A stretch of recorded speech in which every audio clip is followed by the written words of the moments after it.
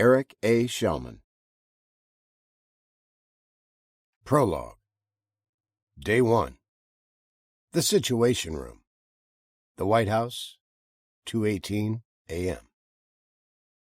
"This better be good," he swore under his breath, as he adjusted his tie and strode into the Situation Room. The Secret Service agent had been stoic as always and said nothing as he ushered the president from his living quarters to the basement of the West Wing. It was a short walk, but the way he was awakened from a deep sleep was unprecedented. The only thing he could think of was somebody had launched some nukes, Russia or China or maybe North Korea.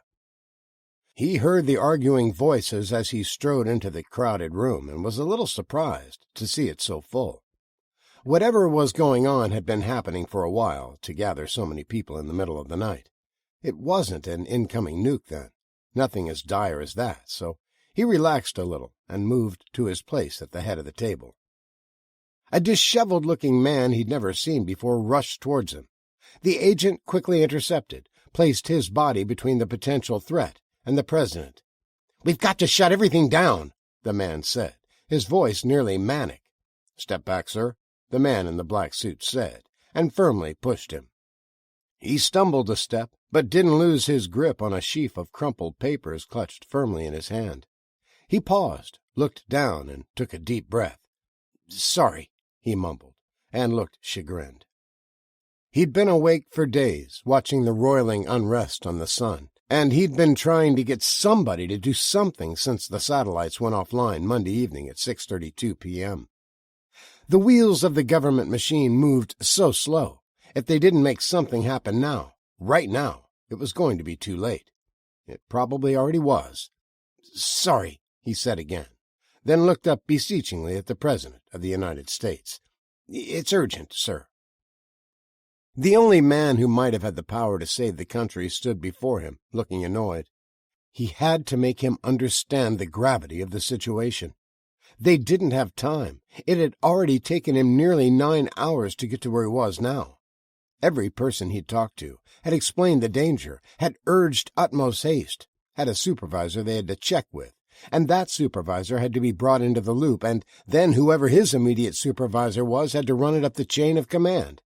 It was taking so long, so much time they didn't have, and now that he was finally here, he knew he must look like a madman.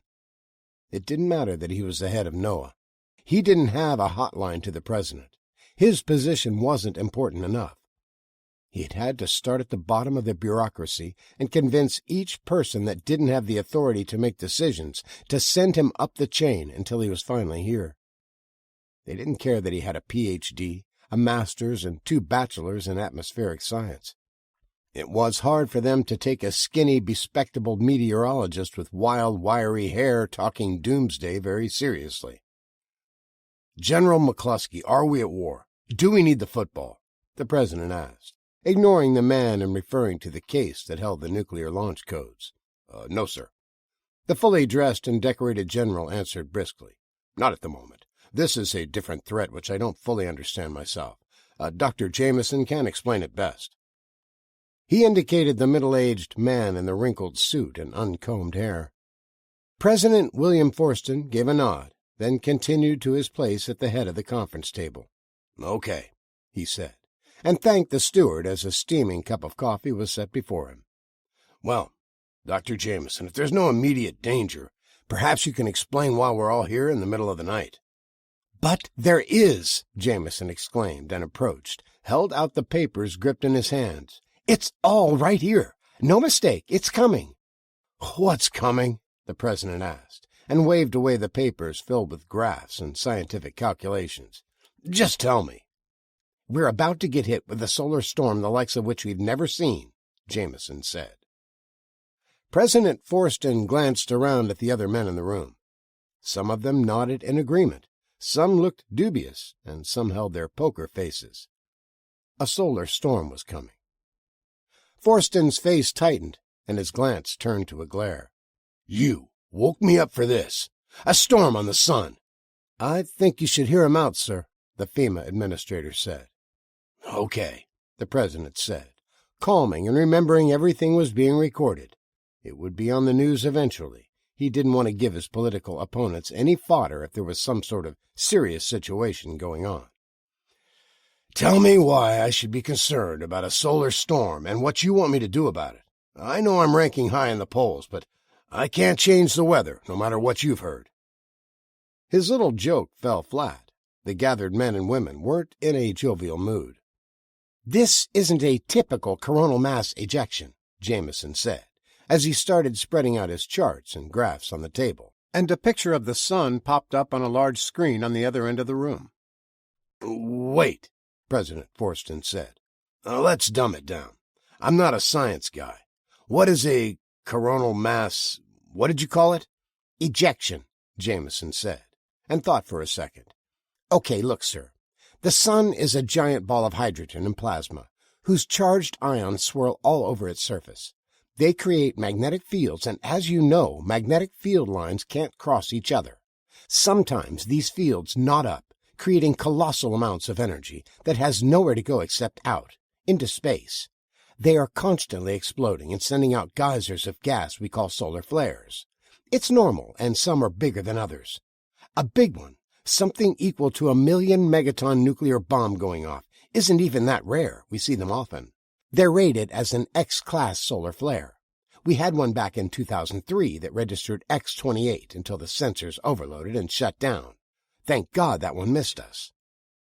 He was rambling. He knew it, and collected his thoughts as he walked towards the screen. "So, the big solar flares or prominences can trigger a coronal mass ejection," he continued, trying to keep his explanation as simple as possible. "That's a giant cloud of plasma and twisting magnetic fields from the sun, and it's sent shooting off into space." "Okay," Forston said. "I understand all that. Now, what's the emergency? Is there one headed our way?" "Yes, sir. A big one." "How big?" "Off the charts big. End of civilization big," Jameson said, and pointed at a tiny ball that was dwarfed by an enormous fiery geyser erupting from the sun. "That's Mercury. Our satellite captured this image about 12 hours ago. It fried the electronics moments later. We don't know if we can bring it back online. This ejection is about 200,000 miles long, and it was still growing. Also, as you can see, it looks like another was forming in its wake." Forston couldn't see that at all. He only saw a huge plume of fire. "We're not completely sure how big it got. Every sensor we have between us and the sun was overloaded," Jameson continued. "Our last reading was X-48. "That's headed right for us?" the president asked, pointing at the tower of fire many times the size of the Earth. "Yes, sir," Jameson said, and clicked on another icon on his laptop to change the picture. It showed a short computer animation of the Earth moving along its path in space, and the massive plume erupting, breaking free from the sun, then intersecting Earth, covering it and washing over it. A timer was in the upper corner of the screen and was counting down from 128 hours before the animation started over. "Just supposing it's a single CME, and it's only an X-50, that's about 100 billion tons of highly energetic, positively charged particles getting ready to slam into us in another—" He glanced at his watch and continued, 115 hours or so. That's when the brunt of it will hit us. The fast-moving particles are already here. The more that arrive, the worse it will get." "Okay," Forston said, and sipped at his coffee. His mind started to wrap around the problem. An intense heat wave was coming, but it wouldn't last long, just until the thing passed. It wasn't the end of civilization. "What's it going to do to us? How hot is it going to get? Are we going to lose crops? Do we need to try to get people underground?" "No, that's not it, sir. We won't even notice the heat. It's the geomagnetic storms it's going to cause. They're the problem." Forston frowned. He hated this. He'd heard of geomagnetic storms, but had no idea what they really were or what they did. "What kind of problem?" he asked. "Sir, to understand the damage it can do, you have to understand what will happen when it gets close to us." "You have my attention," the president said, and tamped down his annoyance at not being briefed beforehand. The scientist was making him feel like a dim-witted student. Dr. Jameson pointed at various charts on the screen as he spoke and kept it as basic as possible. There wasn't time for an in-depth explanation. He just needed the president to understand what was coming so he could take measures to mitigate the damage. When the first of the particles hit, the fast movers, it will cause a light show. The aurora borealis will be bright and start moving south from the Arctic Circle. We'll see that tomorrow night. Or rather, it's already tomorrow, he said as he checked his watch. We'll see them tonight. The next wave will come about a day later, and they are more dangerous. They're going to take out all the satellites. Once they enter the upper atmosphere, they're going to cause chaotic electrical currents. It's going to be the most beautiful show of northern lights anyone has ever seen, and you'll be able to watch it anywhere in the world, day or night. The magnetic storms will heat up the atmosphere. The air is very thin up there, but it will thicken, and near-Earth satellites will start falling from the sky from the extra drag. We've experienced this a few times in the past couple of years, but those bursts were small. We'll use GPS and all communications that bounce off satellites. It's already started happening and will only intensify as the slower-moving particles arrive over the next few days. Forston leaned forward in his chair. The good doctor, the head of NOAA, had his full attention now. Next comes the third phase, if you will. We don't know exactly how fast they're moving. We lost all the sensors, but about 72 hours from now, a high-velocity particle storm will cause massive electrical currents. Non-stop lightning storms will dance across the sky, but that's only the visual aspect.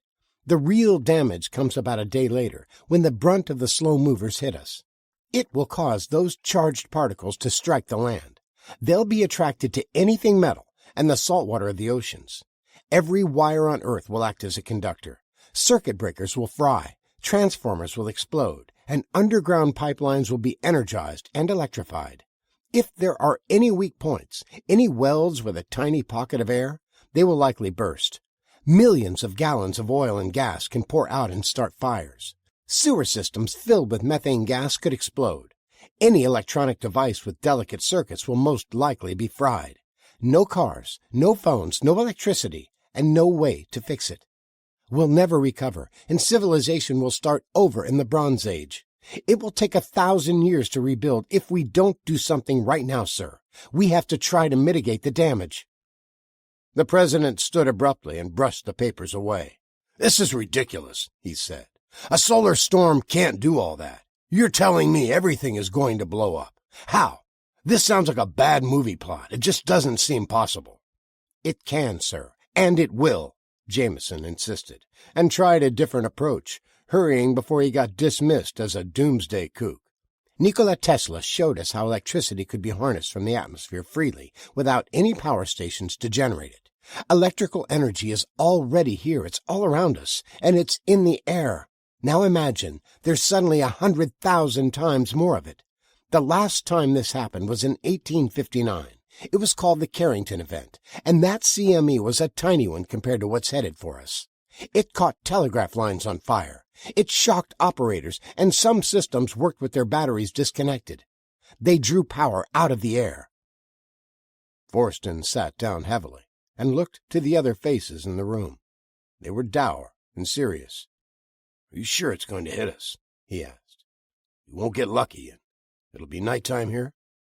"Doesn't matter," Jameson said. "It will take days for the storm to pass over us. The whole world is going to get their share of it." "What can we do to mitigate the damage?" he finally asked, and Jameson sighed with relief. He'd been trying to get to this point since he was alerted by one of the staff at the National Oceanic and Atmospheric Administration. It was their job to monitor the sun and report anomalies, but he didn't have a direct line to the president, or anyone else that mattered, as it turned out. His agency hadn't been deemed critical. After all, they studied space. No matter how much he had demanded, cajoled, and insisted that the information he had must be addressed by the highest authorities, the bureaucracy had blocked him at nearly every turn. But he was here. He had to make them understand. "We have to take everything offline," Jameson said. "We need to send crews out right now to shut down power plants and isolate as many critical components as possible. We need to get every lineman in the country to start taking down transformers. We need the military and National Guard on standby to help fight the fires and keep the looting to a minimum. We need—" President Forston held up a hand and cut him off in mid-sentence. You want us to turn off the power to everyone in the country. Do you know how many people would die? We're supposed to shut down the hospitals and gas stations and all the stores. It's simply not possible. First off, I don't have that kind of authority. And second, I wouldn't do it if I could. The power companies are just going to have to work around any local outages they might have.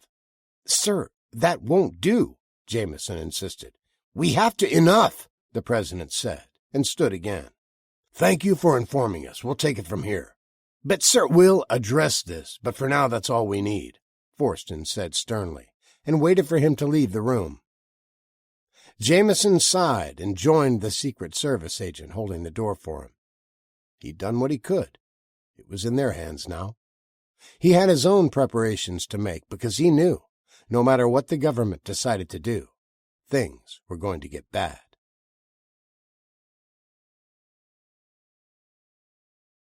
Chapter 1. Long Island University. Day 2. CW Post Campus. 7 p.m. Natasha stared up at the green lights dancing across the upper atmosphere in the park across from the recreation center. When an excited student yelled there were crazy lights in the sky, a few dozen others had stopped their workouts or basketball game and came outside to see. "Oh, it's beautiful. What is it?" Tanya asked. "Aurora Borealis," Natasha said, her Russian accent pronounced, but nowhere near as heavy as it had once been. "The Northern Lights." "How do you know?" Halston Raleigh asked. "Might be some kind of Russian weapon. We might be under attack." The other two with him chuckled. They were big guys with sweat-soaked Long Island University Sharks T-shirts, members on the hockey team. Halston had been making snide comments about the girl all semester. He seemed to hold her personally accountable for the Russians flexing their muscle in one of their border countries over the summer. The conflict hadn't been resolved, and the battlefield reports were in the news every day. "You're probably right," she said. "Gift from Chernobyl. Happy Halloween." "Ignore him," Tanya said, as she shot them a glare. "Is it really the Northern Lights? I've never seen them before." "Yes, I used to see them every day when I was a child." "Why are they so far south?" Andy asked, as he pulled out his phone to take pictures. "Wow, I bet the Manhattan skyline would be amazing to see with that light show as a background," he continued, without waiting for an answer. Almost everyone in the little park had their phones out, too, either snapping photos or taking videos or going live on their socials. Natasha stared up and smiled. It was a small reminder of home, a family, and she missed both. She was the youngest student on campus, still 16 for another 3 weeks, whereas most of the other freshmen were a few years older. They had graduated from high school at a normal age. Natasha Litvinov didn't feel like a little kid among the older students at LIU, though. In many ways, she was more mature, more of an adult than most of them. She had been born into far different circumstances than the Americans. Her life had been harsh, although while she was growing up in Siberia, she hadn't thought of it like that. You did what you had to do for school, for family, and for the herd. It was simply the way things were. When she was 13, they had emigrated to Northern Maine, in the United States. Her family and 3 others had volunteered when men from the state had traveled to their home in northwestern Russia. They wanted to reintroduce caribou into the wild. They had once roamed freely in massive herds, but a century of logging and mining had destroyed their habitat and food source. They ate the lichen from old-growth trees in the harsh winters. But the old forests were gone. Trees had regrown, and there were hundreds of thousands of acres of wilderness, but it was a young forest. It couldn't sustain the herds, so they perished or migrated up into Canada. The state had tried to reintroduce wild caribou twice, once in the 60s and again in the 90s, but they died off from predators, poachers, and lack of food. They wanted to try again, but this time with a better plan than transplanting a bunch of wild caribou from Canada. They were going to introduce Siberian reindeer, the same animal in all respects, except reindeer weren't wild. They were domesticated, and the Nenets people tended them. They followed the herd across the vast, empty tundra of northwest Russia during the winter months when they had to travel far to forage. In the summers, they kept them on the ranges near their home villages. They were nomadic, much like the American Indians who used to follow the buffalo. They were like cowboys who tended great herds of cattle, but lived in chums which looked the same as a teepee. The reindeer were their cattle and were sold for meat. They were beasts of burden that pulled their sleds. They rode them like horses and were used as a form of money for barter. The men from Maine believed a few herds could be relocated to their state, and with the protection of the herders they could survive the first few years and learn to live and thrive. They would learn to be caribou again, wild and majestic. With the backing of the Maine legislature, numerous NGOs, and nearly every animal-centric charity in America, they had the funds, the willingness, and the lands to make it happen. Hundreds of thousands of acres in northern Maine were vast forests of government-owned wilderness areas, with only a few tiny towns dotted here and there. There weren't fences or people, and very few roads. They only needed to find a few dozen men to watch over the herd until they learned how to be wild. They got families instead, wives and sons and daughters used to the unforgiving environment of Siberia. The volunteers agreed to sell their herds and tend them in the old ways for a decade. Each year, with each new offspring, they would be more hands-off, letting them become skittish and run from people, instead of coming up close to see if there were any treats or food to be had. In exchange, they would be fast-tracked to gain citizenship if they so desired. Their children could go to the best schools, and at the end of the decade, they would be compensated handsomely. There would be enough money to be set up for life if they didn't live extravagantly.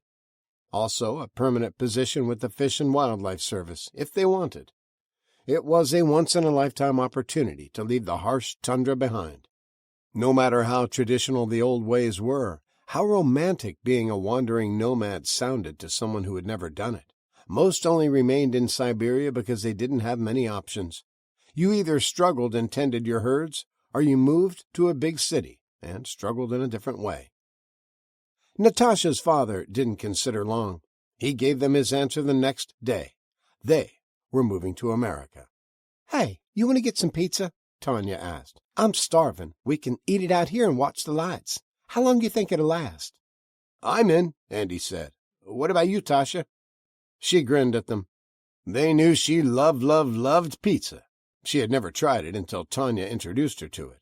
Now she could eat it for every meal. "Extra pineapple," she said, and they both groaned and started towards the Hillwood Commons Cafe.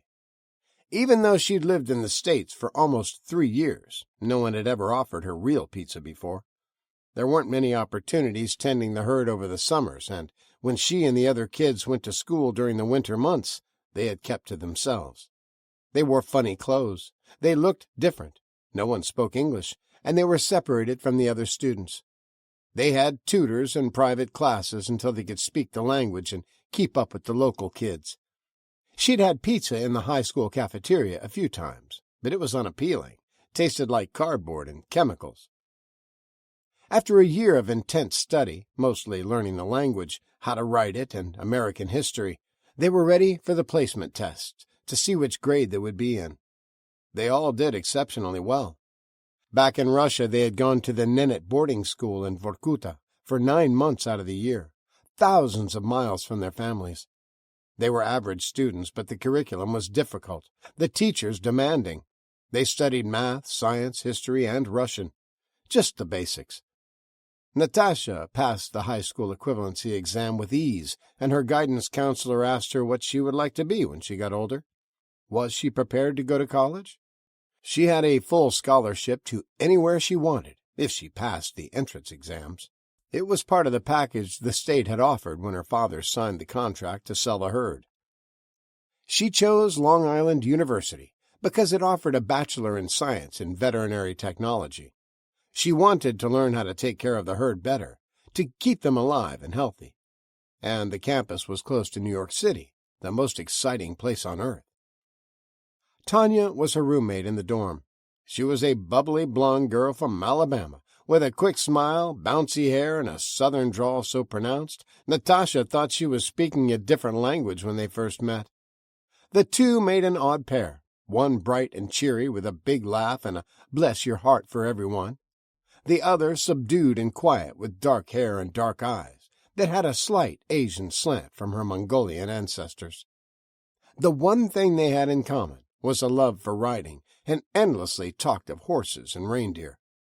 Natasha had invited her up to meet her herd, and she'd teach her how to ride one. Tanya had reciprocated, and had been teaching her all about horsemanship at the stables on campus.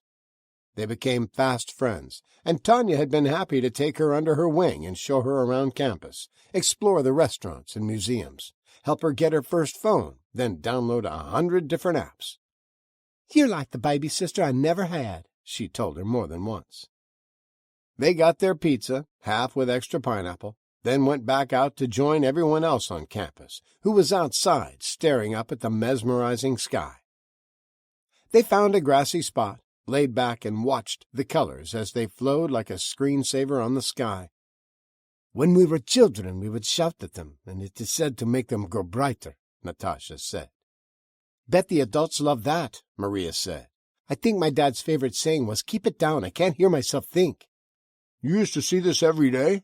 Andy asked around a mouthful of pizza. He was on a budget, could only afford the 10-meal-a-week plan, the minimum required to live on campus. He wouldn't starve, but he wouldn't be gaining any weight either. At first he'd been hesitant to take their proffered food, said he didn't want charity, but Tanya had laid a guilt trip on him. She said he was way too skinny. If he turned sideways you wouldn't see him, that he was insulting her southern hospitality, and it was downright rude not to accept. Natasha said it brought great shame to her name, and she'd be forced to kill him in his sleep if he didn't eat everything she offered. She had a very dry sense of humor, and he wasn't quite sure if she was joking or not. Her upbringing was so different than theirs. Maybe that was a Nennet custom. "Yes," she finally answered. "They were very bright." "Do you miss home?" Tanya asked. "I mean your home in Siberia, not the one here in the States." "Yes and no," she answered. "It wasn't a pleasant life. In the winter I lived at the boarding school. The teachers were very strict, classes all day, training every evening. It was a mining town, very grim and dangerous. Sometimes we would sneak out to drink potato vodka in dirty bars. Drunken miners are very rude, like to get grabby and like to fight, but there was nothing else to do in winter. In the summer I would go home, but I was the oldest. I would tend the herds with my father near our village. We lived in what you call a teepee and moved around every few weeks as the herd grazed." "That must have sucked," Andy said. "No TV, no internet, no McDonald's?" "We had TV at our house in the village," she said. "We went home every weekend for church and to get food and clean clothes for the week. No McDonald's, though." "I do miss the quiet," she said after a while. "I mean, real silence.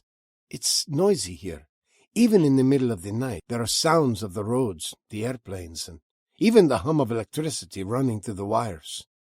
"Not many planes tonight," Tanya said, and sat up. "Goodness, I didn't notice till you said something, but they're usually non-stop." Andy sat up also and started looking. She was right. They were so common he hadn't realized the sky was devoid of the red and yellow lights of the endless stream of planes lining up to land at JFK or LaGuardia. "Weird," he said. "I wonder why." "GPS and satellites are acting wonky," a boy sitting in a camp chair a few yards away said. "The lights are causing that?" Andy asked. "That's what they were saying earlier on TV," he said. "Yep," his friend agreed. "Something to do with the magnetic field. Ought to blow over when the northern lights go." "They say how long they would last, or what is even causing them this far south?" Tanya asked. "I mean, they're pretty and all, but they're not supposed to be here, are they?" "I don't know," the kid said, and dug into his cooler to get another beer. "I say enjoy 'em while they last." "Too bad they don't offer astronomy degrees here," Andy said. "Those guys would know what's going on." Chapter 2. Manhattan. Day 2. 8 p.m. Connor Doyle stood in the courtyard of his penthouse apartment, drink in hand, and watched the light show far above him. He'd never seen the northern lights before and found them fascinating. His mind whirled with possibilities. not with thoughts of their beauty, but with schemes of how to make money off of them. That's what he did. Find opportunities to profit from. Everything could be monetized. For Fuchs' sake, they used to sell pet rocks, and now it was NFTs and digital art. Finding a need, then filling it, was a skill that had treated him well over the years. He got a taste of what it felt like to have money in his pocket at a young age. Growing up poor in the Bronx meant if you wanted something, you had to steal it. While his friends were trying to nick candy bars and Cokes, he'd wanted more. He wanted real folding money. All he had to do was figure out what people wanted, find out where he could get it, and sell it to them. Almost everybody on the block smoked and drank. He was too little to carry away a carton of booze, but if he was quick, he could steal a whole case of cigarettes when the delivery truck drivers weren't paying attention. By the time he was 10, he had established an understanding with a dozen different route drivers. They would accidentally leave a case of smokes on the back of their truck when they rolled the rest of the delivery into the store. He would accidentally leave an envelope of money on the front seat. It was simple and effective, and he turned those profits into bigger ventures. He learned early on that sin sells, and he attributed his good luck to a splinter of wood. His mother made him go to Mass every Sunday and sing in the choir. When he was 8 years old, a holy relic came to the church. A sliver of wood from the true cross was making the rounds, spending a week in each church so the faithful could see it for themselves. They said Jesus Christ had bled on the wood. It was said you could feel the power of the Almighty still present after 2,000 years. Miracles were likely to happen, and good fortune came to those who were worthy. Those who saw it kissed the glass box it was in and believed. Connor had taken his turn at the back of the line with the other choir boys, mildly curious but mostly doing it because his friends were. Like the others, when it was his turn, he made the sign of the cross and knelt, but unlike the others, he felt the pull, felt the power in it. It looked like an ordinary slice of wood, dark brown with age and maybe blood, and about 3 inches long. It rested on a piece of white silk, the glass case protecting it from the elements. Maybe he was supposed to become a true believer instead of a kid who only went to church because his mother made him. Maybe it was supposed to nudge him into the study of the Word and become a priest or bishop or maybe even the Pope. He felt none of that, though. He only wanted to possess it, to have it for himself. It had been a long service and an even longer line of the devout that queued up to see the splinter. He made himself useful after the service instead of running off like they usually did. He put out the candles with the snuffer, replaced the missals and hymnals that had been left on seats, and tidied up here and there as the people slowly shuffled out. The relic was leaving for the next church in the morning, and he wanted to be around it as much as he could. Maybe he could absorb some of its power by being in its presence. Somehow, as he dawdled, he found himself alone, as Father McElroy said goodbye to the last of the parishioners in the vestibule. He only thought about it for a split second before he pulled out his pocket-knife and trimmed a sliver of wood from the dark arm of the pew, listening as the quiet words of the priest seemed to echo in the empty church. He hurried to the altar and, with a fast glance over his shoulder, dropped to his knees and tried to slip the glass cover off. It was made like a puzzle box with sides and created its own vacuum as he pulled on it. It was a tight fit, an exact fit, and his fingers kept slipping. Connor tried to hurry, but his hands were wet with sweat. He kept his ears attuned, heard the hearty goodbye and thud of the heavy front door as it swung shut. He got the lid off, but his sliver of wood was too big. They would notice. The color was off, too. His piece was much lighter. He heard footsteps at the far end of the church as the priest came in. He hurried to replace the original, but dropped it in his haste. Father McElroy was halfway through the nave and raised his voice. "Connor, is that you? What are you doing?" His back was to the priest, and his flowing choir robe blocked the view, but he had only seconds. If he reached for the true splinter, the father would see. Connor dropped the piece of wood from the pew onto the silk and pushed the glass top back in place. "Connor?" the priest said, and grabbed his shoulder. Yes, Father," he asked innocently enough. His hand balled up in the sleeve of his robe as he gently cleaned the finger smudges and lip prints off the box. Shaking his head and softening his voice, Father McElroy gently admonished him. No need for that, Connor. We have glass cleaner and soft cloths. You wouldn't want to scratch it with the buttons on your cuff. Oh, sorry, he said, and quickly moved his hand away. The splinter was wrong. It was a little crooked. It was too big, and it was the wrong color. Connor closed his eyes and waited for the explosion from McElroy. It is a wondrous thing, isn't it? He asked with reverence. Something our Savior touched in our humble church. Yes, Father, it is, Connor replied, still on his knees, his heart beating so loud the priest must surely hear it. Enough now. It's late. Thank you for tidying up, but you need to get out of that robe and get home. Your mother will be worried. Yes, sir, Connor said, and palmed the splinter he'd dropped as he stood. See you next Sunday, the priest called after him as he dropped the robe on the first pew and hurried for the door. Yes, Father, he yelled over his shoulder, but Connor never set foot in the church again. He wrapped the sliver in a soft cloth, tucked it into a metal cigarette case, and hid it behind a loose wall molding at the head of his bed. He waited on pins and needles for weeks for someone to discover his ruse, for the police to knock on the door and take him away. He waited for God to strike him dead, but he never did. No one, as far as he knew, ever found out. It was the source of his good luck, and he felt emboldened. By the time he was 12, he was paying warehouse workers to supply him with contraband cigarettes and clearing $1,000 a week. His mother didn't make that much money, and she worked full-time as a receptionist. For a little while, he tried to get into the mob, but he was Irish. They were Italians, and even though they were happy enough with his work, he knew he'd never be one of them. He learned a lot from them, though. He was bright and inquisitive, and when he dropped out of school at 16, he pieced together a little Irish mafia of his own. It was a small organization, just him and a few of his friends, but it grew, and the money rolled in. He never did protection rackets, never shook down his own people. He ran a numbers game, paid other kids to run his cigarette route, rented a warehouse in Hunts Point, and started cutting up stolen cars and buying stolen property. He kept his friends in the money and hired hard men to work for him, guys who would do the dirty work if it needed to get done. When he discovered that he could make a lot more money introducing very pretty girls to very rich men, he started an exclusive service that catered to any and all needs. He took out the splinter and just held it sometimes.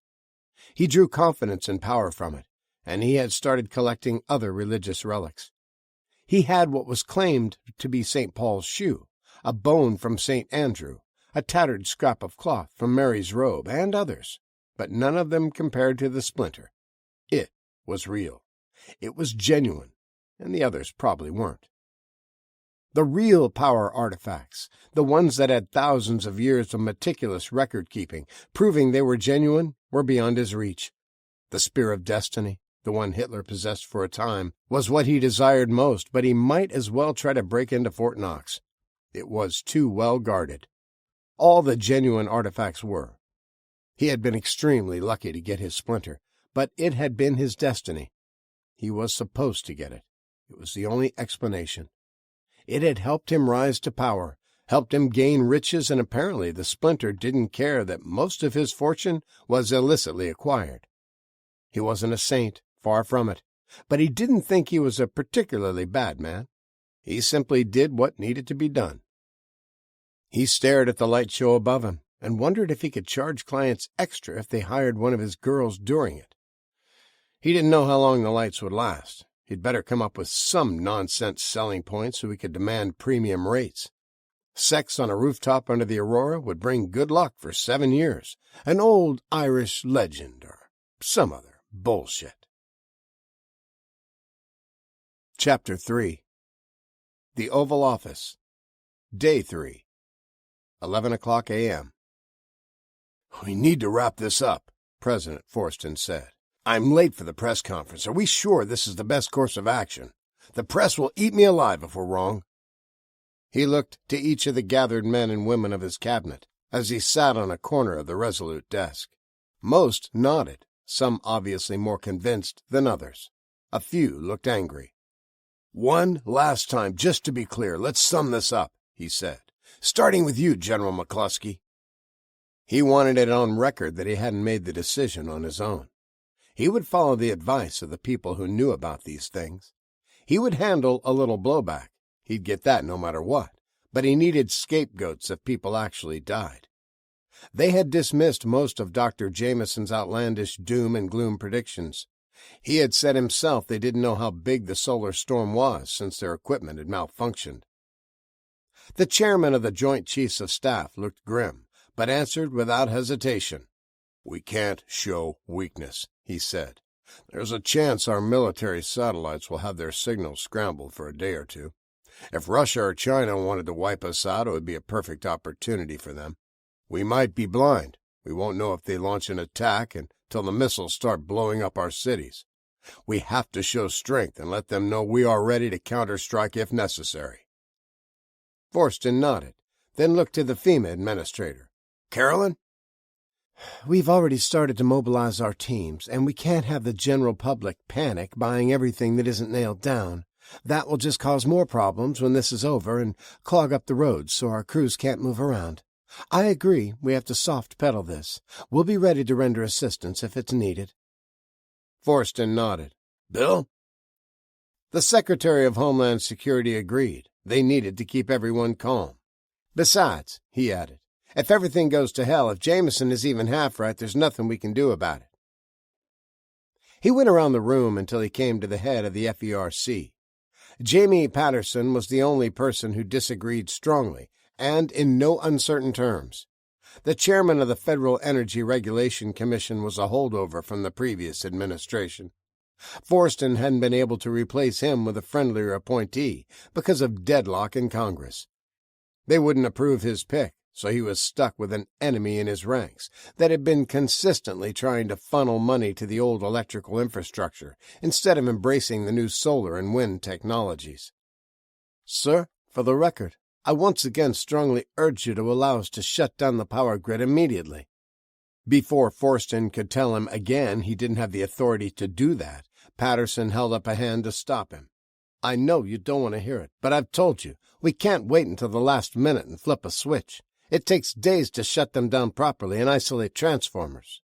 "Yes, you've made your position clear," Forston said, annoyed that he had the audacity to cut him off. "You do understand that if we lose transformers in the substations, we don't have spares?" Patterson rushed on forcefully. "We can't just make some more overnight. They're custom-built for each station. We have to make damn sure they're protected. If the particle storm is strong enough, the surges coming down the lines will arc over our disconnects. Enough!" Forston yelled. "I said you made your position clear. You're one opinion out of 15. Everyone else can handle their job. If you can't, then you need to step down, and I'll get someone who can." "They're a bunch of yes-men and idiots," Patterson yelled back. "Political appointees with no real-world experience. Hell, your transportation secretary can't even tell us if the trains will be affected." "You are out of line, sir," Forston said coldly, and leaned over to press a button on the underside of his desk. The two Marine sentries standing outside the door stepped inside quickly. "Detain this man," Forston said. "Hold him until after my press conference. He needs to cool off before he says something he'll regret. We don't need him panicking the public with his hysterical rantings." The room was at capacity, and the talk among the press was loud as they waited for the president to start the briefing. He was over an hour late, and this was being televised on national TV. All channels were supposed to be preempted. The 24-hour news stations had been filling the airwaves with one scientist after another, giving their opinions.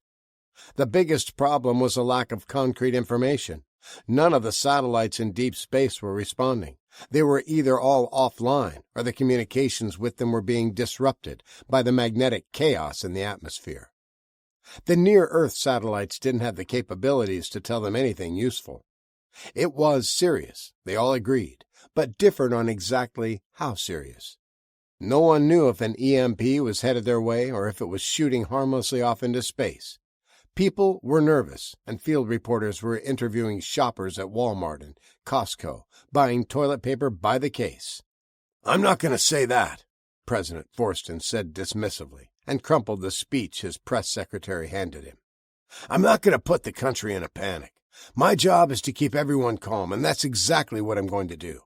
I don't need the teleprompter. I'll make a statement, then take a few questions and let Professor Winslow answer them."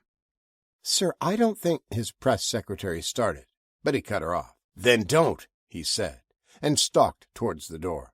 "I've been doing this for over 40 years. You never let a good crisis go to waste. Come on, Winslow, it's showtime." The questions started as soon as he walked on stage, but he ignored them and positioned himself at the podium, his climate advisor to his right. "Ladies and gentlemen of the press," he began, "thank you for coming today. As you know, the infrastructure spending bill we've worked so hard on is being held up by our colleagues across the aisle. If we can get this passed in an expedited manner, it will allocate a lot of funds to areas affected by this unusual occurrence. Furthermore, if—" "Are you serious?" a reporter in the fourth row yelled out. "You're going to talk about spending bills when there might not even be a country by next week?" Forston frowned at the man from Independent Internet News, one of those conspiracy sites that never had anything good to say about his policies. He should have them banned from the press corps. "If you can't be civil, you will be escorted out," he said. CNN took the opportunity to jump in when one of their famous anchors stood. "I'm sorry, Mr. President, but there is an unprecedented event that is happening. The American people are hungry for answers. The press have been stonewalled everywhere we turn. NASA, NOAA, even the Office of Space Affairs can't or won't answer our questions." Forston gripped the podium tightly in anger, but his genial smile seemed natural. 40 years of practice in the public eye. "Jim, is this any way to conduct yourselves?" he asked. "I don't know what your so-called experts have been telling you, but they don't know any more than we do. Our satellites are having some issues, so NASA can't tell you anything." Not entirely true, but they didn't need to know he had signed an executive order requiring their silence during this time of uncertainty. "It happens," he continued in his down-home way. "They're very sensitive, highly technical pieces of equipment. Sometimes they break. Our fine men and women are working around the clock to get them back up and running. Listen, Jim, I know folks are worried, but there really isn't much to be worried about. We anticipate some outages, some loss of cell phone service, but we have crews standing by. Just like any emergency, be it a hurricane or a flood or a forest fire, we have brave men and women who run towards the danger. Any interruptions will only be temporary." "But, Mr. President," the anchorman said, "isn't this an unprecedented occurrence? Isn't it true that we're in uncharted territory with a solar flare of this magnitude?" "What magnitude?" Forston asked. "We don't know how big it is. The satellites malfunctioned." "Exactly my point, sir," he started. But the president held up a hand. "We have a printed statement we'll hand out, and that's really all I can say about it. If you have general questions, they can be addressed to our National Climate Advisor. I'm sure she can answer them." With that, he flashed them his winning smile, turned the briefing over to Helen Winslow, and his press secretary then left the room. Chapter 4. Long Island University, Day 3, C.W. Post Campus, 11:30 a.m. "He's lying," Blake said. "There's not just one satellite monitoring the sun, there are dozens. If they really are all offline, it would have taken a hell of a big eruption to take them out. They're designed to take the abuse." "Why would he lie?" Tanya asked as she nibbled on a salad. "Maybe whatever's causing the light show is interfering with the signals." They were in the common room of their dorm and gathered around the TV, watching the briefing. The boys had their own dorm across the street, but the television in theirs had been taken over as a gaming center, and it was rare when it wasn't being used. "'Cause his lips are moving," Andy said. "He's a politician." Blake was a junior and Tanya's boyfriend. She had insisted he join them as they crowded around the flat screen. He was an amateur astronomer and knew most of the constellations. He would point them out to her as they lay on blankets in the park, staring up at the night sky. He knew more about outer space than any of them. They watched the rest of the half-hour briefing, but it was obvious the National Climate Change Advisor was way out of her depth and couldn't answer any of the pointed questions, and only some of the most basic. The press secretary brought up the infrastructure spending bill at every opportunity, and when it was over, the only thing anyone really learned was if the bill was passed. If they spent enough money, they would fix any damage that might happen from adverse solar activity, if any did. "What are you thinking now, Blake?" Natasha asked from her place by the window. The lights in the sky could be seen even in daytime now. "Should we be worried?" He hadn't said much, hadn't participated as the group hurled insults at the weak answers Winslow had been giving. "I don't know," he said. "I know it can be serious. I know solar radiation can mess up satellites and screw with the airwaves.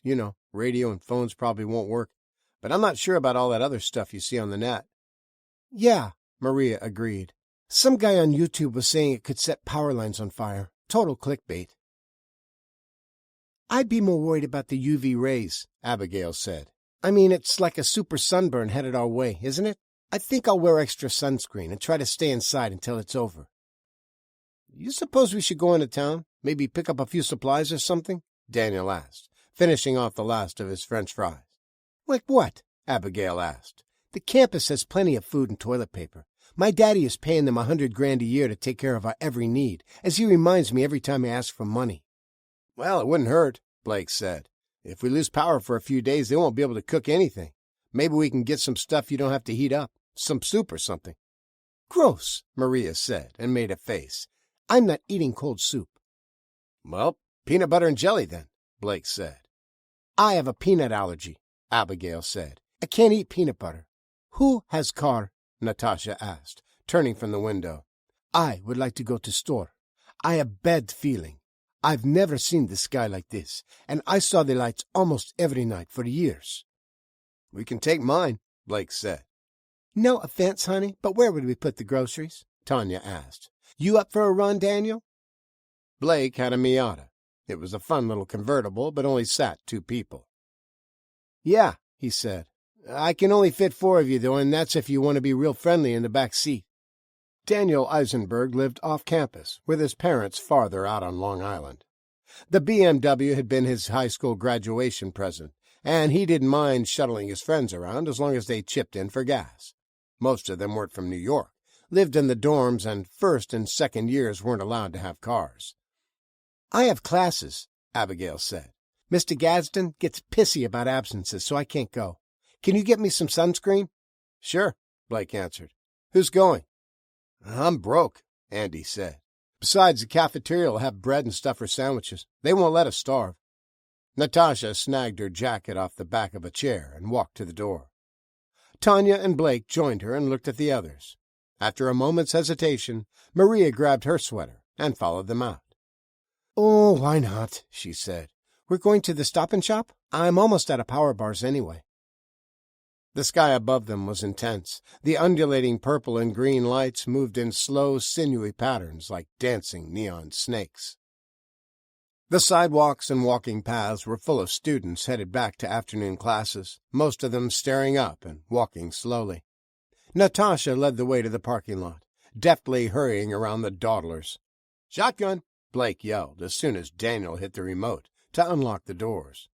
"Who has shotgun?" Natasha asked, looking around. "I didn't think anyone had guns on campus." "He's just being a jerk," Maria said. "It means he gets to ride in the front." They eased out of the parking lot, and Daniel drove slowly through the milling people crossing the narrow roads and staring at the sky. He kept it under 10 miles an hour until he turned onto Route 25. He'd already had 2 warnings about his speed on campus. If he got another, they would take away his parking sticker, and he would be forced to take the bus. His dad had already made it clear he wouldn't be paying for an Uber every day. He usually got on it leaving the school. 25A was a long, straight stretch, and the bimmer sounded good when he put his foot into it. He loved winding the motor out in each gear. He could hit 70 in just a few seconds. Not today, though. The road was packed wall to wall with cars. He had to force his way out, making a lady in a Mercedes stand on her brakes and blare her horn. "She flipped you off," Tanya said and giggled. "Don't you know she's more important than you, Danny? She doesn't have time to let you in, bless her heart." "It's not like we're going anywhere anytime soon," he said. "I wonder if there's a wreck on the expressway, if everybody's taking the side roads." Blake switched the radio off the Bluetooth and over to the FM band. Crackling and hissing filled the car through the surround sound speakers, and he quickly turned it down. "Sorry," he said, then looked at Danny. "Doesn't it usually grab your Spotify as soon as you get in?" "Yeah, it does," he said, and pulled out his phone. "Only have one bar. I guess the flare's messing with it. See if there's anything on the AM band." Blake hit the scan button, but it stopped on every number. Each one, nothing but fuzz and static. The traffic crawled along, and he tried to find a better route on his phone with Waze, but he couldn't get it to load. "This sucks," he said, and finally gave up, drummed his fingers on the wheel. "Hope this thing blows over soon." "Do we know anybody that might really know what's going on?" Maria asked, staring at the wildly fluctuating colors in the sky. "I don't believe anything they said on the TV. I should have read more of those conspiracy sites. They were all doom and gloom, but at least they didn't blow happy smoke up your ass like everyone else is doing. Some of those guys seemed credible. They were just so negative. Doom porn for clicks." "I bet the guys down at Burger Brothers know," Blake said. "It's where I got my telescope. It's only a couple miles from here."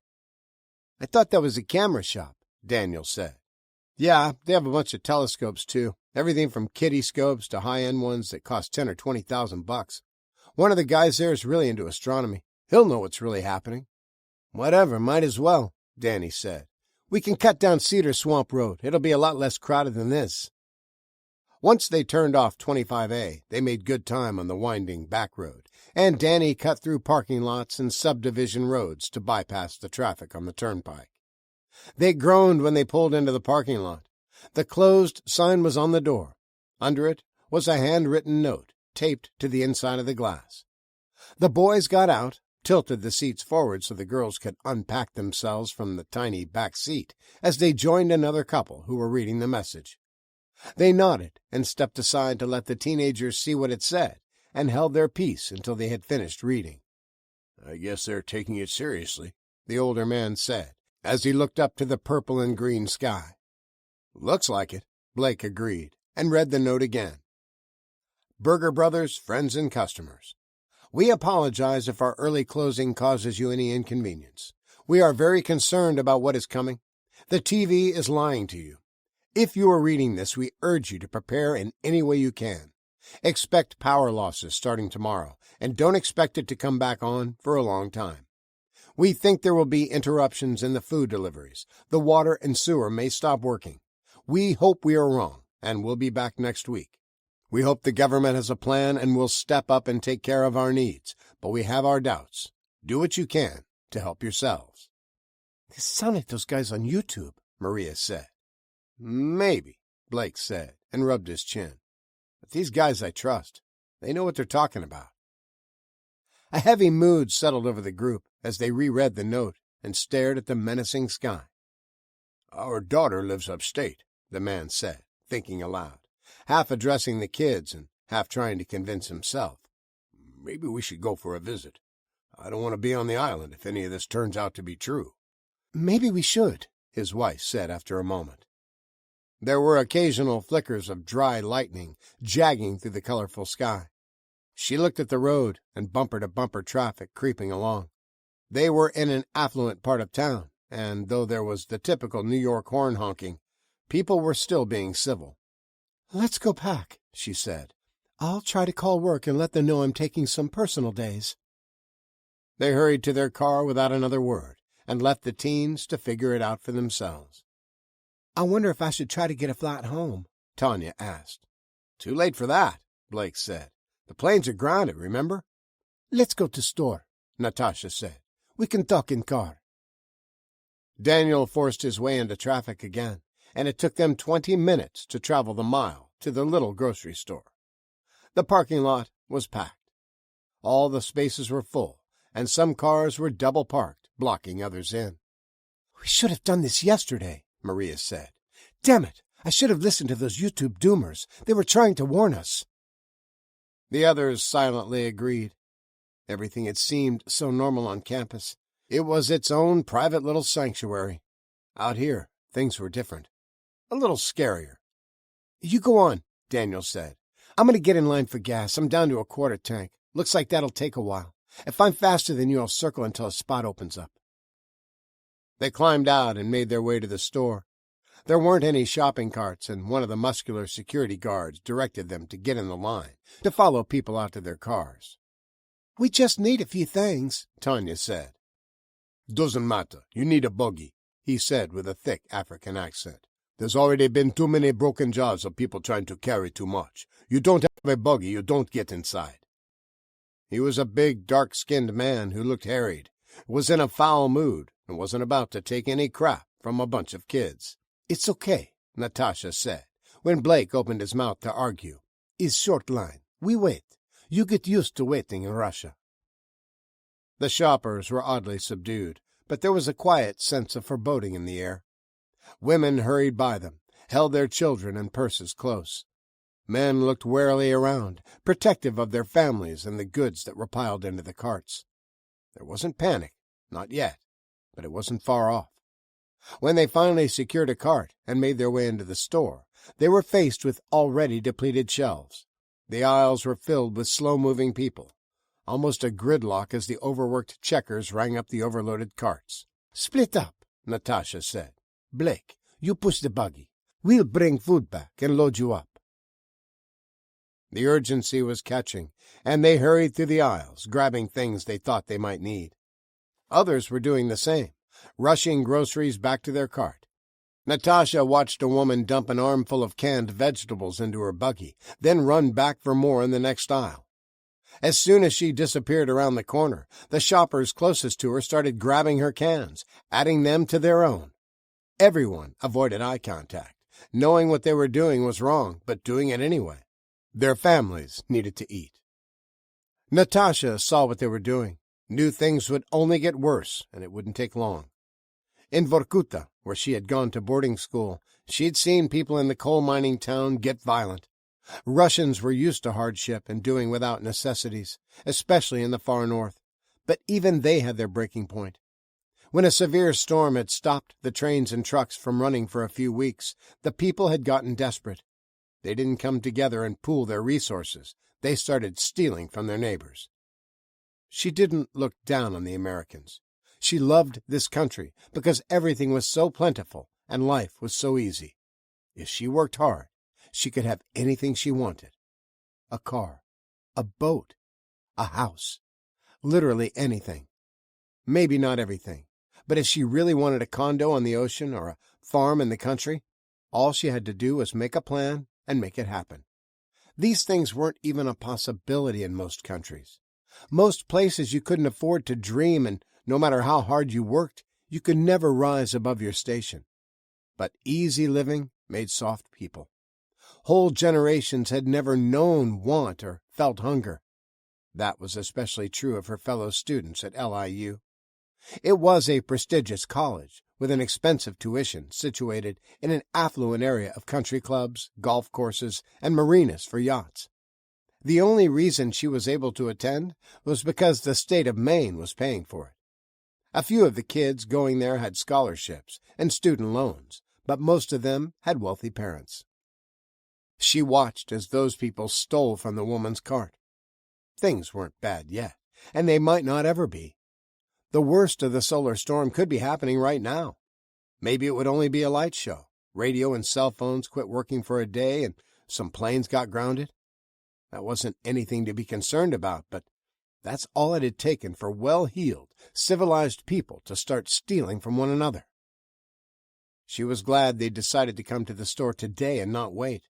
If the storm got worse, the shelves would be empty tomorrow. They each made 3 or 4 trips and dumped their goods into the cart. It was nearly overflowing as Tanya crammed another case of sparkling water on the tray below the basket. There wasn't any more spring water or power drinks. Even the soda shelves were mostly bare. They slowly made their way up to the front of the long line at the checkout. "I'm going to go outside, see if Danny made it back yet," Blake said. "I'll let him know we're getting close if he is. I don't want him getting impatient and leaving us here." The 3 girls nodded and stood around the cart protectively. In the hour they'd been there, the quiet, rushed hustle of the shoppers had started to get loud. The shelves were mostly bare, and the people arriving late had started voicing their opinions of hoarders. There were arguments, those with nearly empty buggies demanding that those being greedy should share. "Come back tomorrow if you don't like it," a stout woman 4 or 5 people in line behind them said, and pushed a woman's hand away from her cart. It was stacked high with the last of the canned goods, and thousands of dollars worth of fresh meat and fish. "It will take days for the trucks to refill the shelves," the woman shouted. "There should be a law against selfish bitches taking everything." "Well, there's not, so go somewhere else and do your shopping. You're not getting any of mine." Ahead of them at the checkout stand, a man was shuffling through his credit cards, a desperate look on his face when the second one was declined. "Look, you can't split the bill between the cards. I've got enough to cover it, just not on one." "That means I have to void this out and ring up everything again," the clerk said, clearly aggravated. "Why didn't you tell me before?" "Because I didn't think about it," he said, and grabbed a full bag out of his cart to unload it back on the belt. "And if you had any sense, you'd know how to split a ticket. Don't they teach you anything in checkout girls' school anymore?" Maria and Tanya had already loaded the belt up with their groceries. There wasn't room for his. "You need to take your stuff off," he said. "This idiot doesn't know how to do a job. I have to ring all this up again." "Go to back of line," Natasha said. "We're not moving. It's not her fault you are broke ass." "What did you say, you fucking slope?" the man blustered and started to shove their groceries out of the way. Natasha rammed the half-loaded cart into him as hard as she could. He staggered back, and before he caught his balance, she darted past the shocked girls, snatched a can of chunky soup off the belt, and grabbed his neck. It happened in a blink, so fast they could only watch as she raised the can to smash his face. His eyes were wide, and he still held the bag of groceries. "I am Russian," she said, hardening her accent and rolling her R's. "Not slope." The security guard had been hurrying to break up the argument between the ladies a few carts behind them, but turned when he saw the girl getting ready to bash a guy with a can. Natasha saw him coming and stepped away, accustomed to the police in her country, using extreme and usually unnecessary force. "He started it, Shima," the checkout girl said, and the guard stopped angling for Natasha. "He called her I can't repeat it. He called her a name." "Is that a fact? All right, buddy, let's go," he said. "Grab your groceries and get out." "He hasn't paid for them," the girl said. "His cards were declined." "I'll get back in line," the man said, realizing his anger wasn't going to get him anywhere. "I don't want any trouble." "Too late for that," the guard said loudly and grabbed his arm. "You already found it. You gonna walk out of here, or am I gonna drag you?" Maybe if the other testy customers saw someone being tossed out without their groceries, they'd settle down and stop acting like children. The other security guard started towards them, and the man wilted. The bluster and fight went out of him. "Wait," Maria said, when the men were gone and the checkout girl started to void the sale. "I'll buy it." She pulled out the Visa Black her daddy kept threatening to cut off and inserted it. He never would. He just liked to grouch and complain about how expensive she was. "Well, we're going to feel like fools if this all blows over," Maria said, as they pushed the heavily loaded carts out the front door. "I don't even know why I did that. I don't even like half the stuff he has." "We can always donate it to charity," Tanya said. "Or give it to Andy. I'm sure he'd appreciate it." Blake came striding across the parking lot, wearing a pissed-off expression. He didn't even ask about the second cart. "That lying bastard took off," he said. "I walked a half-mile to the end of the gas line. He's not in it." "Whatever," Tanya said. "We'll just call an Uber." "Your phone start working all of a sudden?" Blake asked. He was red-faced and winded from jogging around looking for their ride. "Yous guys gonna be long with those carts?" a lanky man in paint-splattered clothes and work boots asked. "I need one." "Our ride took off," Blake said. "We'll probably wind up pushing them back to campus." "The store is almost empty anyway," Maria said. "I mean, look at what we bought. There's hardly anything left in there." The man bit his lip and looked worried. "I got kids," he said. "I've been on a job for 2 weeks and only got paid today when we finished. Ain't much left in the house to eat." "Make you a deal," Natasha said. "Give us a ride back to school. We trade you 3 bags groceries." "Which school?" he asked. "LIU," Blake said. "It's only about 5 miles. The man looked at the line of people still trying to get in the store, and the ones hurrying after people coming out to get their carts. 5 bags, he said. "It'll take a while to get there in this traffic." 4 bags, Natasha said. And will include fresh meat, not just Brussels sprouts and green beans. Deal, the man said. Let's load up. I'm parked over there. He pointed to a painter's truck with ladder racks double parked by a fire hydrant. Chapter 5. Long Island University, Day 3. CW Post Campus, 4 p.m. "Why did you buy this stuff?" Abigail asked, examining the piles of canned goods, jars of sauce, picnic supplies, and random boxes of macaroni, spaghetti, and noodles. Everything except the meat was stacked in a corner of the common room. It was on ice in a cooler, and now that they were back to the calm of the campus, the four were wondering the same thing. "It was crazy out there," Maria said defensively. "The shelves were nearly empty. People were fighting over what was left. We were lucky to get this. Natasha got pissed and nearly beat some guy to death with a can of soup to get most of it." "That's not true," she said. "I wasn't angry, just establishing dominance." "Well, it was pretty scary, whatever it was," Tanya said. "I don't think I'd ever want to get into a fight with you. They teach you that in Russia?" "I suppose," she shrugged. "Learn from the miners, not in classroom." "Well, that's all very well and good," Abigail continued. "But what are we supposed to do with all of this? We can't leave it out here. I don't want to look at it." "You'll want to eat if things get bad," Andy said. "Things can never get that bad," she said. "Most of it looks positively disgusting. Ravioli from a can? Gross." Tanya rolled her eyes. Abigail was one of the sophomores in the dorm and a self-described, spoiled, rotten daddy's girl. "I used to love that growing up," Andy said. "Ravioli and grilled cheese sandwiches were my favorite." He came from a small town in Iowa and was at the university on a full-ride scholarship, the only way he could ever afford such a prestigious school. "Anyone remember what they're serving for dinner at Winnick Hall?" Maria asked, giving up on trying to load the app on her phone. "No idea," Tanya said. "But I'm in the mood for a Caesar salad. I'll walk over with you."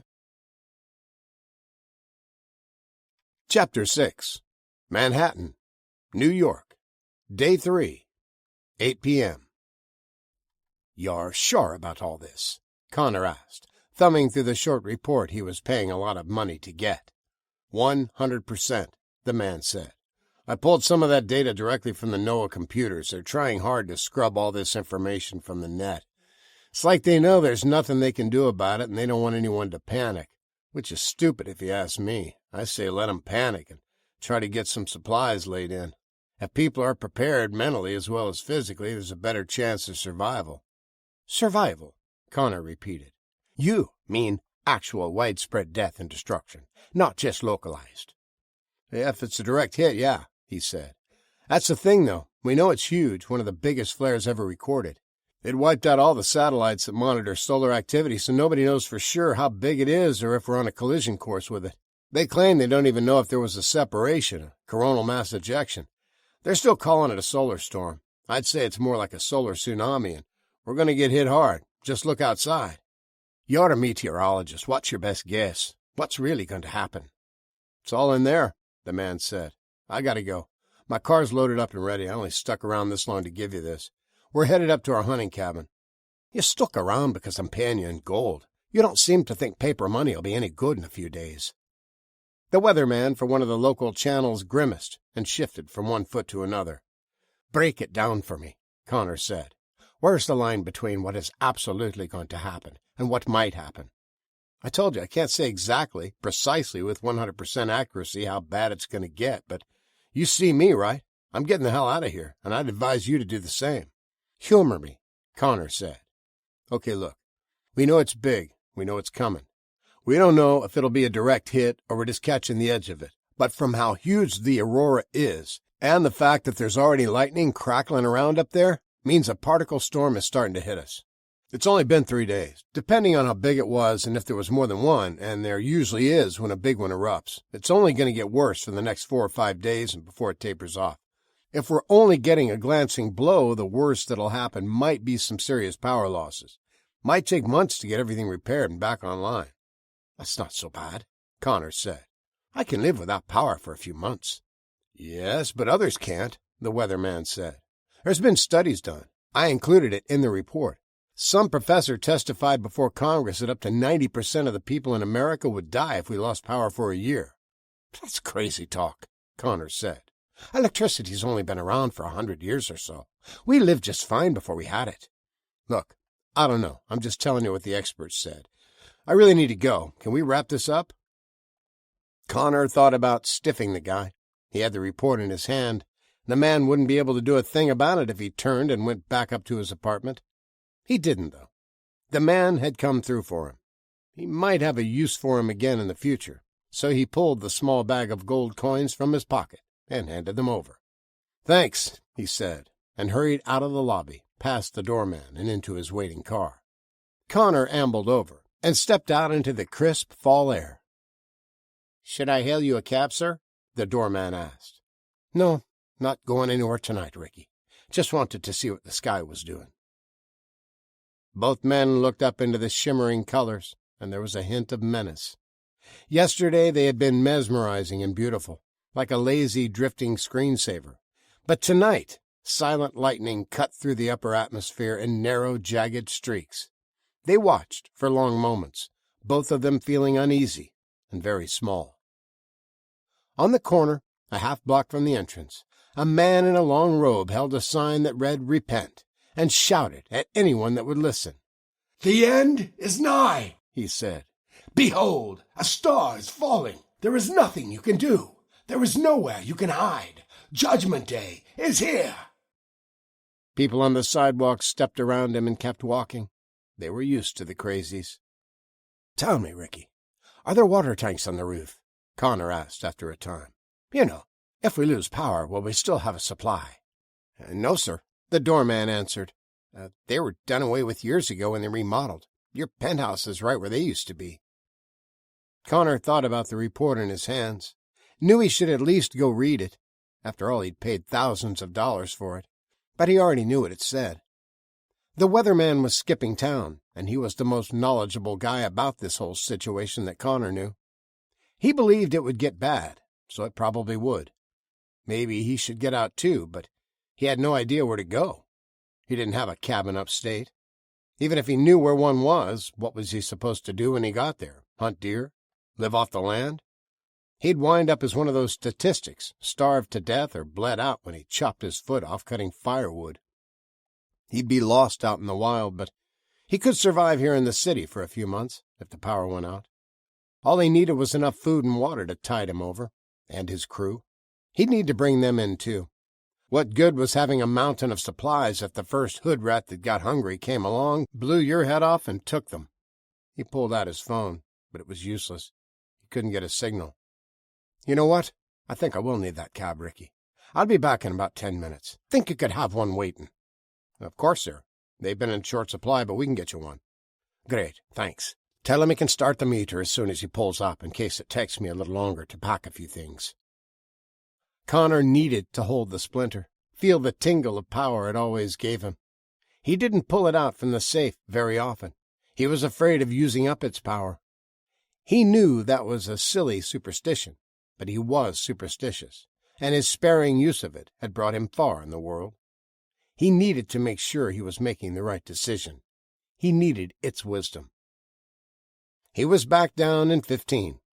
He'd called every one of his crew on the landline, got a hold of half of them, and told them to meet him at the warehouse. They had work to do.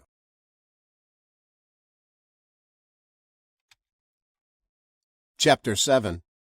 Long Island University, Day 3. C.W. Post Campus, 9 p.m. The light show had gone from beautiful to ominous. The greens, purples, and reds still undulated across the sky, but now there was lightning high in the atmosphere. It flashed frequently, sometimes with a strobing effect, but they didn't hear thunder. It was a silent, distant lightning. They sat on blankets or camp chairs, staring upward with dozens of others in the small park. The conversations were quieter, and there wasn't a party atmosphere. Some of the anxiety they had felt when they went grocery shopping was on campus now. The cell phones had been out for a day, and most of the TV channels didn't work, just the local ones that broadcast on the fiber optic network. The landlines still worked, but they were crackly, with a lot of static. It was quieter than usual, Many of the juniors and seniors, the ones that lived on campus but were allowed to have cars, had joined the traffic jams of people with other places to be. Concerned families called them home, just in case. They had gone back to Connecticut, Massachusetts, or any of the other nearby states. Blake and Tanya were cuddled together to keep warm. The October night was chilly. Andy was munching on chips, listening to Maria and Abigail talk about favorite traditional recipes.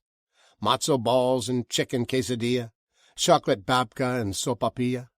Natasha lay on her back, hands under her head, and watched the dancing sky.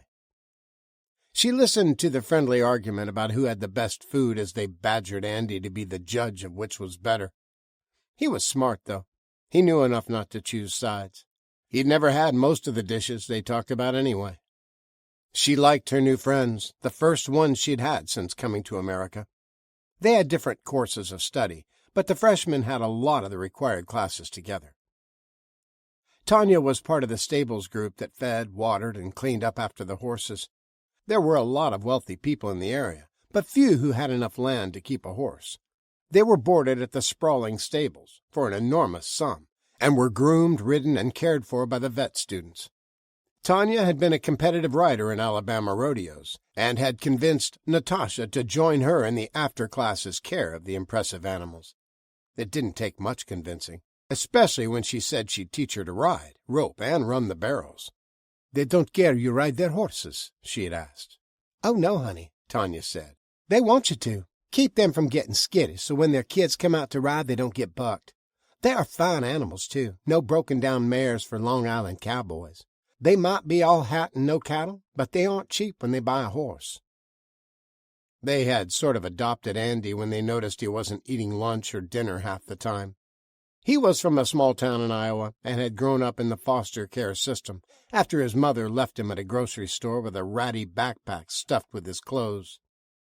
He was 5 years old when she drove off with her new boyfriend, and he never saw her again.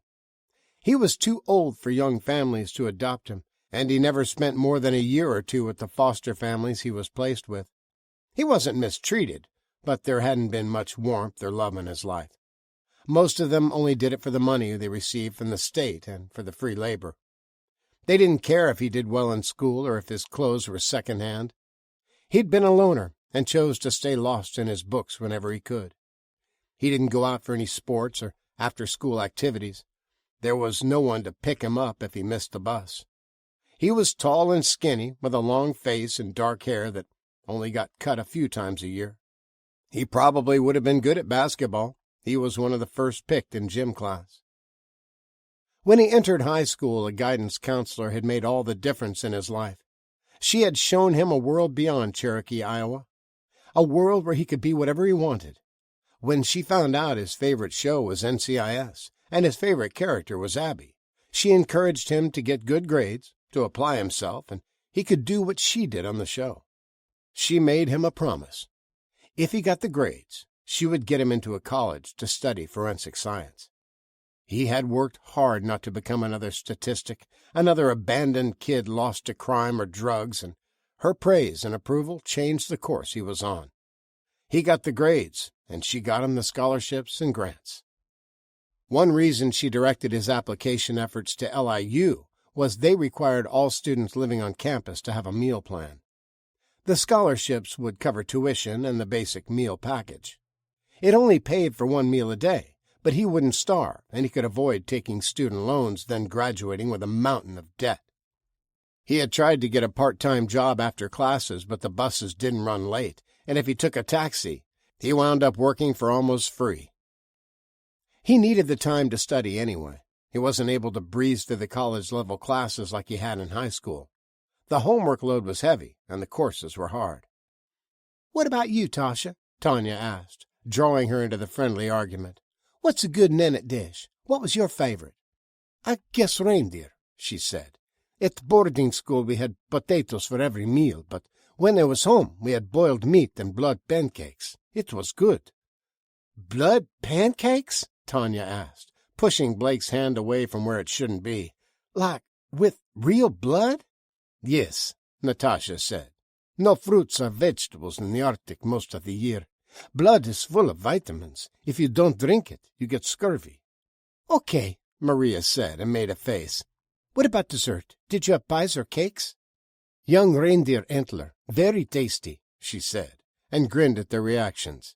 But in the summer we picked cloudberries. Mama made cakes with them.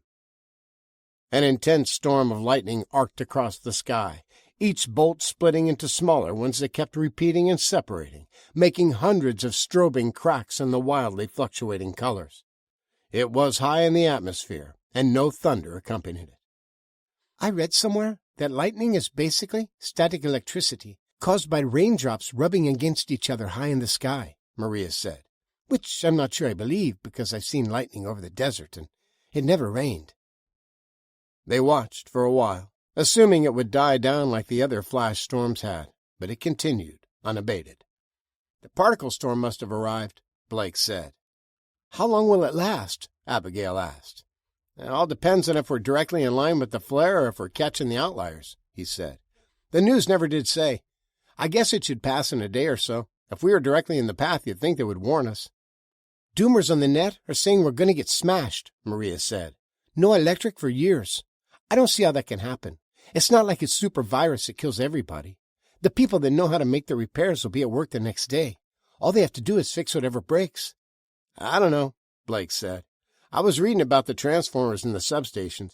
They said if as few as 9 are damaged, the whole country could be without power for a year or more.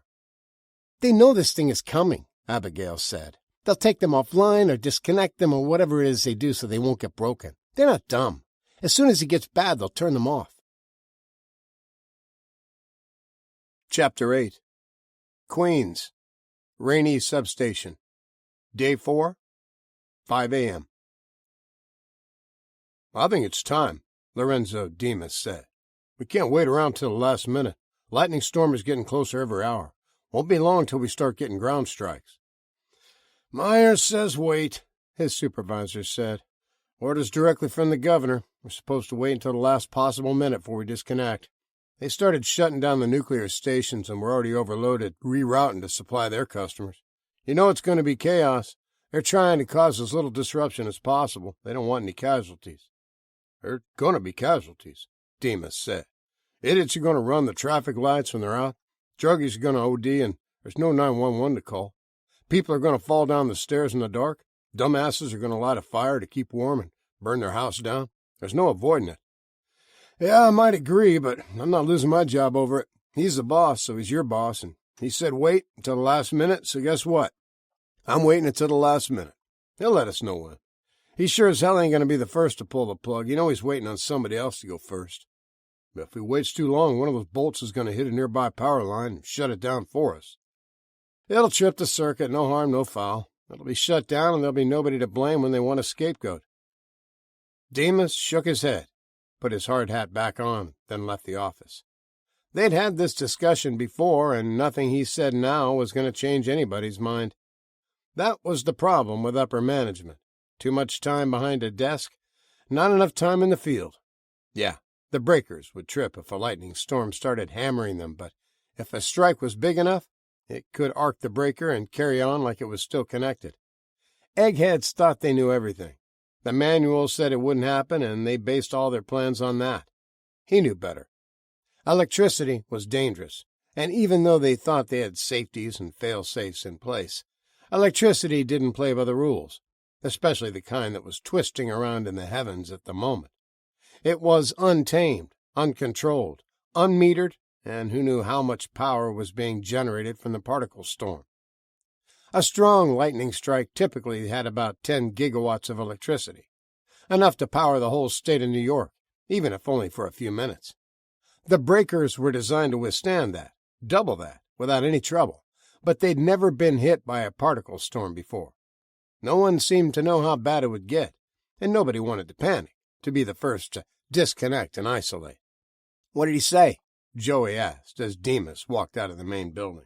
Same as last time. Wait, they'll let us know. He answered and spat. They ain't the ones got to fix a melted box if they get the timing wrong, Joey answered, and fell in beside him as they climbed into the mule and headed back to the substation. You think we should do it anyway? You know, they would make a decision if their life depended on it. We'll wait, Demas said, "but I want the whole crew standing by with generators running, lights set up, and tools in their hands. It'll be my call. When we start getting ground hits, we're throwing the breakers and pulling them out completely.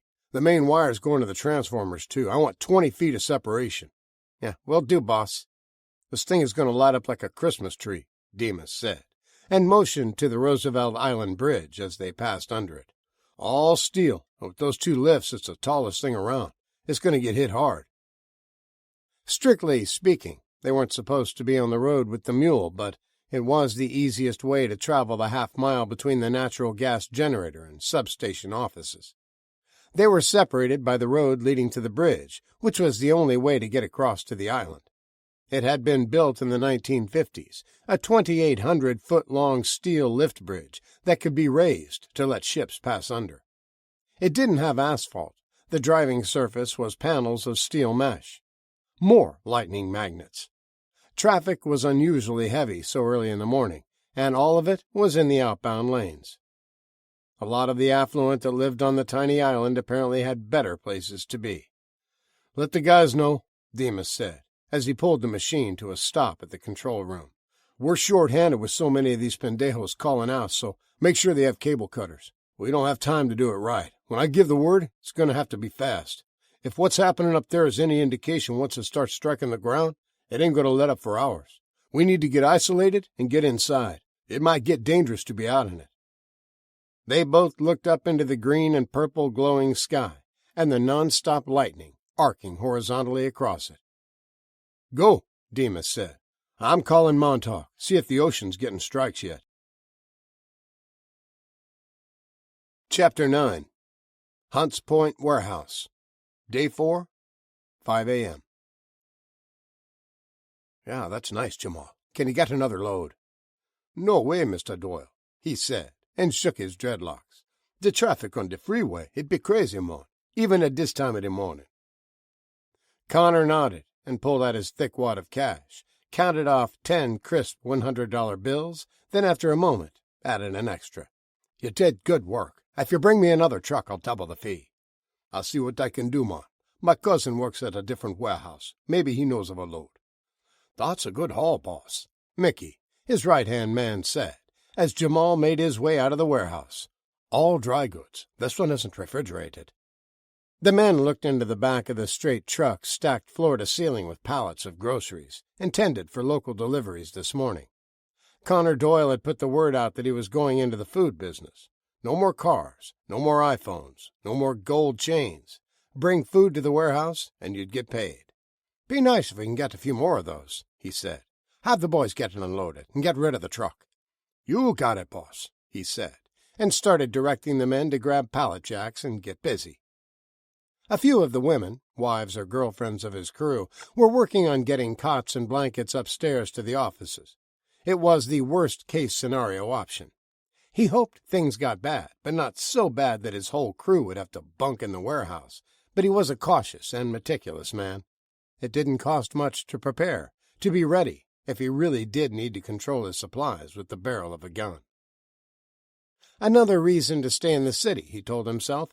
Nobody had guns. If he tried this out in Redneckville, first off, they probably wouldn't need what he had, and second, they probably had bigger and better guns than his men. Connor tried to calculate how much the crates would be worth if things got bad. Without electric, he figured the city would run out of food in less than a week. The government might have a plan in place to feed millions of people, but he didn't think they could do it for long.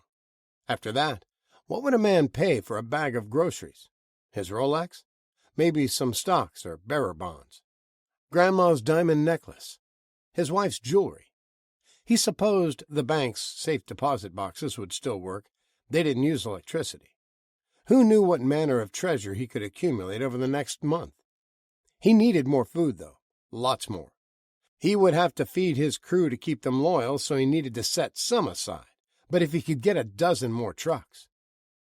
He imagined the going price for a bag of groceries might be $10,000 or $20,000 in another week or two. What good was a fancy wristwatch if you were hungry? You couldn't eat it, but you could certainly trade it for something that you could. He smiled, adjusted his bowler hat, and went looking for Liam. He had the inventory sheets of everything they'd accumulated so far. He found him looking harried as the men with pallet jacks stopped in front of him, so he could count and direct where the various products went. He was trying to keep similar items together, but the latest truck had everything palletized for each individual stop. There weren't cases of beans or crates of noodles. It was completely mixed up. "Tack them over there and start breaking the pallets down," he yelled so he could be heard over the din. "Dry goods on one pallet, vegetables on another, canned fruit on another." "Is tomatoes a fruit or a vegetable?" somebody asked. "Did we get any plastic pipe yet?" Connor asked, and Liam shook his head. "I sent a couple of kids over to the construction site on Drake, but they haven't come back." "Stay on that," he said. "Those hand pumps, too. I don't care if you have to buy them at a store. Make sure we have as many as you can get." "You got it, boss," he said, and hurried over to the men splitting up the pallets. Connor went out to his Lincoln and took a slow drive around the neighborhood. The roads weren't busy. A lot of people weren't showing up for work. He could see the wall-to-wall headlights on the highway, though. Traffic was at a crawl, even worse than normal. The only way in and out of the city was either by bridge or tunnel. Both were choke points, and all it took was one accident to shut everything down. He had originally rented a warehouse in Hunts Point because it was the cheapest he could find, and crime was high in the area. It had offices up a flight of stairs that overlooked the floor area. That had at one time been some kind of machine shop. The whole area was mostly industrial buildings, junkyards, train yards, food warehouses, and a big wastewater treatment plant. Not a desirable neighborhood to live in, but perfect for his uses. Lots of lowlifes that would run out to Long Island, rob from the rich, and sell it to him for pennies on the dollar. Rikers Island, the infamous New York prison that housed 10,000 men and women, was right across the East River. A daily reminder for him to be careful. Don't get flamboyant, and always be wary of snitches. He was looking for soft targets if things did grind to a halt. The food warehouses took up over 300 acres, half of Hunts Point, and they supplied all the meat, produce, and fish to most of the city. They would be considered critical infrastructure.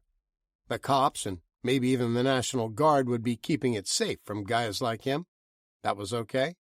It would be empty in a few days. Depending on how long the electric was out, they might run out of fuel for the generators. That meant a lot of meat going bad. They'd want to get it shipped out as fast as they could. He had considered the shortage of fuel if the power stayed out for a few weeks. All they would have was what was in the tanks. If there was no power, there would be no deliveries from the fuel depot. There wouldn't be any fresh food deliveries coming in by train or truck either. After their racks were bare and people started getting hungry, they'd have to pay whatever he demanded for his supplies. It was going to be a good month. He hoped it lasted that long, that they didn't get power back up in a few days. If he was wrong, he was going to be out a lot of money. He'd have to wholesale all the pallets he was accumulating and probably lose his shirt. The splinter had guided his decision, though. It had never steered him wrong, and he had no reason to doubt it. He had faith. He believed. Chapter 10. CW Post Campus, Day 4, 5 a.m.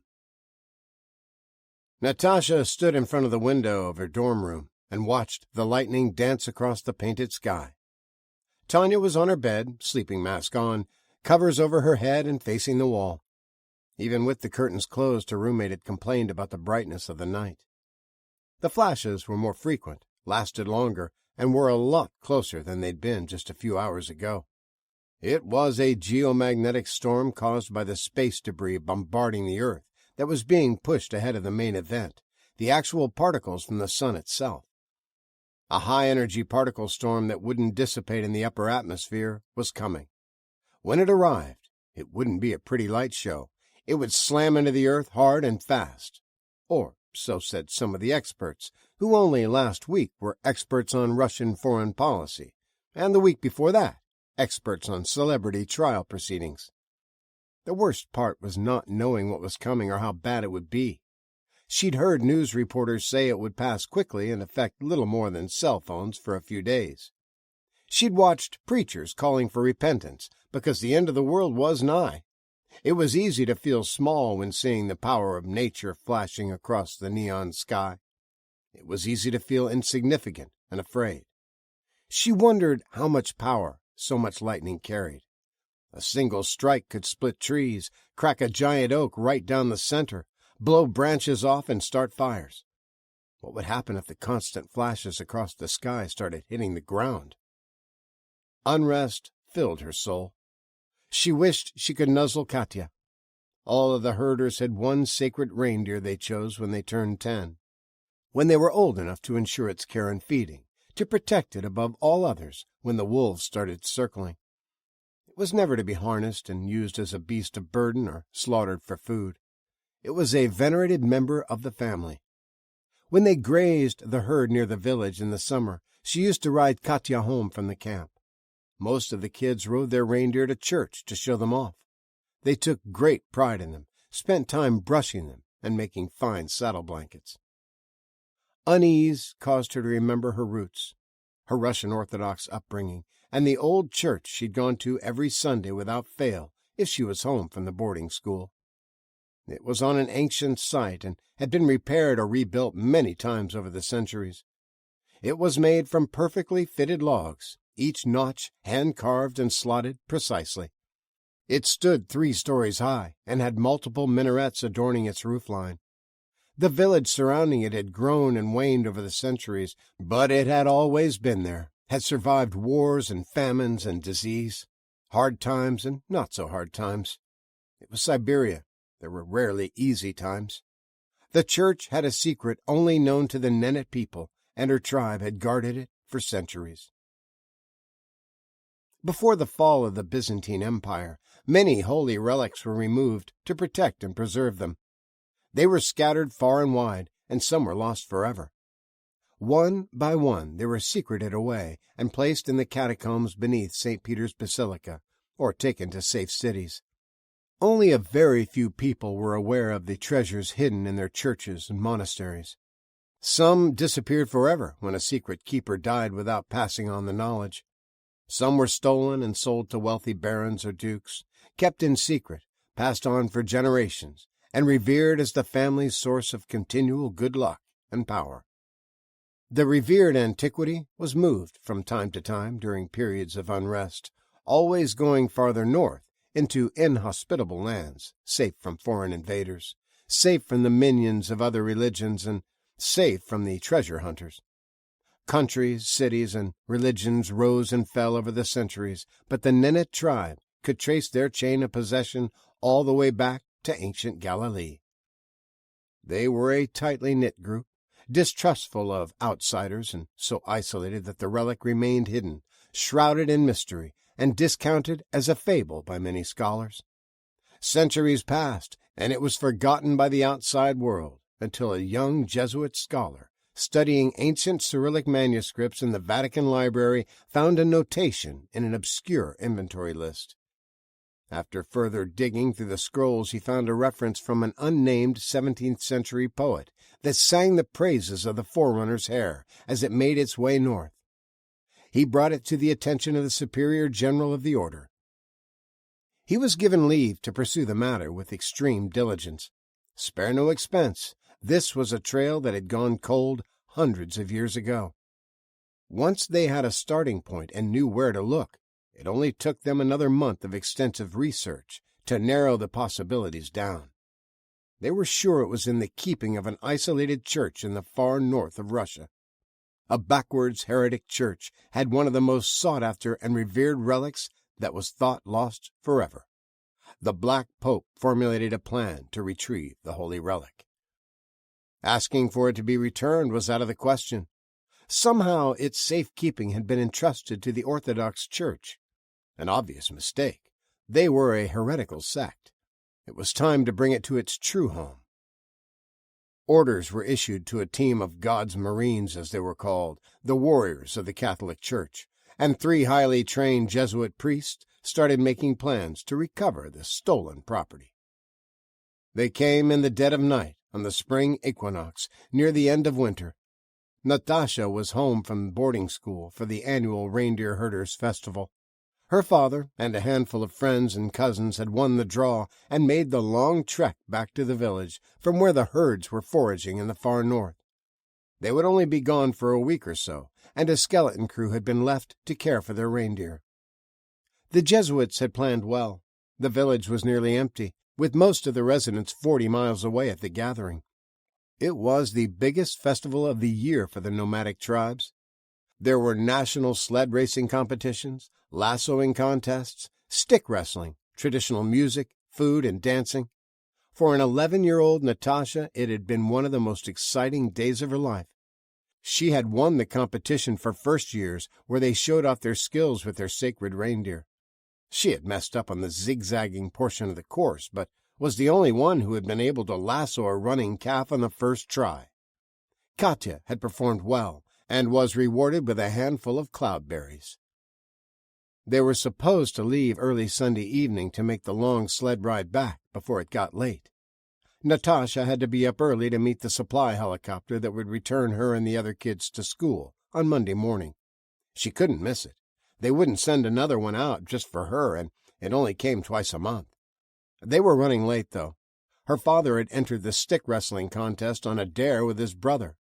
Stick wrestling was basically a tug-of-war, where two men faced off, sitting in the snow with their feet against a wide board that separated them. They both gripped a sturdy stick, and when the referee said go, they had to take it away from the other man or pull him over the board. The first few rounds weren't taken too seriously, and often ended up with the men rolling around in the snow, laughing more than fighting. Her father won the first round, and then the second, and by nightfall, when they should have been long gone, he was in the semifinals. He debated on leaving, but his brothers wouldn't hear of it, and neither would his family. It was exciting to watch the competitors get more and more serious as the spectator crowds grew loud, cheering their tribe. He made it to the finals, but when he was finally eliminated, they harnessed their reindeer, loaded the sled, and started the long ride back. It was nearing 1 o'clock in the morning when they glided past 3 brand-new snowmobiles parked well beyond the last house in the village. It was an unusual sight, and her father pulled the reindeer to a halt to make sure no one needed help. It was below freezing, even though the spring was just around the corner. They seemed to be perfectly fine.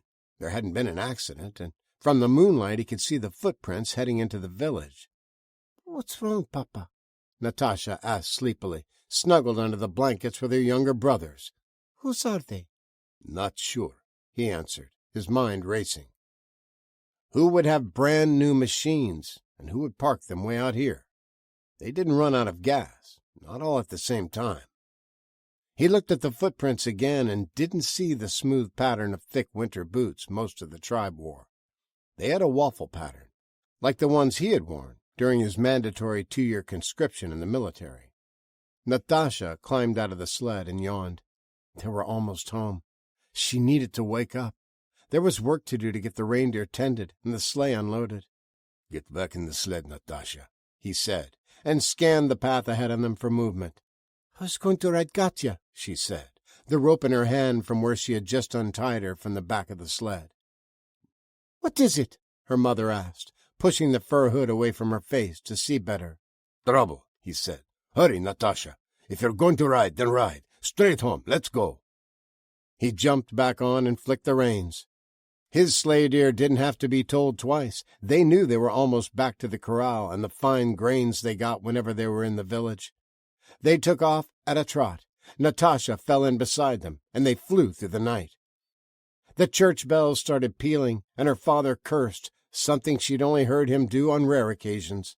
It was the middle of the night, and they weren't being rung by the bellmaster. They weren't playing a song and calling people to church. The ropes were being jerked haphazardly, and the bells made a raucous clang. It was a danger signal, a warning. Dmitri Litvinov handed the reins to his wife and pulled his shashka from the mount on the sled rail. It was a short, single-edged sword, used for everything from chopping wood to defending the herd from wolves. "Take them to the house. Get inside and lock the doors," he said, and hopped over the side to ride on the sled rail. "Leave the team. I'll take care of them when I get there. Go, hurry!" She snapped the reins, urging the reindeer even faster. "Follow the sled. Go straight home," he yelled at Natasha, then rolled off into the deep snow as they neared the first log house on the outskirts of the village. Darya Litvinov guided the sleigh towards their home, and Natasha followed. She turned on the saddle blanket as Katya galloped to keep up, her body in perfect rhythm with the reindeer. Clouds passed by the moon, but the reflective snow and the northern lights made it easy to see her father as he ran towards 3 men, dashing back to their machines. Lights were coming on in the village, and she heard men yelling over the clanging of the bells. Somewhere in town a machine fired up. It sputtered, coughed, and died, then cranked for a long moment before it fired up again. Natasha used her knees and a gentle tug on the rope reins to turn her deer and watch.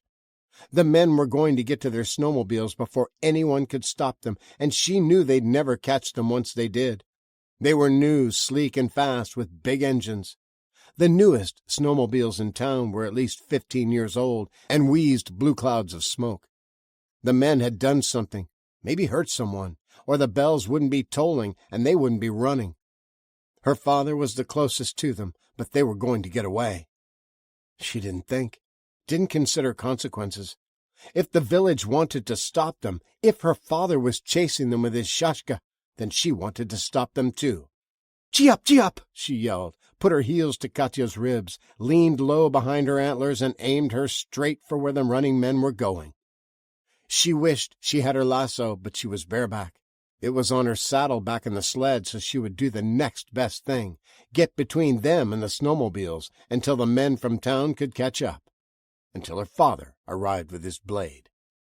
Katya ran like the wind, hitting 20, 30, even 40 miles an hour.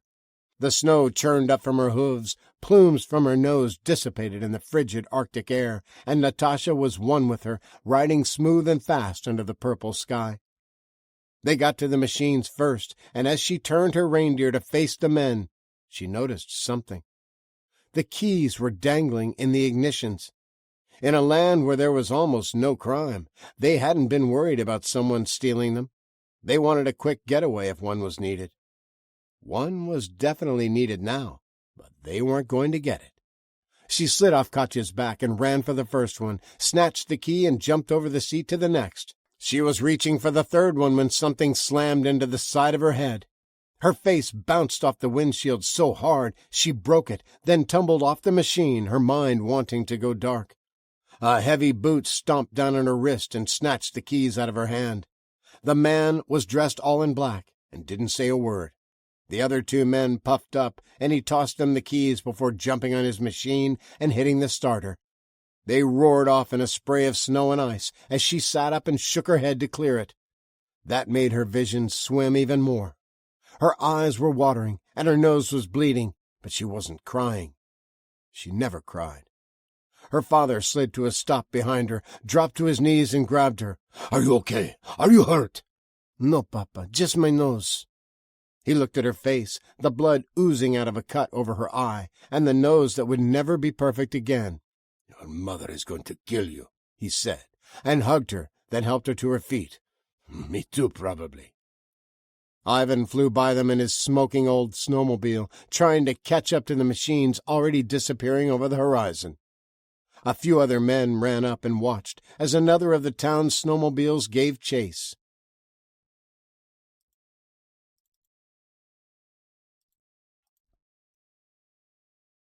"Never going to catch them," Alexei said as he tried to slow his breathing, get his racing heart under control. He was over 60 years old and was one of the few men that hadn't gone to the festival.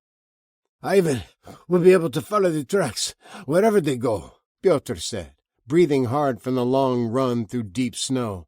"His machine has a 20-gallon tank." "Why were they here?" Dmitri asked. "What did they do?" "Those snakes!" Father Anatoly gasped as the sound of the high-revving motors faded into the night. "They have taken it." "Taken what?" Dmitri asked. But he already knew. There was only one thing in the entire village that would bring men like that to them. The hair of John the Baptist." They knew who had stolen their relic, but there was nothing they could do about it. Angry words were exchanged, but the Vatican denied any wrongdoing. They claimed original ownership and had simply taken back their property. The long black braid, one of the 5 holiest relics, was sent on tour to celebrate its return to the church. The village luck seemed to run out after that. Her cousin was badly injured when wolves spooked the herd, and he got trampled. Her father had fallen through the ice while fishing and lost part of his foot to frostbite. The snowmobiles were always breaking down and needing expensive parts to keep them running. There was a violent fight in town when a herdsman came home unexpectedly and caught his wife with another man. Families seemed to drift apart. Church attendance fell, and alcohol became more common.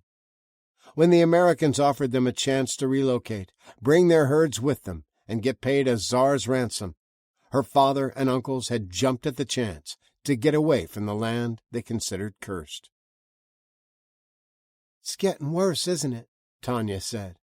She was sitting up, the sleeping mask pushed up on her forehead. The bedside clock read 5:47. "Da," Natasha said. "It is." Tanya joined her at the window, and they stood close together as they watched the angry purple and green sky strobe and crackle with energy.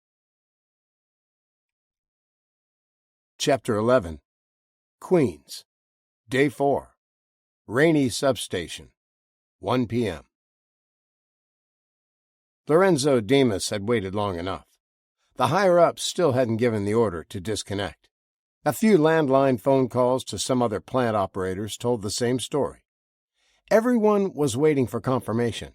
Nobody wanted to take responsibility for the decision to cut power. Lives would be lost when they did, and the damn lawyers would be suing everybody in sight when it blew over. The operators and linemen were ready and standing by, the ones that showed up for work.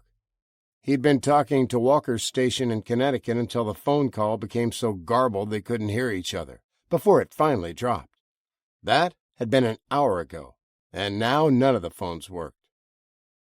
He'd pointed this out to his immediate supervisor, but had gotten the same song and dance. We have to wait. Must keep casualties to a minimum.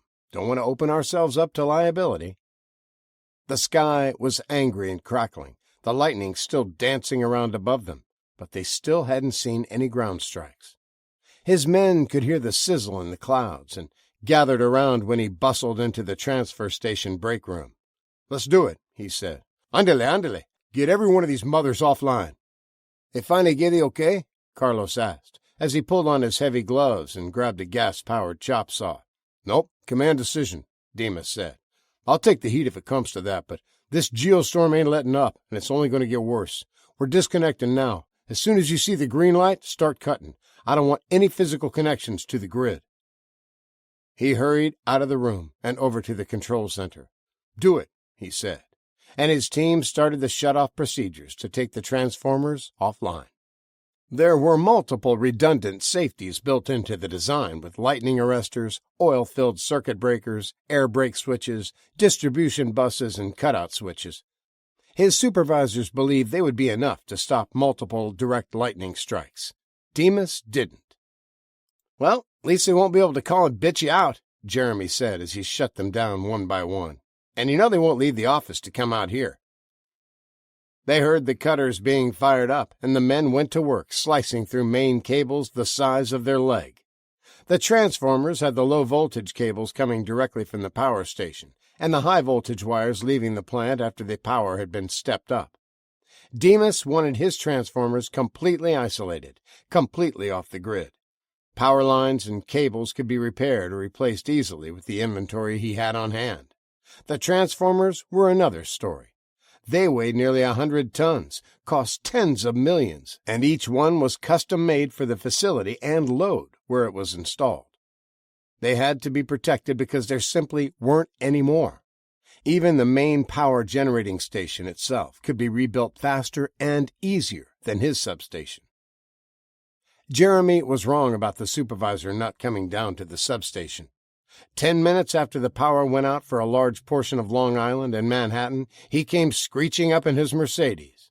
"What the hell are you doing?" he bellowed when Demas sauntered out of the office. "I didn't tell you to take them offline. And what are they doing cutting the cables? Stop them!" "Too late," Demas said.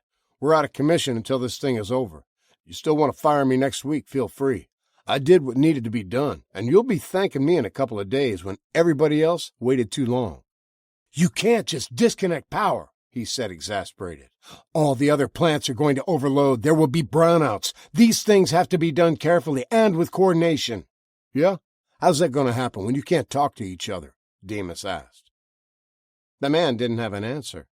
He glared at the insubordinate manager, then turned to get back in his car. "You better hope you're right," he said. "This isn't on me. I'll make sure it's noted that you acted on your own and without authority." "Yeah, you do that," Demas said. "But do me a favor and file the report today. I want to be known as a hero in New York, the guy that saved the city from spineless desk jockeys. We'll be the only ones able to generate power when this is over." Chapter 12. The White House. Day 4. 3 p.m. President Forston stood with his back to the room and stared at the angry sky from the floor-to-ceiling window behind his desk in the Oval Office. They had been wrong. NASA was able to realign one of the satellites orbiting Saturn, one that had the capabilities to capture the types of images they needed from the sun. It took a day of non-stop tweaking to get the satellite to change orbit, aim its cameras, and get the confirmation. Each command for adjustments took hours to transmit, hours to implement, and hours to send a confirmation signal back to Earth. Most signals were lost in the magnetic storm, but when they were sent in non-stop bursts, after a few 100,000 attempts, they finally got through. It took another day for it to move into position, and by then the atmosphere was heavier with geoparticles. It took tens of thousands of bursts to get the data they needed. Dr. Jameson had been right. There was a second massive ejection in the wake of the first, and it was headed right for them. They would be bombarded for days, and the little light show he was watching now was just the beginning. He was trying to control his anger, the apoplectic rage that was building. He was furious with his advisors and heads of cabinet that got it wrong, but even more furious at himself. He had appointed the idiots. He had pushed to have them confirmed, even though everyone knew they weren't qualified. Most of them had zero experience with the offices they controlled, but he had promised his constituents a diverse cabinet. "No more angry old white men" had trended on Twitter for much of his campaign, and it had pushed him over the top to victory. The people were tired of the same old Washington. They wanted something new. He promised change, and he'd been able to achieve most of his campaign promises. But at what cost? He had a cabinet that didn't consist of the best men and women for the job. He had a cabinet that was filled with people who had checked all the right boxes with the socially conscious masses. He thought it hadn't really mattered who filled the various positions. Everyone else in the organizations was experienced and qualified and would make sure things went on as always. A well-oiled machine with competent men and women doing the jobs they'd been doing for years. Except they hadn't. Many retired or moved to private sector employment. Incompetent people were promoted to fill positions because they said the right things, backed the right causes, and posted the right things on their social media accounts. It was a hostile environment if you disagreed with the status quo, so people kept their heads down and didn't make waves. They tried not to get canceled for their opinions or fired for something they posted on Facebook a decade ago. They only had to put up with it for 4 years, maybe 8, until a new administration came in and changed everything again. Now it was probably too late. He had tried to call Jameson back in and to give them a better picture of what was going to happen, but he couldn't be reached. When he sent a team to his residence, a neighbor said they saw him packing up his Range Rover days ago. "It looked like they were going camping," she said. "That car was overloaded, and his wife's was too." He hadn't been home since. Jameson had known. He understood what was coming. He should have listened to him. He'd made a decision then, declared a national emergency, and with a presidential directive, ordered the power grid to be shut down and all precautions to protect any electrical producing equipment be implemented immediately. He hoped the governors would comply. No matter what his directive said, he didn't have the legal authority to order them to do it. He had tried to get a Zoom meeting together with them, but with all the interference in the atmosphere, it was useless. The screens kept dropping or freezing. A conference call wasn't much better. A lot of hissing and static and barely heard responses. How could the most powerful nation on earth not have the ability to communicate? How could something that happened 90 million miles away affect them so profoundly? How were the governors, if they did follow his directive, going to notify all the plants? At least the nuclear plants had been taken offline. He wasn't worried about dealing with an irradiated wasteland when this blew over. There was a quiet knock on the door, and Forston turned to face the head of his security team. "It's time, sir," he said. "Your family's already en route to Camp David." He nodded, looked around the office to see if he was forgetting anything. On a whim, he grabbed the pen off his desk that he'd used to sign the grid shutdown order. If Jameson was right about how bad it would get, it might be the last executive order ever issued. Chapter 13. CW Post Campus, Day 4, 5 p.m. The power had gone out suddenly a few hours ago. Natasha and Tanya were at the stables with the rest of their class, the ones that hadn't gone home, trying to calm the horses. The campus had a shared riding facility with the polo club and boarded horses for the well-heeled owners in the area.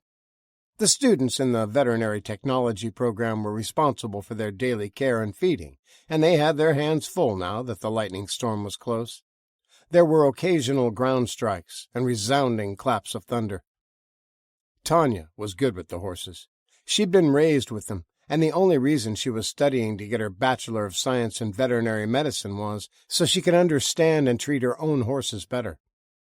Her father had insisted she go to college after she'd graduated from Alabama's finest etiquette, charm, and finishing school. He didn't care which one, but a Southern lady needed to be educated and have a degree if she was going to be a highly desirable wife that would attract the best suitors. Tanya didn't know about all that, but she loved her horses, and if she had to go to school, it might as well be for something she enjoyed, and it might as well be near an exciting and vibrant city like New York. She was from Mobile, Alabama, the only daughter of a very successful attorney who came from a long line of very successful attorneys and a socialite mother. Raised in an antebellum mansion on a 70-acre horse farm, she had been riding and caring for them her whole life. She'd entered her first rodeo competition when she was 7, riding a full-grown mare with the stirrups high on the horse's sides. She rode hard and fearless, almost reckless, as she drove into the turns, circling the barrels. She knew how to ride, and her horse knew what to do. They had been working together for years. She held the reins in her left hand, used her knees and heels to guide her and the long strips of leather tied to her gloves on her flanks to urge more speed. Her right hand would grab the saddle horn, and her whole body would lean hard out of the saddle to help her mare make the tight turns. Coming out of the last barrel, she heeled the horse, leaned far forward, and kept yelling, "Hiya, hiya, hiya!" at the top of her lungs until they crossed the finish line, a full 3 seconds faster than the other kids in the youth division. Her father had never been happier and prouder of her, and he had spared no expense afterwards to make sure she got the best training and equipment money could buy. She loved all of it. The barrel racing, calf roping, goat tying, mounted shooting, and even the cattle cutting. She never tried bronc busting or bull riding. She preferred the competitions that demanded a well-trained and well-loved horse, not the ones where the only requirement was the animal had to be wild and full of spit and vinegar. The rodeo scene wasn't very big on Long Island. They were more into polo and show horses, but word got out that Tanya had been running rodeos since she could sit in a saddle. She started giving weekend lessons to the local girls that boarded their horses and taught them cowboy basics. They learned how to cut cattle using Andy as the cow, how to dismount a horse at full gallop to flip and tie a goat, and the proper way to circle a barrel. The lightning storm worsened as darkness fell, and the ground strikes grew more frequent, splitting the evening with thunderous rumbles and the smell of ozone. They had the horses in their stalls, all 43 of them, and had blanketed them hoping it would help, but they were going to kill themselves. They whinnied, shook their heads and pranced, kicked at the doors and rammed the walls. "We're going to have to set them free," Tanya yelled between thunderclaps. "We just have to calm them down. They'll be okay," someone yelled back. "No, they won't," Tanya yelled back. "I've seen this before. They'll never calm down like this. They need to run, even if it's only in circles in the corrals." "Lightning might hit them." "Might," Tanya said, But they're going to die in here. They're going to fight until they break down a wall or maim themselves trying. Tasha, get the doors. I'm cutting them loose, she screamed to be heard over the deafening roar of a close strike. Natasha ran to the barn doors and threw them open. With the ceaseless forks of lightning flashing across the sky and the thunderous booms of ground strikes, she expected torrential rains and driving winds. But the air was still, not even a hint of rain. She locked the pins in place and stepped aside as the first of the stallions ran by her, mane wild and eyes wide in terror. One by one, other horses were cut loose and turned free. They ran along the fence, hooves pounding the ground and nostrils flared wide. They moved in a pack, like wild horses on a prairie, powerful muscles propelling them as fast as they could run. The others joined them and watched the majestic animals as they circled and circled under the rainbow sky that undulated with color. "How long can they keep that up?" Natasha asked. She wasn't familiar with horses. She'd only been around them since she started school, just a few months. "They'll slow down when they tire themselves out," Tanya said. "Leave the doors open. They'll come back inside when they're ready." A bolt of lightning hit the weather vane on the roof and blew it off, sending it spinning wildly into the woods. The noise was deafening as another strike hit in the same spot, attracted to the metal.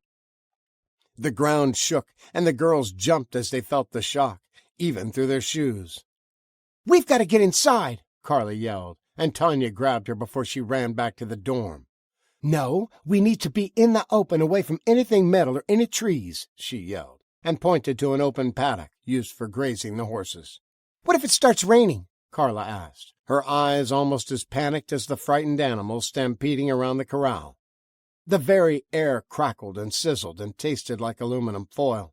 Another bolt of lightning slammed down and hit a tree. Branches went flying, and the late fall leaves were tossed in the air, curling with fire. Then another, and there was no more talk. Tanya sprinted for the gate to the corral, threw it open and motioned for them to join her as she ran for the open field. Another forked bolt with a dozen fingers hit the fish pond, and water geysered up into the air. The ground shook as the horses thundered past them and out the open gate, the whites of their eyes glowing as they rolled wildly, looking for an escape. Some ignored the field and ran for the dorms, covering their heads as if that would help if 1,000,000 volts of electricity struck them. Natasha stepped back inside the barn, made sure all the stalls were open, and saw the smoking hole in the roof. She knew Tanya was right. They had to get away from anything metal, anything that would attract the lightning. She grabbed a saddle blanket and ran for the open field. Others joined them, but they stayed separated in small groups. They knew instinctively not to bunch up together. The lightning and crash of thunder was non-stop, and they watched as strike after strike hit the same building, the same metal roof. Fires bloomed up all around them, some from the woods, some from the structures, as they were relentlessly pounded time after time. Darkness fell, but the flashing lights didn't slow down. They surrounded them, and shadows jumped in every direction. It looked like a cascade of strobing, jagged lasers cutting the blackness. At first they wished for rain to put out the fires, but suddenly realized water was a conductor. If the ground were wet, they'd probably get fried. The sound was terrible, and after hours of fear and flinching after every flash and crash, the two girls pulled the blanket over their heads and huddled together. The cacophony was all around them. The ozone in the air was so thick they could almost chew it. Their hair frizzed out, and they felt jolts of electricity through the ground, some tiny and some that left scorch marks on their clothes. Being afraid was exhausting. Their adrenaline could only pump for so long, and by 3 a.m, they had laid down in the grass, and despite the chaos all around, both fell into a deep sleep. Chapter 14. Rainy Substation, Day 4. Queens, 6 p.m. Lorenzo Demas had let anyone that wanted to leave early write the time on their cards and go. When a few of the night shift actually showed up, he told them that staying to work was voluntary. It might get dangerous, and if they wanted to go back home, they could. Nobody would be written up for an unexcused absence. He had secured the transfer station, completely decoupled it, and there was nothing anyone could do except watch the show and maybe try to put out fires if any started. He had tools and safety equipment prepped and ready, flashlights fully charged, and the big first aid kit from the shop sitting on a desk. In the hours since they had isolated the transfer station, he had his men drag in dozens of insulating rubber mats from the shop. He'd stacked them 5 deep on the floor of the control room, the one with the big window overlooking the station, and waited to see if anything happened. If it did, they were as ready as they could be. In the past few days he had scoured the internet, trying to glean scientific data so he would be prepared for a worst case. Real information was hard to find. There was lots of speculation and clickbait articles that were rehashed stories from other websites, but with the added bonus of non-stop pop-up windows. He kept coming back to the Carrington event, the one that happened in the 1800s. It had set telegraph lines on fire and sent flames shooting out of the operators' handsets. He wanted to know exactly how that could happen, and if it might happen again. He didn't understand all of the science behind it, but after reading hundreds of articles, he had a pretty good grasp of the basics. When a geomagnetic storm hits the Earth, it actually vibrates the Earth's magnetosphere. As the magnetized plasma shoves the Earth's magnetic field lines around, currents are generated. It was somewhat similar to the power plant which spun magnets around a copper coil of wire. That was all it took to produce electricity. Except when they produced electricity literally out of thin air, they controlled and channeled it, and the generators only covered an acre of ground. The currents bombarding them now covered the entire Earth, and they weren't pushing the electrons down a wire in a controlled and regulated manner. They were being blanketed with them, and that was just the fastest particles, the space dust that was pushed ahead of the magnetized plasma from the sun. If they were in line for a direct hit, things were going to get interesting. When it happened fast. 1 minute the skeleton crew were half-heartedly playing a game of poker and watching the lightning flashes crackle through the clouds over Manhattan. The next, a few strikes hit the tops of the New York skyscrapers, visible across the East River. A minute later, all of the energy that had been generated in the upper atmosphere was pushed down by the arrival of a wall of the slower-moving energy particles. Pieces of the sun, the matter from the coronal mass ejection, was finally reaching them. The aurora went wild, and a surrealistic rainbow gyrated crazily in the sky as lightning started slamming into the earth instead of snaking through the heavens. The thunder peals were relentless and shook the rubber isolated office they were standing in. One of the tall steel lift towers that raised the Roosevelt Bridge attracted bolt after bolt of lightning in rapid succession. They saw it glow red, then white with the heat, before it started to melt. Chunks of it were blown free and fell hissing into the East River 100 feet below. The power station was a grid of intersecting electrical cables and an acre of metal platforms, bus pipes, catwalks, and steel lattice supports. It was a magnet for the hypercharged energy particles. They watched with hope in their hearts as the lightning arresters took massive hits, performed as they were designed, and sent millions of volts of current into the ground where it would dissipate. A bolt of electricity could reach temperatures of 50,000 degrees, and within a minute, the red-hot arrestor became white-hot molten slag. The men covered their eyes and turned away from the window as strike after strike hammered the substation to pieces, blowing chunks of metal and cable in every direction. "Get down!" Demas yelled, and hit the floor as an oil-filled circuit breaker exploded, sent flaming oil and sparks showering everything. The whole latticework above the transformer started arcing like a Tesla coil, jumping from one platform to another. The buzzing crackle and hiss of electricity could be heard over the thunderous roar of the station being blown apart. A chunk of metal catwalk smashed through the observation window, covered them with splinters of glass, and embedded itself into a wall. Demas grabbed the corner of one of the heavy rubber mats and pulled it over himself. The control panel erupted in a hiss of dancing electrical arcs, and somebody jumped up to run. "Cover up! Cover up!" he screamed, but he could barely hear himself above the continuous booms of thunder, breaking glass, twisting metal, and buzzing of unrestrained electrical energy. His hair stood on end, and he smelled frying meat. Somebody had touched metal. He closed his eyes, cowered under the protective mat, and waited an eternity for it to end. Chapter 15. Hunt's Point. Day 4. Connor Doyle's warehouse, 6 p.m. They stood on the flat roof of the warehouse and watched the light show across the river. The power had gone out earlier, and the evening wasn't too chilly with a sweater. He had gathered his entire team, the trusted guys that had been on payroll for years, and the group of men they'd brought on board to help with the influx of supplies. They'd been busting their ass for the past 24 hours, stacking and inventorying, and he'd paid way over the going rates for hijacked trucks. It was all good, though.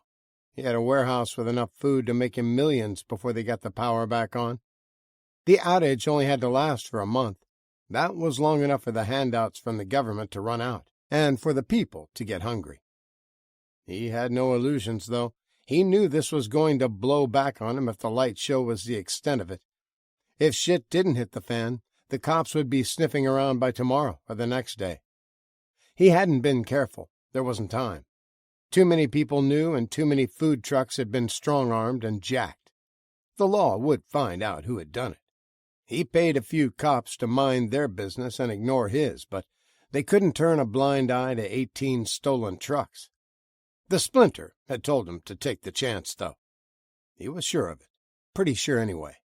It wasn't like a magic 8-ball where it would give you definite answers to simple questions. It was more of a feeling, an instinct. Maybe it nudged your thoughts a certain direction if you concentrated hard enough on the question. It had never steered him wrong in the 40 years he'd had it, so he shoved his doubts down. He wouldn't even think them, or it might jinx his luck. "Looks like it's getting worse," Mickey said, and handed him another Guinness. "Let's hope so," Connor said, and watched as a bolt of lightning flashed down from the multicolored heavens and hit a skyscraper. Liam came up the stairs and joined them. He was Connor's numbers man, a good head on his shoulders, and was one of the trusted few who had been with him for a long time. He'd finished high school and had planned on going to college, but by then Doyle's little Irish mob had grown big enough to pay him more than he'd make working any accounting job. He kept their books, always urged caution, and kept them out of trouble with the IRS. Connor didn't want to make the same mistake Al Capone did and wind up behind bars for tax evasion. His legitimate businesses generated profit, and on paper he was a moderately successful businessman who had escaped the poverty of the Bronx. Off the books he had a whole lot more than what the government knew about. His money had brought him a respectable address in a respectable part of town. He drove a new Black Label Lincoln, wore nice clothes, and if he wanted to get dressed up, he had a dozen watches that cost more than most people's cars. But he wanted more. Maybe, if this thing lasted long enough, maybe he could quadruple his money, and he was pretty sure if things got that bad, there wouldn't be any IRS agents calling him in for an audit. The light show changed from serene to frightening in a matter of minutes. It went from a strangely beautiful cosmic ebb and flow of purple, green, and red waves moving languidly through the sky with flashes of light high above, to a crackling, sizzling strobe of lightning strikes that ripped apart the night. Thunder and forked lightning seemed to energize the muted colors, and they became vibrant shades of neon. The tall buildings attracted the bolts that slammed into them over and over. Whoever said lightning never strikes twice was definitely wrong. Sparks and fire flew from the buildings, and even at this distance they thought they saw burning, falling bodies. People just like them had been on the rooftops. If he was back at his apartment, he might have been doing the same thing. "Get off the roof!" he yelled over the crashing thunder. The air around them seemed to hiss and fizz with power, hum with energy. "And don't touch the fucking railing," he added, as he ran for the door. Downtown Manhattan was relentlessly pummeled with arcing lightning that jumped from building to building, blowing away facades, shattering windows, and electrifying any metal surfaces. Power lines overheated, their wires red-hot with geomagnetic energy, began to smoke and burst into flames. Transformers hanging on poles exploded, sent burning oil flying. People on the streets ran for cover as debris from above rained down. Shards of glass, chunks of concrete, patio furniture, and bodies of people thrown off patio rooftops smashed into the cars and concrete below. 100,000 car alarms went off, and almost as quickly were silenced when the highly charged electromagnetic plasma storm blew through the wiring, shorted out circuits, melted computer chips, and fried batteries. Televisions and computers went black, and holes were burnt in screens as the electricity sizzled through the wires, hit a dead end, and blew its way out. The current was being generated by the magnetic plasma from the sun as it slammed into the relatively stationary Earth atmosphere at 1,000 miles a second. It was all-encompassing, and everywhere all at once. The solar explosion had been massive, and the Earth was right in its path, something that only happened every 10,000 years or so. It had been pushing the less energetic particles and a swath of space dust before it that had caused the high-altitude auroras. The magnetic plasma moved slower, but it was relentless. It covered the Earth like a fist covering a marble, passed over and through it, and continued on its journey out of the solar system. It stretched for 1,000,000 miles and took days for the last of its tail stream to flow past the tiny blue planet in its path. "Don't touch anything metal!" Mickey yelled above the crashing of thunder and fizz of energy in the air. "Just stand still. It can't last long." The men and women stood and shivered, tried to get their fear under control, and watched the wildly arcing lightning rip through the night from the small windows near the ceiling. They were in the middle of the warehouse, standing on 2 feet of solid concrete. It was built to withstand heavy fork trucks and industrial equipment. The rebar in it was fully encased. The current couldn't get to it. If they stayed where they were, they should be okay. If the roof didn't cave in on them. If a fire didn't burn them out. If one of those massive bolts of lightning didn't get a direct hit. Electricity crackled around them, arced off the dock's metal handrails, and the air tasted like aluminum foil. "Can you imagine sitting on the can at Rikers when this happened?" Eddie Machete asked, and snickered. "You'd be riding old Sparky with your drawers around your ankles." "Bet nobody's leaning out the bars trying to see what's going on either," Jimmy said, both men trying to laugh at death, putting on a strong front despite the destruction happening all around them. They'd both done a little time on the prison island and were referring to the metal toilets. Everything in the cells was metal. The beds, the sink, and the little cabinet were all steel and bolted to the floor. The lightning jumped from one metal surface to another, but it was weaker than the massively destructive bolts coming out of the sky. The remnants of a blindingly bright hammer blow that had struck nearby. Hissing blue fingers danced along the bay doors, moved across the handrails, and crackled across the pallets of canned goods before they fizzled out. A particularly strong purple strand of it jumped from the expanded metal steps, arced some 10 feet across the room, and latched onto Trayson's heavy gold and silver necklaces. He screamed and jittered, wrapped his hands around them to rip them off, but he wore rings on every finger, and all he could do was cry out and try to run. He stumbled closer to the stairs, and they watched in horror as more errant strands of electricity spanned the distance. His mouth was wide open, and the gold caps on his front teeth sizzled. The eyelets on his boots attracted more sparking blue fingers. His earring turned red-hot and seared his flesh. He collapsed on the steps, jolted and jerked for another minute, until the electrical currents that had been racing around the building were finally spent.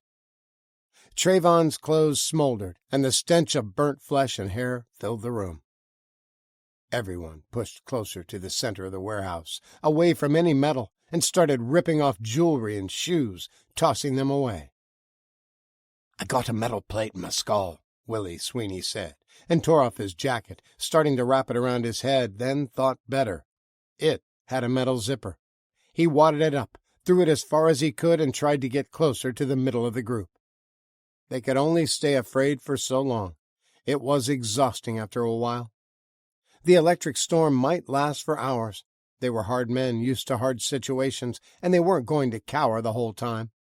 They gingerly plucked boxes of power bars and plastic bottles of cola from the pallets of groceries. Nobody dared touch a can, no matter how tasty a Spam might be. The fury of the arcing lightning storm dissipated sometime in the night. Morning found them sitting back to back in a tight circle, leaning on each other, sharing body warmth. There were blankets and pillows upstairs in the makeshift bunk room, but nobody dared walk up the metal steps or touch the metal door to open it. Connor stood up stiffly and stretched. Like the others, he hadn't slept much, maybe a quick doze here and there. He moved slowly out of the circle, wary of any sparking or hissing, found his boots and put them back on. His building hadn't been hit, but windows were blown out. He walked over to the door and stood in front of it as some of his men gathered behind him. He reached out and quickly touched a finger to the metal knob and jerked it back. He hadn't felt anything except the coolness of it. He did it again, left his finger on it a second longer, then took a deep breath. He grabbed the knob and twisted, opened the door, and looked out at the damage on the street. The brunt of the solar tsunami was over. It had been a weird storm, one with no wind or rain, just a ceaseless bombardment of lightning. The sky was still a multicolored rainbow of slow-moving color, but it seemed faded, less intense. The strobing lightning high in the atmosphere lit up the early morning sky, but it was far away and indistinct. The more immediate danger came from the glow of orange and the thick black clouds of smoke filling the air from the fires. They slowly moved out of the warehouse and onto the street and looked around in disbelief. The city across the river was on fire. Orange flames were shooting out of nearly every high-rise, and the tops of some of the buildings were missing, completely blown off by 100 direct hits. Hunts Point was in shambles, but the old brick buildings had tar roofs and were only a couple of stories tall. The lightning strikes had been random, not concentrated. "I need to check on me Mum," Leon said. "I need to see if her building was hit. Can I bring her back here, Connor? I can't leave her to fend for herself without power." "Aye, of course, mate. I think we all need to see how bad things are," Connor said. "But I need a few of you to guard the warehouse. We managed not to get electrocuted or burned out. Let's not lose what we have to lowlifes prowling around looking to nick anything they can. They'll be bold with no power. There won't be any alarms, and it won't take them long to realize the stores won't be opening back up for a while." As they crossed the street to the parking lot, they could see the fires in the distance, buildings that hadn't been as lucky and had taken direct strikes. A huge column of smoke rolled skyward from 8 or 10 blocks over. The fuel tanks used for refilling the trucks at the food warehouse were in full flame, the diesel burning hot and bright. They stared at the licks of flame that could be seen in the black clouds, the dangling electric and phone lines with the rubber coating burnt off, and the brick buildings that had been struck by lightning. The street was littered with shattered glass, chunks of concrete, and parts of transformers that blew apart. Things were bad, a lot worse than he thought was going to hit them. Connor needed to check on the power plant, see if they got it offline, and maybe try to figure out how long it might take to get it up and running. Judging from the condition of the wires dangling from the blackened poles, it was going to be a while. He was pretty sure he had the month of downtime he'd hoped for, probably a lot longer. He smiled a grim smile. With the food warehouse on the other side of the point going up in flames, his little supply just got that much more valuable. He breathed a deep sigh of relief. He wouldn't be losing his ass. He wouldn't have the cops snooping around investigating a bunch of stolen trucks. "Do what you gotta do," he told his crew that followed him to the parking lot. "Be back here in a few hours. Keep your eyes open and let me know what you see when you get back. Watch for cops or National Guard. I need to know how many and how organized they are." Some looked lost and kept staring around at all the damage. It looked like a war zone, like somebody had indiscriminately shelled the neighborhood. Connor hit the remote to unlock his Lincoln, but nothing happened. He used the key, and as soon as he opened the door, he smelled the fried circuits, the burnt wires, and saw the digital dashboard melted, drooping over the steering column. The other cars were much the same. A few had caught fire, igniting others that had parked too close. That explained some of the explosions they heard last night, gas tanks going up. He was starting to rethink his 1 month of downtime. If every car and truck in the world looked like his, it was going to be a long, long time before things got back to normal. Chapter 16. Camp David, Day 5. Frederick County, Maryland, 8 a.m. President Forston lay in darkness on the plush pile carpet, his wife by his side, both breathing shallowly, trying not to cough and to conserve what good air there was left. Smoke filled the upper area of the rooms. Without the ventilation system, it just hovered. He was in the nuclear-hardened deep underground presidential suite at Site R, the bunker that kept the government running in a worst-case scenario. Except nobody had planned on a CME as big or destructive as the one they had been hit with. Nobody had seen it coming. Except they had. A few people anyway, and he'd shut them down. He'd even had the head of the FERC detained, kept in a holding cell overnight. He hadn't been trying to be a dictator. He'd been trying to keep the country from panicking. Should have listened, he thought bitterly. Should have let them panic. After they had arrived at Camp David and he'd seen the lightning storms descending from the upper atmosphere, he'd insisted he be taken to the bunker. The bunker that would withstand a direct nuclear strike. It was 6 miles away through an underground tunnel, and nobody advised against it. Nobody stood up and told him he might get trapped there if the storm coming was as bad as Jameson said. Of course they hadn't. He'd shut Jameson and others like him down, hadn't he? Nobody heard their warnings. Even once they posted their documented concerns online to try to alert as many people as possible, his team had gone into action immediately and labeled it disinformation, fear-mongering, and hate speech. It had been deleted almost as soon as it was posted. He wasn't exactly sure the sequence of events that led to them lying alone in the dark, but he could guess. The high-powered communications array that sat on top of the mountain had attracted the lightning, and it had been fried. The particle energy had traveled down the cables, blowing through the safeties and fail-safe switches just like Jameson said they would. The generators melted and everything shut down. The lights, the air supply, the heat, the water, everything. They'd seen the arcs of light coming out of the sockets, and the light bulbs exploded. They smelled the burnt wiring, and acrid smoke filled the rooms.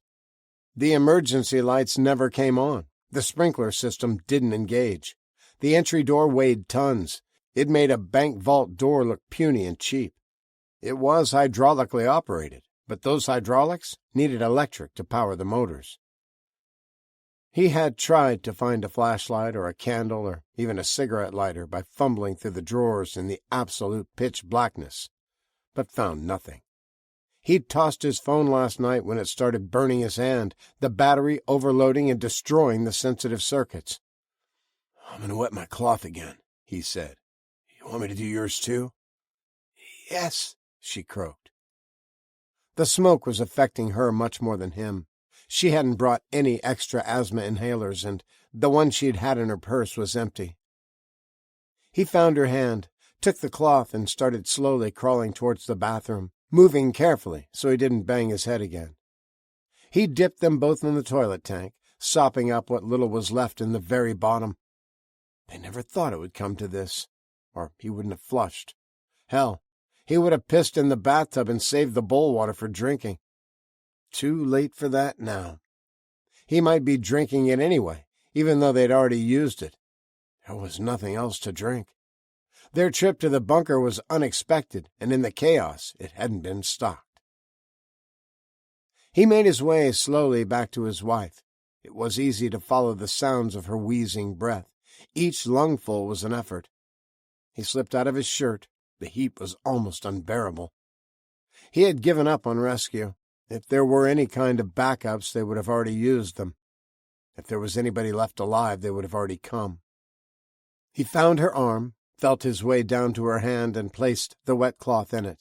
He didn't think she would last much longer. She didn't. He had no idea how much time had passed, but he thought the smoke was still curling up out of the outlets from a fire smoldering somewhere in the complex, probably inside the ductwork. It was hanging lower, barely a few feet from the floor. The darkness was so thick, so complete, that it was absolute black. He couldn't see his hand in front of his face no matter how hard he squinted. They had shed their clothes in the stifling heat, and he carefully worked her back into her dress, taking care not to button it up crooked. It took a while to find her shoes, but he slipped them back on and took the last dredges of clean water and washed her face. He dragged her up on the leather couch and folded her hands over her heart. The First Lady of the United States shouldn't be found, if she ever was, in an undignified state. He was coughing heavily by the time he'd found his clothes and put them back on. He smoothed them, made sure his tie was straight, and felt his way over to the office and his desk. He opened drawers until he found a pad of paper and an ink pen. He couldn't write anything eloquent, something to be remembered for the ages. His mind was cloudy, the air was thick, and he could taste the smoke as he breathed it in.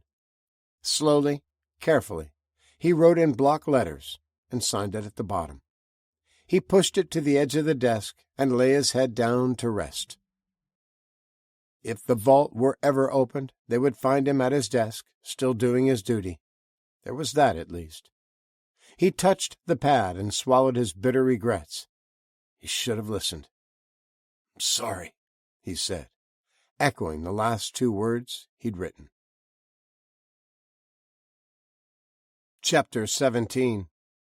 CW Post Campus, Day 5, 5 p.m. The aurora still shimmered in the sky, but the colors were pale, and the ordinary blue was the dominant shade. Puffy white clouds drifted by, and the sun shone normally, unaware and unconcerned of the devastation it had wrought on the little planet that circled around it. "No one is coming," Natasha said. "We must."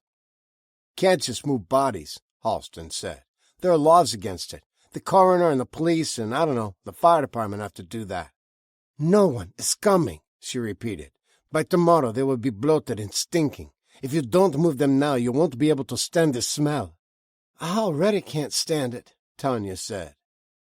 Natasha gave her a grim smile and rubbed her shoulder. Blake had been one of the first bodies they found when they came in from the field. He and a group of others had sheltered under a steel-roofed gazebo. They only identified him by his letterman's jacket, the one from his high school. She had held up well. She'd cried, but they were silent tears of pain. No wailing, no hysterics. They ventured further, found the destroyed buildings, and started trying to find survivors.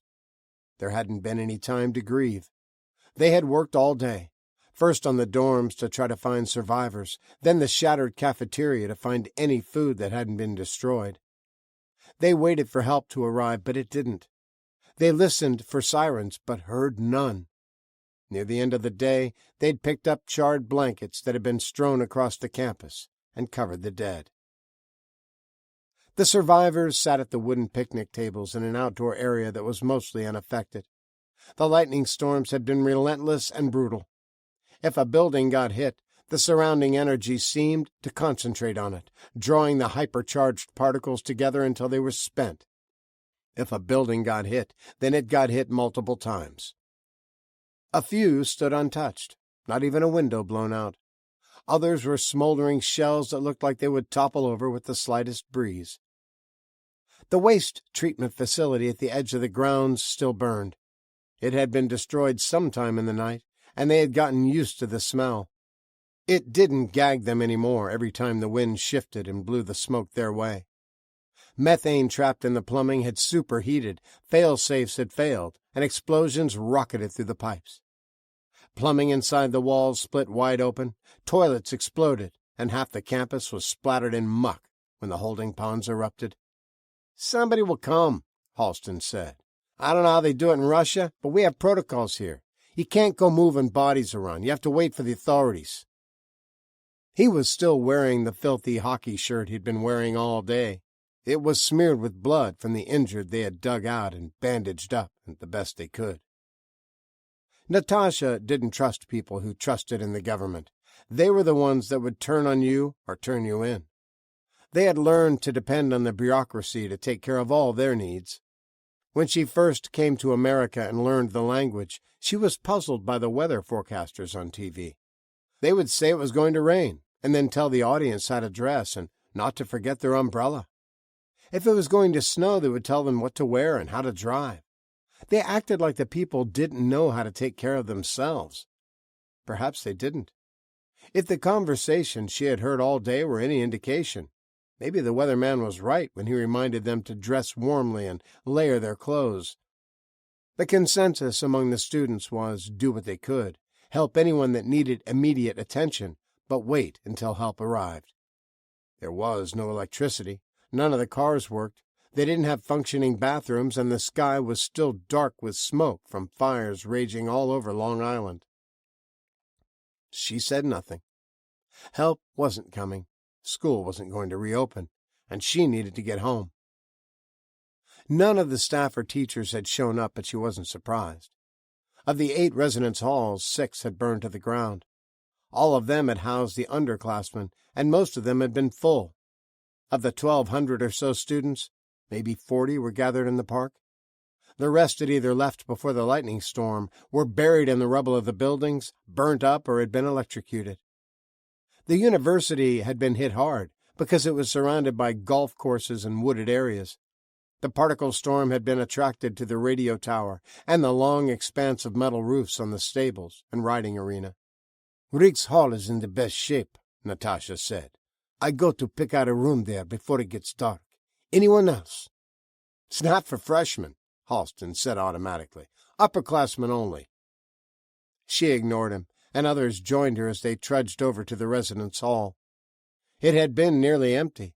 Most of the juniors and seniors had hopped in their cars and gone before the storms got bad. Their families wanted them home. Halston and a few of his friends had stayed behind. They either lived too far away or didn't believe things would get so bad. They had watched the wild night of mayhem from their dorm, chugging beers to keep up their courage. The students went quietly into the mostly intact building and split up to find a place to sleep, a place to call home for the foreseeable future. They were exhausted. It had been a long, grueling day, and no one had slept the night before. The rescue efforts had been haphazard at first, with some digging frantically for their friends and others sitting in the park, shell-shocked and waiting for help to arrive. They eventually got together and started going as a group from building to ruined building. They only found a few people still alive.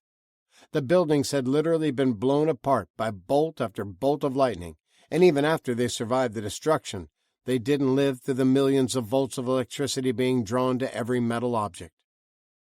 Tanya chose a room on the first floor and forced the door. It opened up on a common room with 4 double bedrooms and a bathroom. She closed the door to the destroyed bath. The smell wasn't too bad. The fire had flash-burned everything in the pipes. The stains on the ceilings and walls had dried out during the day and couldn't be smelled over the reek of their own sweaty bodies. She checked each room as her friends watched from the hallway. No bodies. No one had been electrocuted. "This one is mine," she said, and went into a double room that had obviously been a female's. The others went to check out their new rooms as Tanya followed her in and picked a bed on the same side of the room as the one in their dorm had been. Halston came into the building a few minutes later and watched from the doorway, annoyed they would break into someone else's rooms, but knew there was nothing he could do about it. The unwashed heathens were just taking whatever they wanted. He should have left. He should have gone home when he had a chance. He'd called his father a few days ago, before the phones went dead, but he'd told him to stay on campus. "Don't let fear run your life," he'd said. "This'll blow over, and how would that look? A Raleigh running scared like a whipped pup." Now he was stuck here with no way to get anywhere. His Mercedes was less than useless. Besides not starting or even clicking when he'd tried, a tree branch had fallen on it.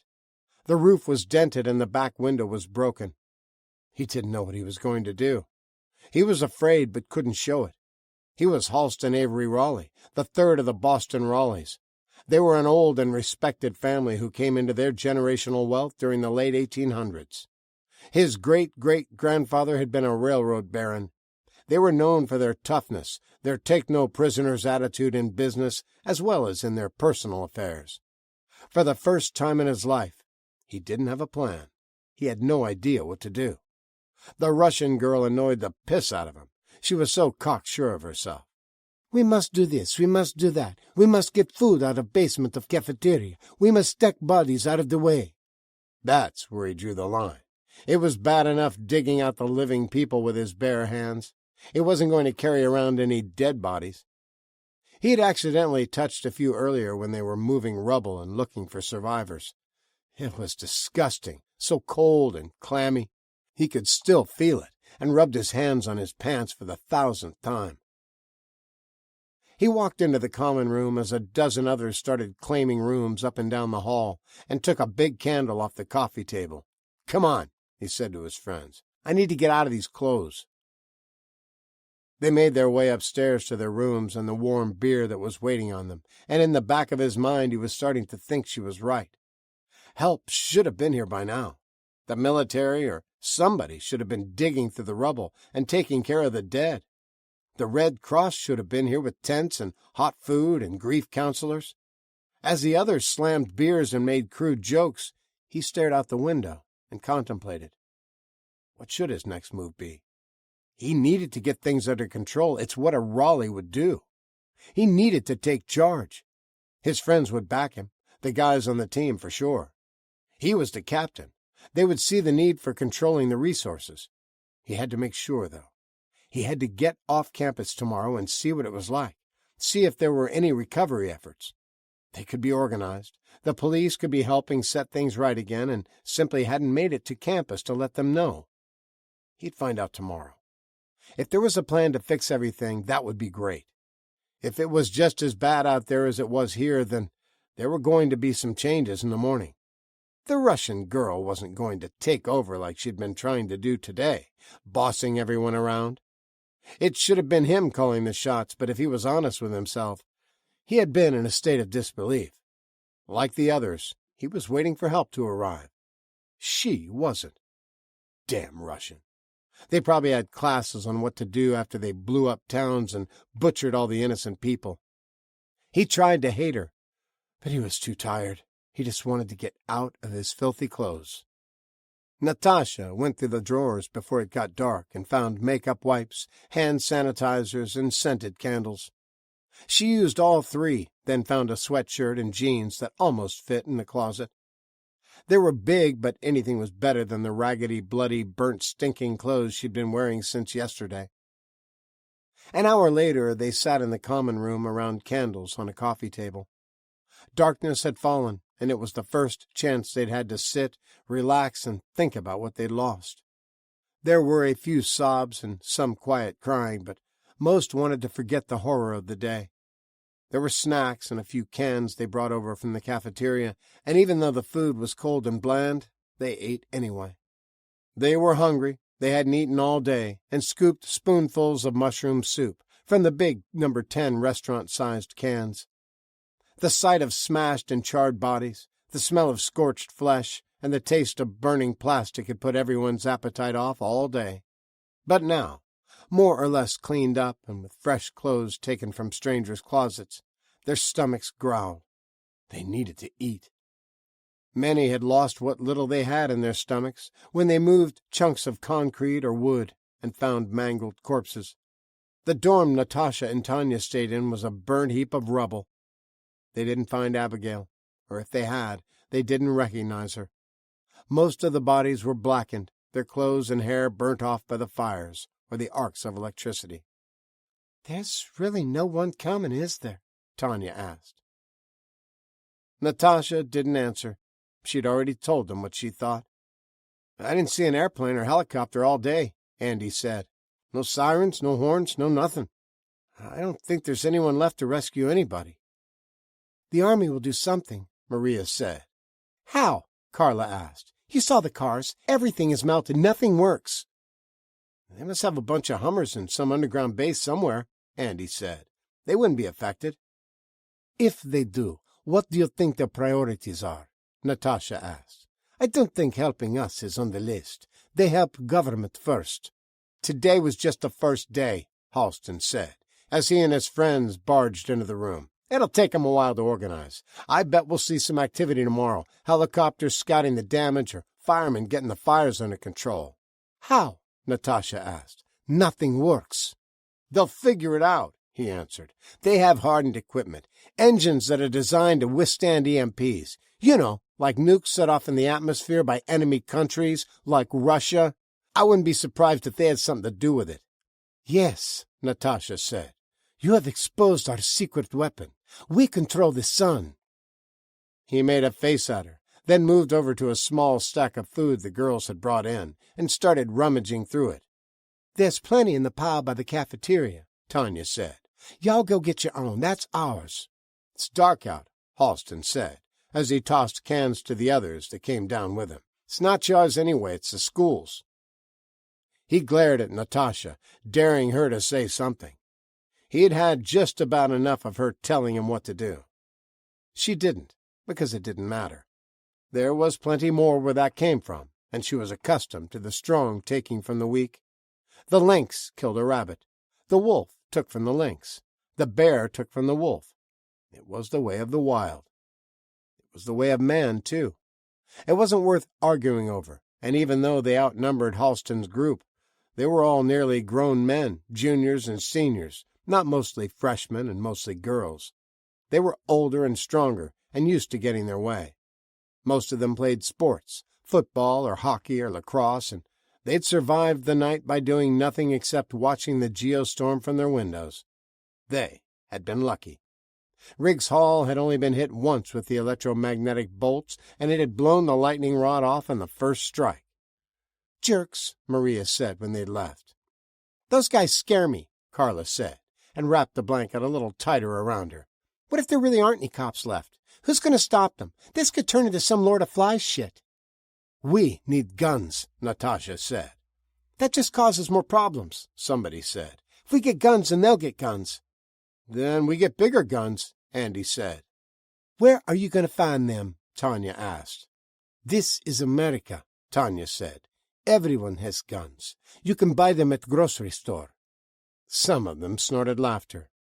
This ain't the South, honey, Tanya said, and patted her knee. In some states, it's really hard to buy a gun. New York is one of them.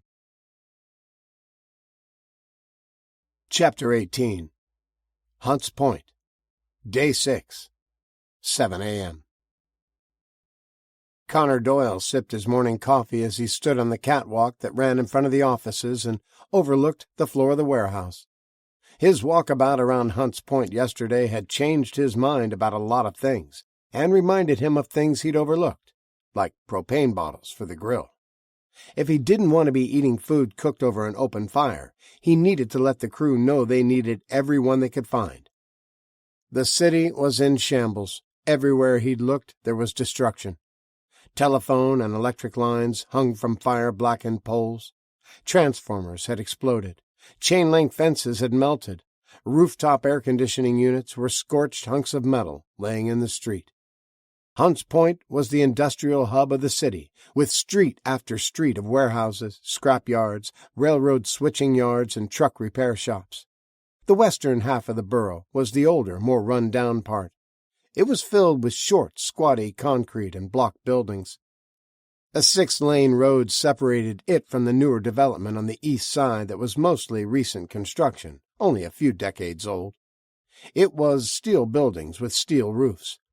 They were fast and easy to build, half the cost of brick and mortar, and they were still burning.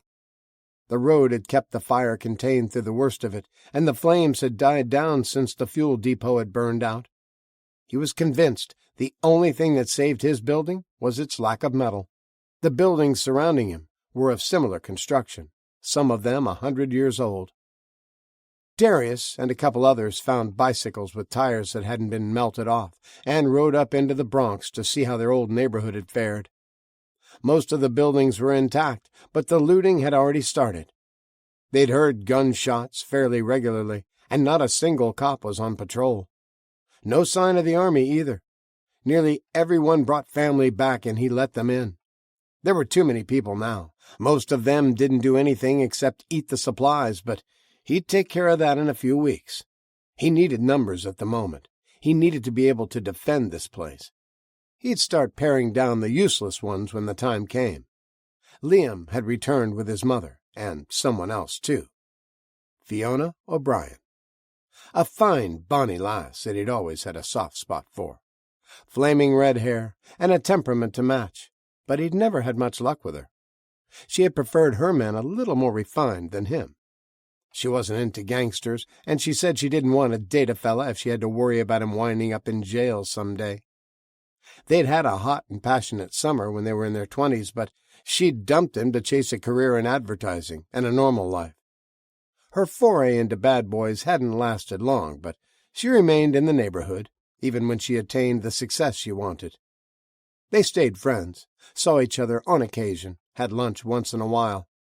She'd had a steady boyfriend for years, but they'd broken up a while back. He wondered if she was with Liam now, and they had been keeping it a secret. No secrets now, not with everyone living on top of each other in the warehouse. That was another thing that was going to have to be addressed soon. There were a couple of buildings nearby they could take over and spread people out a little, once things settled down. Connor decided he wouldn't be selling his supply of food after all, and contemplated his next move. He had a handful of guys from his old neighborhood, and he trusted them as much as he could trust anyone. They'd been together since high school. The others in his crew had worked for him on and off for years, but he didn't know how far their loyalties went. They knew of his stash. Probably the biggest one left in the city, but it wouldn't feed the masses. The city had put all their eggs in one basket. All of the major distributors were on the point, and all of those hundreds of tons of food were gone. Burn up, nothing but ashes. That left him in a prickly situation if help wasn't going to arrive in the form of National Guard or FEMA or Red Cross, and he was pretty sure it wasn't. Nobody had planned for a catastrophe on this scale. It wasn't localized. The news said the auroras had been bright and shiny all around the world. So had the lightning storms. Help wasn't coming from Missouri or Alabama, or Canada or Mexico either, for that matter. They were on their own, and the city wasn't a good place to be. He couldn't kick any of the crew to the curb to save the food for himself. They'd be back in force when they got hungry. He could kill them off, make sure they didn't talk, but that wouldn't do any good either. Too many people knew what he'd been doing for the last few days. Some had laughed about it, and took the money thinking he was overreacting, but they wouldn't be laughing in a few weeks.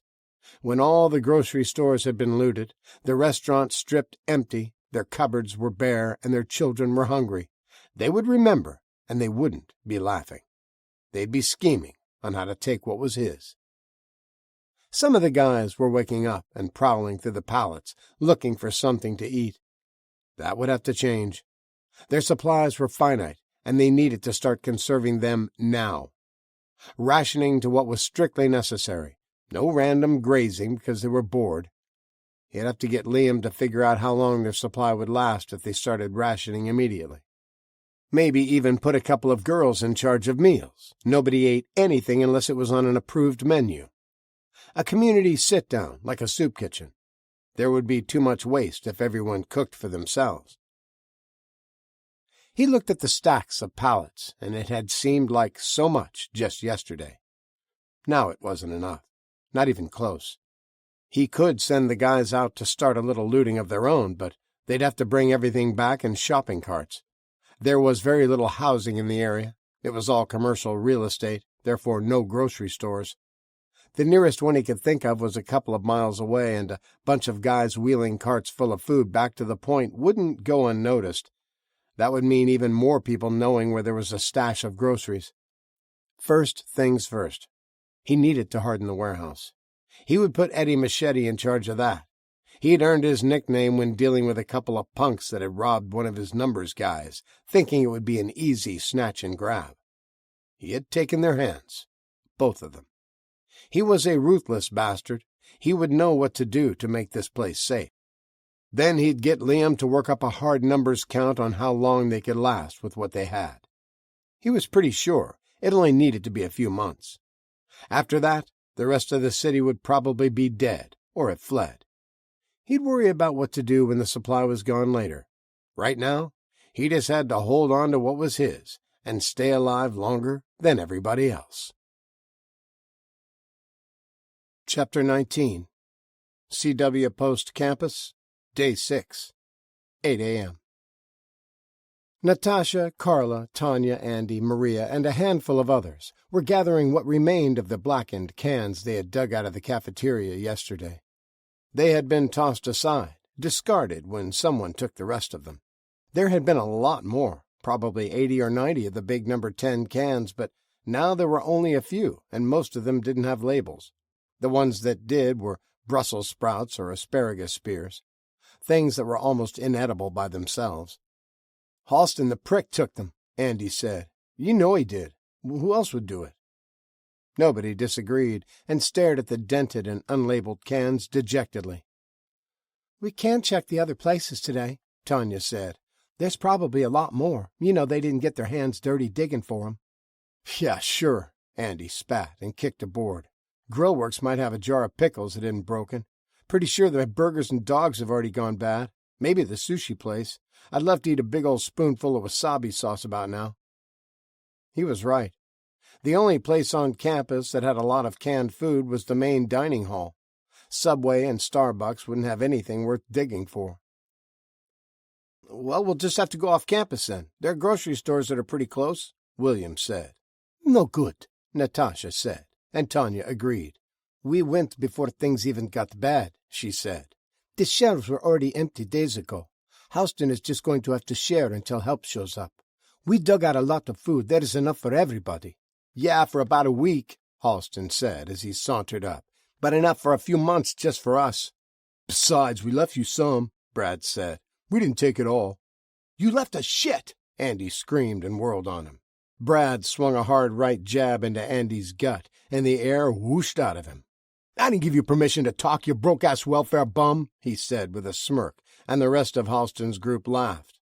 Tanya and Marie hurried to him as he sat red-faced on the ground, trying to draw a breath.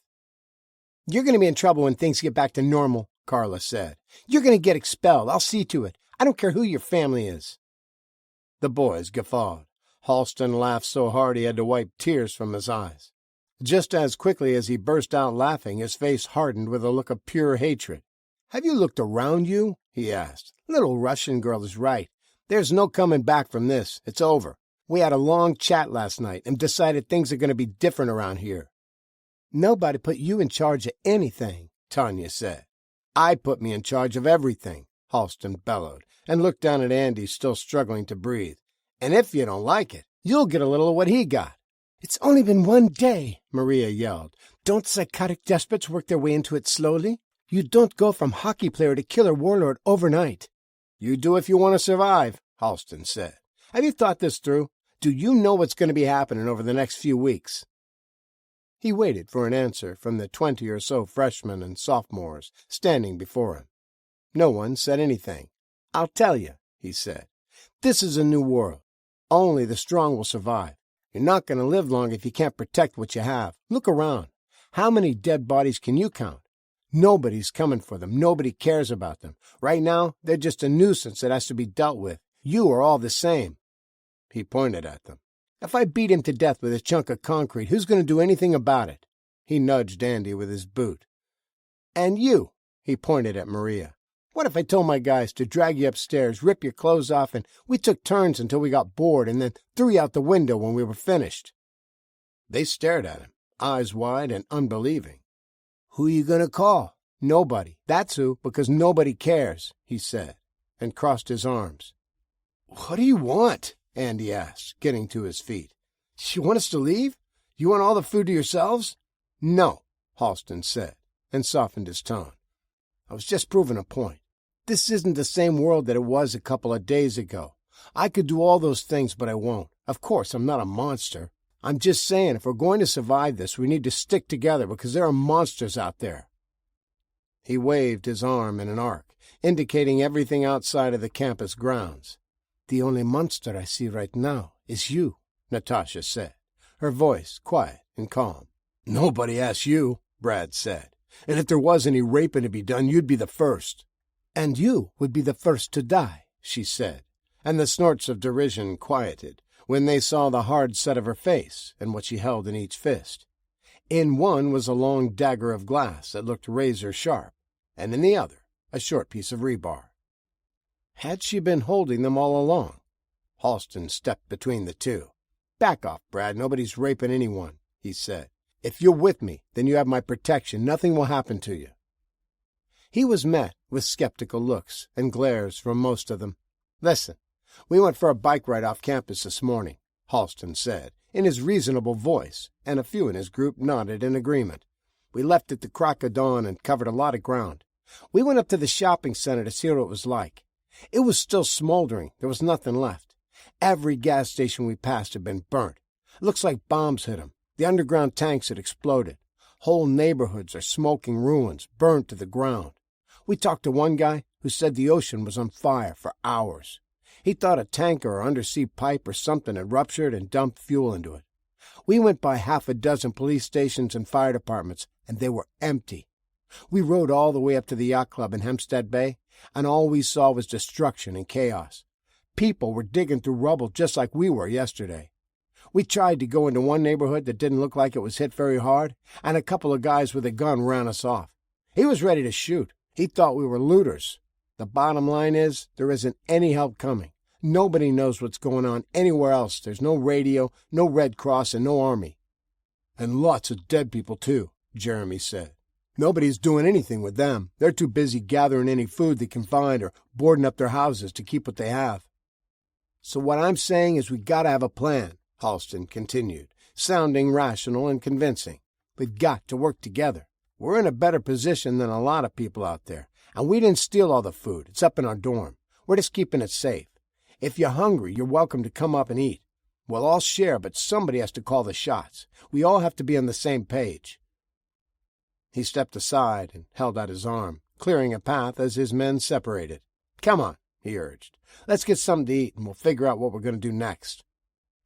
Jamie was the first to move, and one by one, the group followed. "You going?" Tanya asked, and Natasha shook her head. "Me neither," Andy said. Carla hesitated. Halston was being an ass, but he made good points. Besides, she was hungry. She joined the rest of her classmates on the walk to get breakfast. Maria stood her ground, and she didn't move. "Suit yourself," Halston said. "But think about it. There are probably gangs out there roaming around looking to steal whatever they can. If you change your mind, you know where we are." "Yeah, right," Andy said quietly to his retreating back. "Gangs of posh people wandering around looking for more Grey Poupon to spread on their caviar. I think you forgot we're in the ritzy part of town." "You should join them," Natasha said, when the group was out of earshot. "He is right. You'll need numbers to protect yourselves, and the more of you there are, the better chance you have of keeping him in line."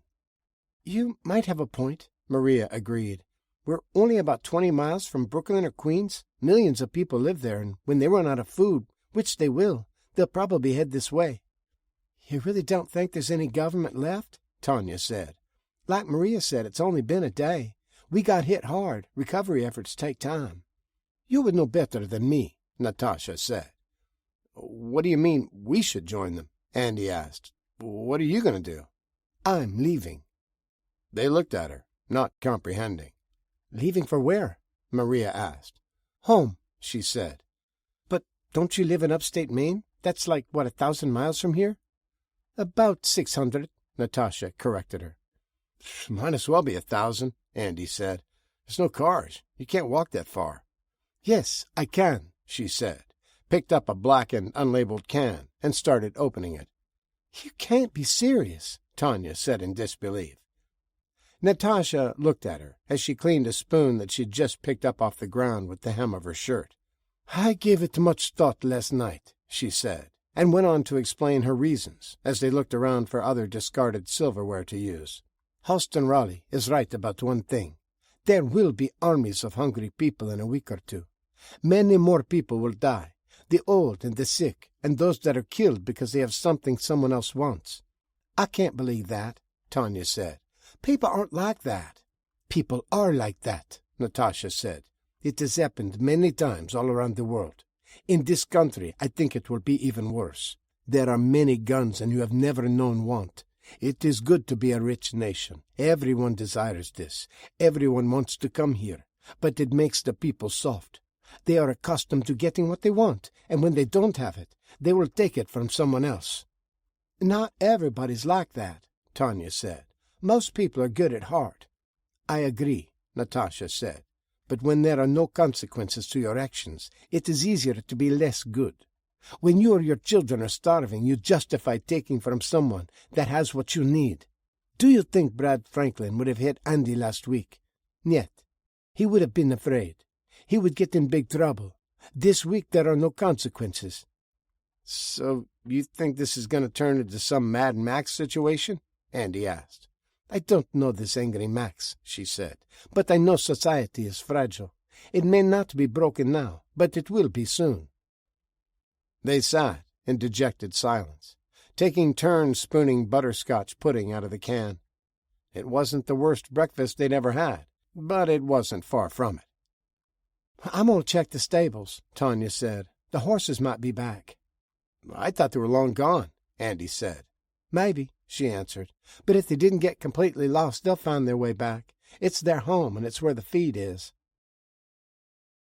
They hurried past the blanket-covered bodies that were laid out in a neat line near each destroyed dorm, or spread out in the grass or parking lots where they fell. They hadn't moved those bodies, and some of the blankets had blown off. They hadn't started to bloat yet, but they had definitely started to smell. She was right. Most of the horses were in the corral and pawing through what was left of the grain bin. "Go on, shoo," Tanya said, and ran them off. They whinnied and danced away, but they didn't go far. Maria shut the gate as the rest of them searched for a barrel that wasn't burnt or broken to scoop the feed into. Most of the horses had lost their blankets they had put on to try to calm them. The few that remained were torn and dirty. Natasha found the tack room under a pile of twisted metal, and slowly they started to dig their way in. Once they dragged the saddle out, things went quicker. Tanya put it on hot sauce and led him over to the pile of rubble. With one end of a rope tied around a beam and the other on his saddle horn, she coaxed him forward to drag it off. A few hours later, they had everything that was salvageable laid out on the ground and were untangling harnesses and ropes. "I think I'll take one of these," Natasha said. "Better than walking. Which one do you think, Tanya? Which is best for long ride? Would Smoky be good?" "You're leaving now?" Maria asked. "No, thinking ahead, making plan," Natasha said. "I'll wait for another day, gather what I need, see if Houston Raleigh was wrong and government starts helping." "Can I come with you?" Andy asked. "I've got nowhere to go. Think your folks will let me stay and help on your farm?" "We don't have farm," Natasha said. "Raising reindeer is not like raising cows or pigs. We are herders. They go where they want over many thousands of acres. We don't feed them or keep them in fences. We're only there to steer them away from towns and keep them safe, mostly from hunters." His face fell. "Oh," he said. "Okay." "I bet upstate Maine would be a good place to be," Tanya said. "Vast areas of wilderness, plenty of wild game, and no people. If there really isn't anyone going to fix this mess," she added quickly. A part of her still not accepting the world of last week was gone and wouldn't be coming back. "Better than Tucson," Maria said. "I don't know how anybody is going to survive out there. It's a desert, and old people die of heat stroke every time the power goes out for a few hours. No air conditioning." "Are you going to try to go back?" Tanya asked. Maria shook her head and blinked back the tears that had come out of nowhere. She was a first-generation immigrant, born in Arizona, fifth child and first daughter of Francisco Garcia, the owner of Garcia Copper Mines. He had been wealthy in Mexico, but had become obscenely wealthy in America. "I want to," she said, "but how can I? It's on the other side of the country. I wish I would have let Daddy send the jet for me when all this started. Now I'm stuck here until things get fixed, if they ever do." "Your father has his own private jet?" Andy asked. "Wow." She shrugged. She had grown up with the trappings of wealth all around her. It was simply the way things were. Her grandmother had emigrated with them, and she remembered being poor. Her husband had risked everything on a used-up mine that he was sure had at least one more vein he could tap. They struggled for years before the money started coming in, and she never forgot what it was like to be hungry. When Francisco took over the business after his father died, he took bigger risks that paid off. When they came to America, she wouldn't let him spoil his sons. They had no idea they were rich until they were almost grown. She kept them humble with a firm hand that no one dared dispute. She made them appreciate the blessings they had and wouldn't tolerate anyone thinking they were better than anyone else. By the time Maria came along, the first daughter in the family, she had relented a little. Maria accepted their wealth, was glad for it, but didn't care about expensive purses or shoes.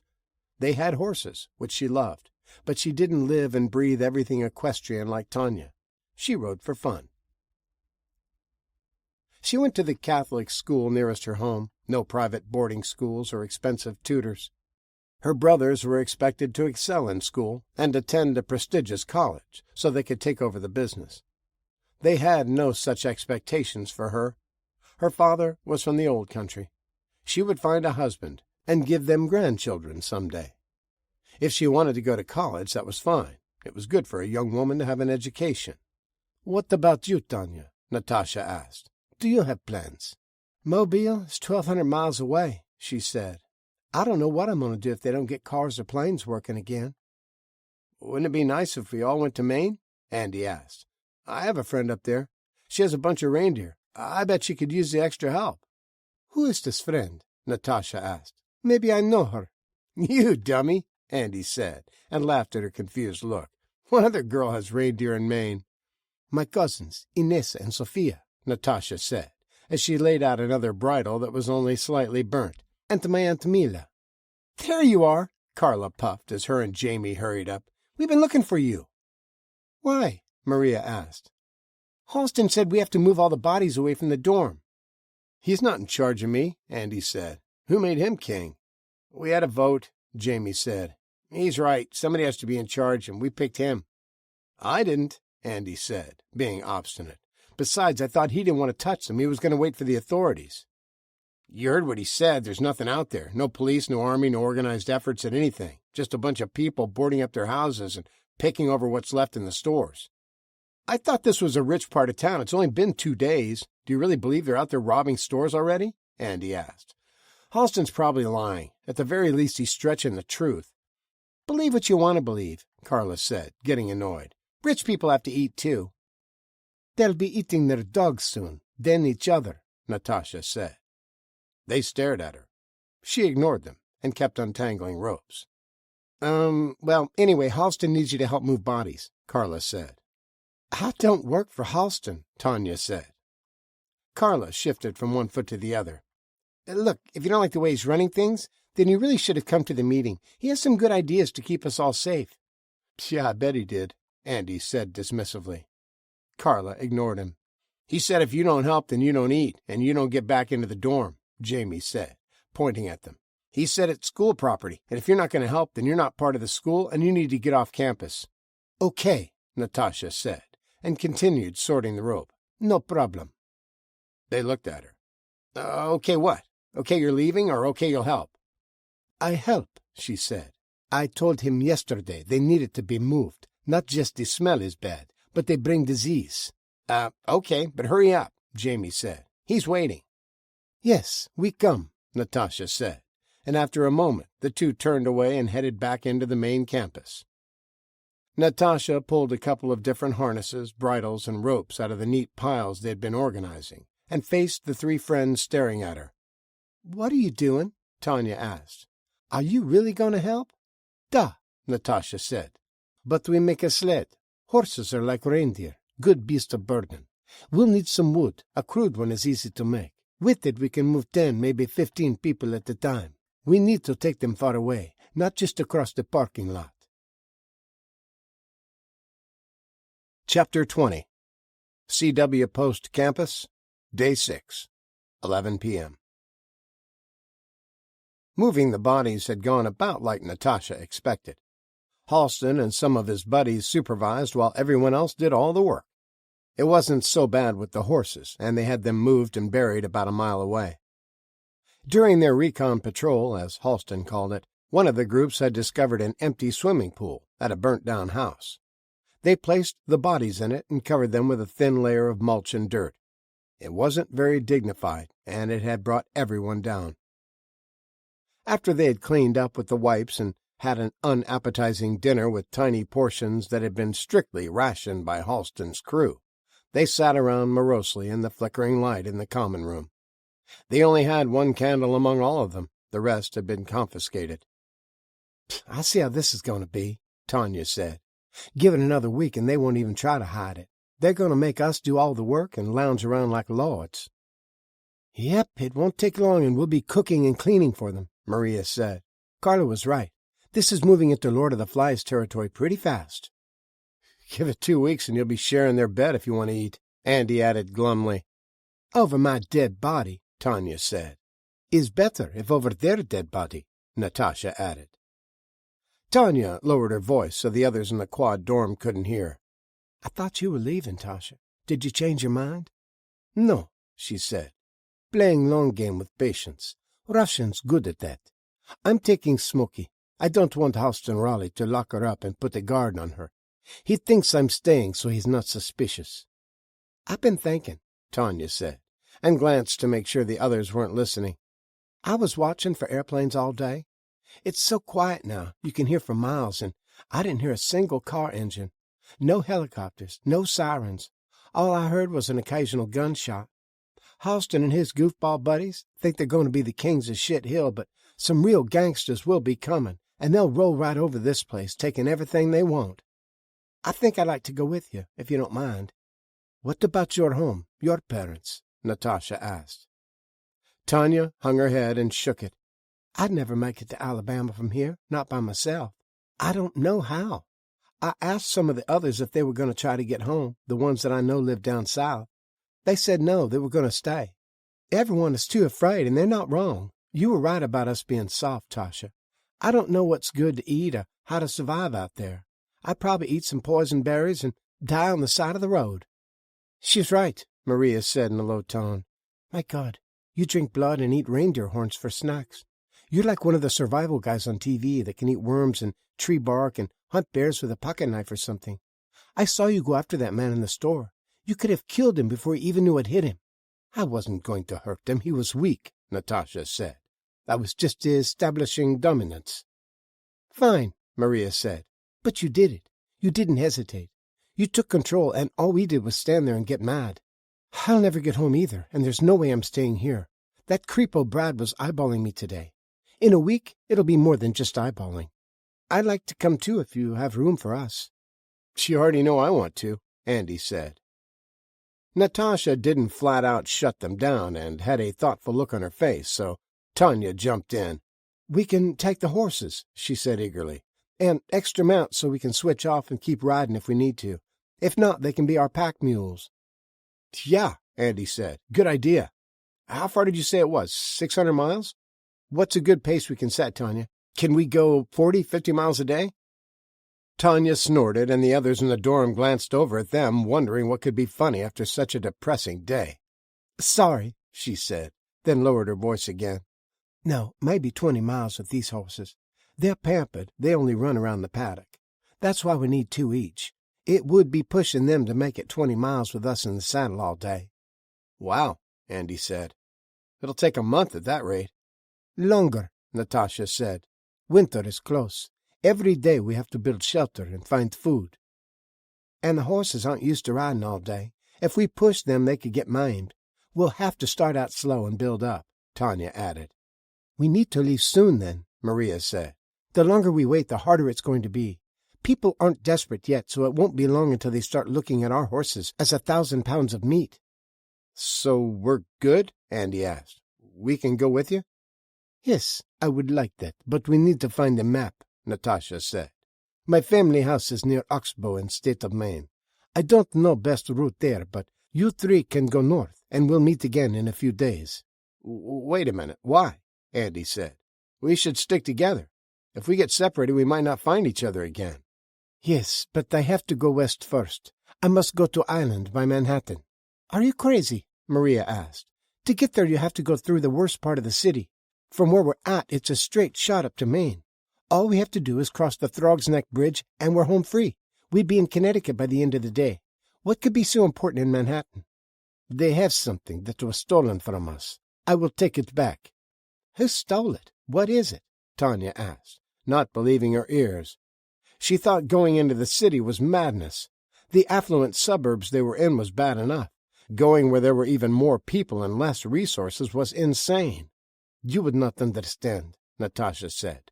It was taken from my village when I was young. I tried to stop them and got this. She pointed to her face at the small scar on her eyebrow and the slight crook of her nose. I assumed you got those fighting a wolf or something, Andy said. Some of the stories you told us are pretty wild. Niet, she smiled. Worse, wolves in men's clothing. In a quiet voice, she went on to explain what had happened, how her village had been entrusted with the ancient artifact for centuries, and for centuries before that, before Russia was even a country. Her ancestors had protected it. Their church says it belongs to them, but that is a lie.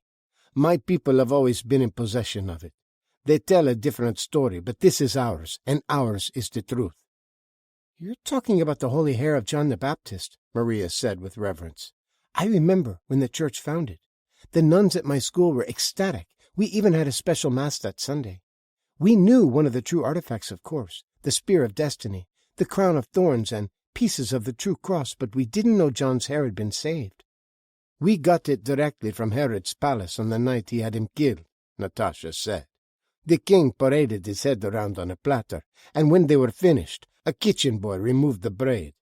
It was taken to Jesus, and he wept over the death of his cousin. He used it to wipe his tears. He was so upset, he got in a boat and found a place to be alone and grieve. I know that story. It's in the Bible, Tanya said. Not the braid part, that was left out, but that was the day he fed 5,000 with a couple of loaves of bread and a few fish. That's right, Maria said. Then he walked on water and calmed the storm. How did your people get the braid after that?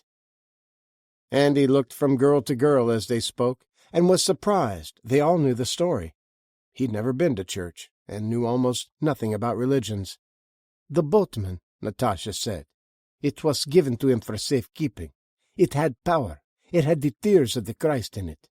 It is still black and shiny as if it were just cut yesterday. There were tales of it in Gnostic Gospels and ancient scrolls, but my people have kept its location a secret for thousands of years. Okay, I get it. Somebody ripped you off, Andy said. But it's not worth dying over. The three girls stared at him, and fire was in Natasha and Maria's eyes. Maybe you don't hear so good, Natasha said coolly. It was stolen, and it has power. Sorry, he said. You're right. I don't understand. We didn't have any religion in the foster care. It was illegal or something. I'd never even been inside a church, but you are all different. Natasha, you're like, I don't know, some kind of Siberian religion. Maria, you're Catholic, and I'm not sure what you believe, Tanya. I'm a Southern Baptist, honey, she said. We judge the quality of a sermon by how sweaty the preacher is when it's over.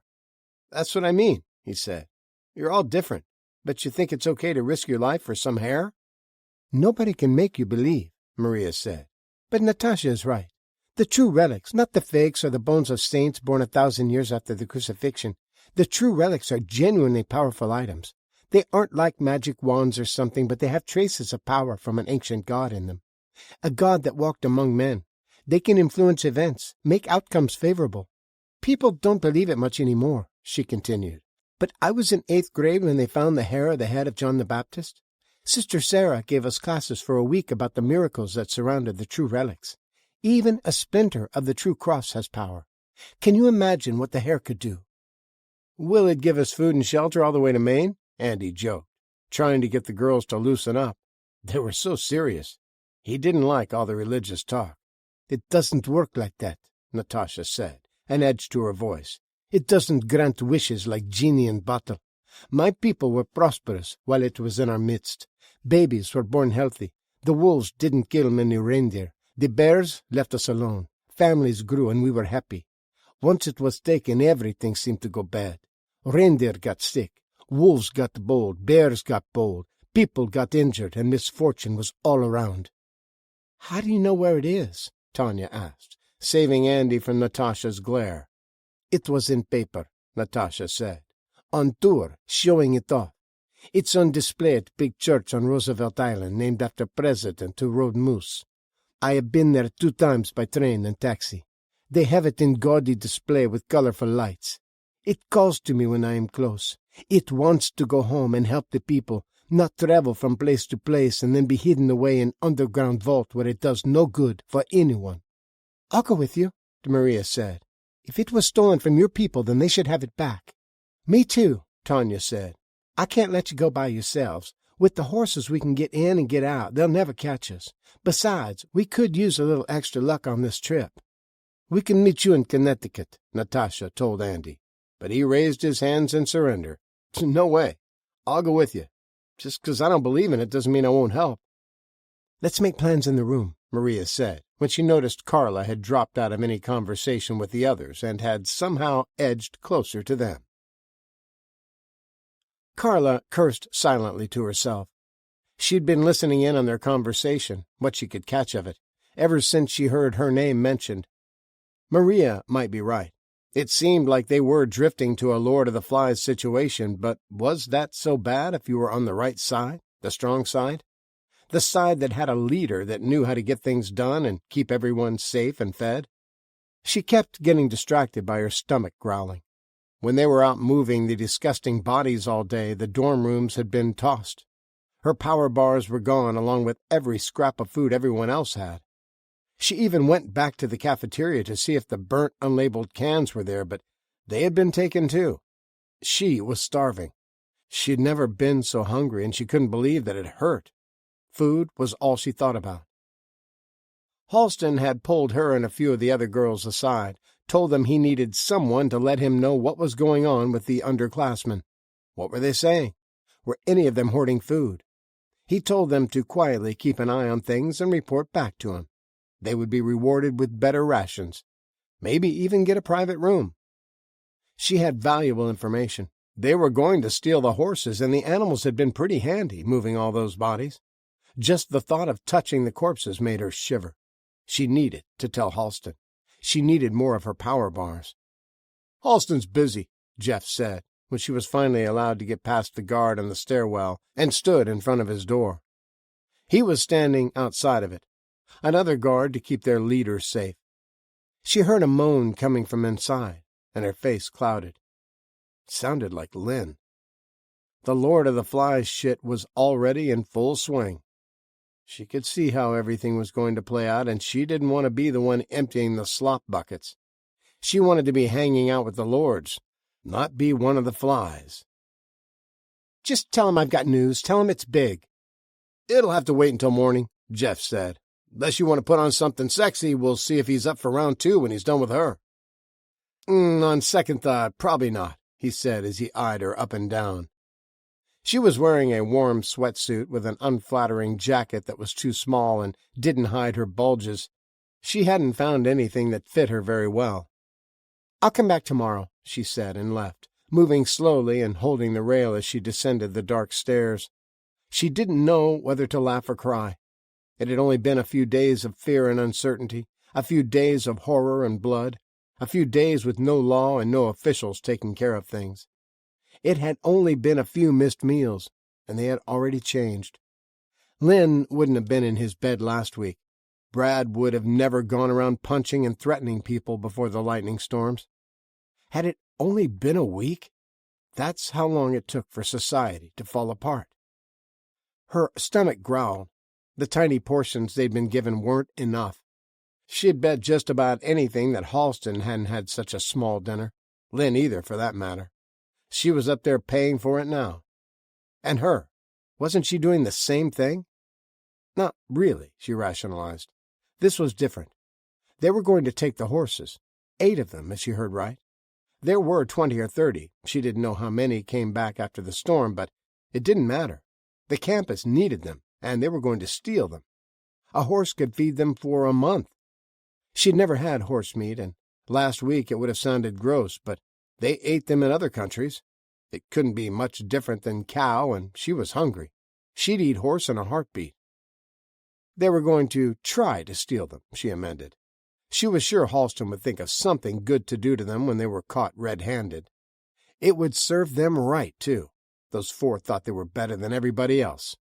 It was a new world with new rules, and rule number 1 was, you don't steal food from your friends. Andy pulled his jacket tighter as he hurried back into the dorm, where it was warm. At least warmer than it was outside. The November air was chilly. He wasn't going to use a slop bucket to take a whiz. It was gross. The bathroom stank. He'd rather go outside. Halston was talking about digging latrines, and he knew who would be the ones digging. He was glad they were leaving. The sooner the better. As he was reaching for the door, he heard someone coming slowly down the stairs and hesitated. He wondered who had gone upstairs to beg for more food, or trade their body for it, more likely. It wasn't his business, and he didn't want to embarrass whoever was taking the walk of shame, so he slid back into the shadows. He was surprised when he saw Carla glide by, the dim moonlight illuminating her face. He doubted Halston and his crew would want anything to do with her. They seemed like the kind of guys who would go for the cheerleader type, not the frumpy, serious student with a chip on her shoulder type.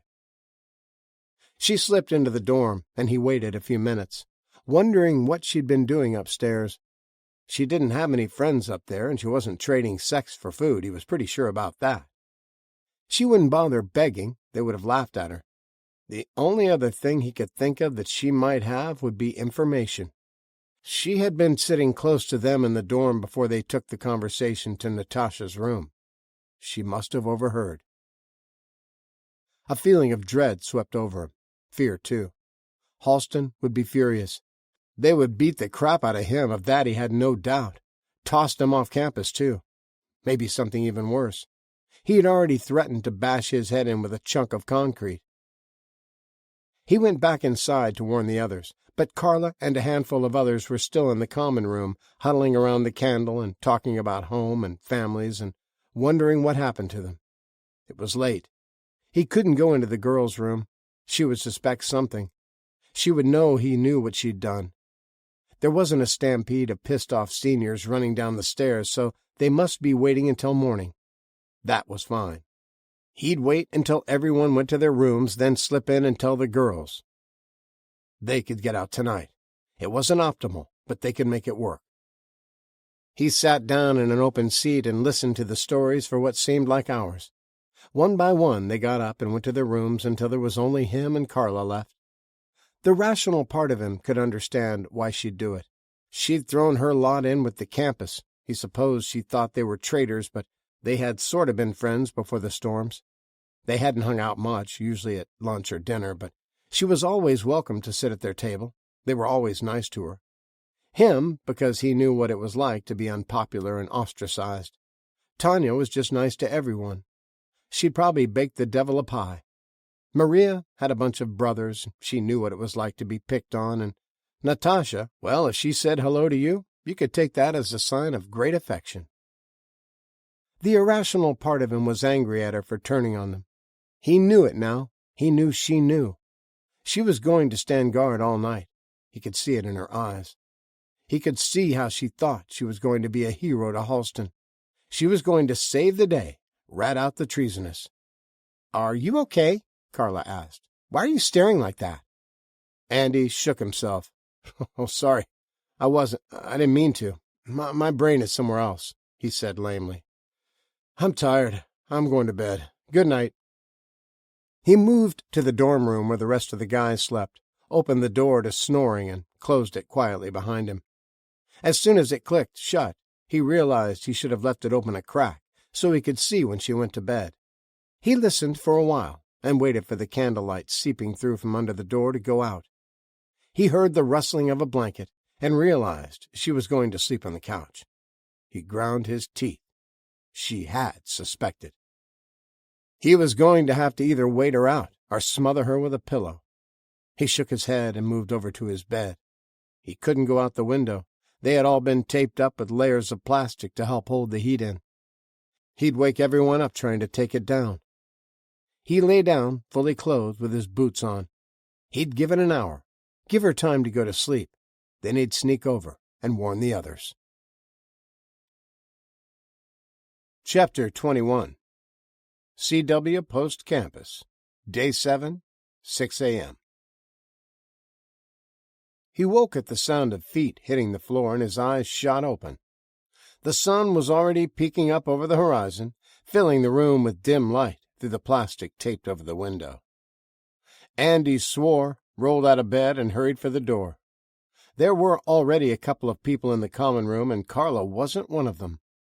He slowed his pace, walked over to Natasha's room, knocked once, then slipped inside. All three girls turned to look at him. Maria, sitting on the edge of her bed with the blanket wrapped around her, Tanya pulling a sweatshirt on over the one she was already wearing, and Natasha brushing her long black hair, wearing nothing but panties and a tight-fitting sleeveless T-shirt. "Oh, this better be good, honey, or they're going to be measuring you for a pine box," Tanya said. Maria just stared at him. She couldn't believe his audacity.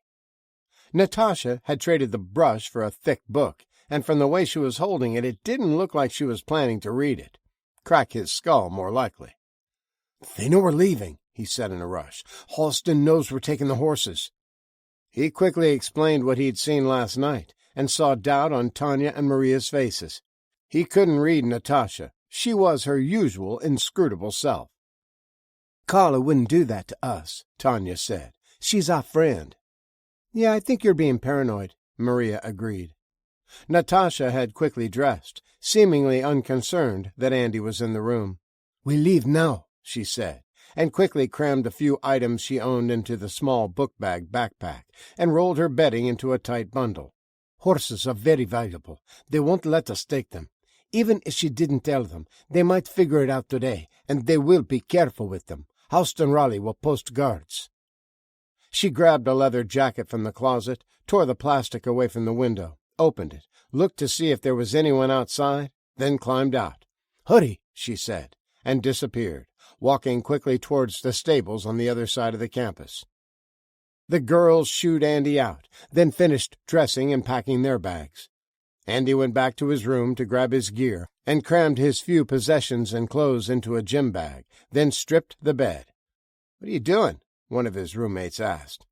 "These things reek," he answered. "Whoever slept here before me was nasty. I'm going to get 'em washed before Halston puts us to work digging those latrines." "Where?" Simon asked. "They open the laundromat back up and forget to tell us?" "The pond," he answered as he left. "Then lay them out on the rocks. They'll dry fast." He caught up with Tanya and Maria as they passed the tennis courts, all of them hurrying in the gray dawn light. Their breath hung in the air, but it would warm up once the sun rose. Natasha had the corral gate open to the paddocks, and Smoky, the beautiful black Frisian she'd claimed, saddled and waiting by the piles of gear they had sorted yesterday. She had ridden most of them, even the polo horses, but she and Smoky had clicked the first time she stroked her nose. She was leading Andy's mount over to the pile of saddles and harnesses stacked under a tarp when the others ran in and started helping.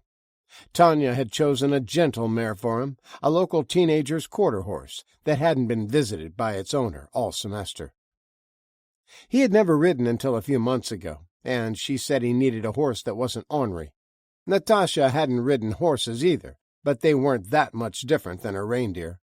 She learned quickly, and within a few days she was keeping up with Maria as they put the horses through the paces.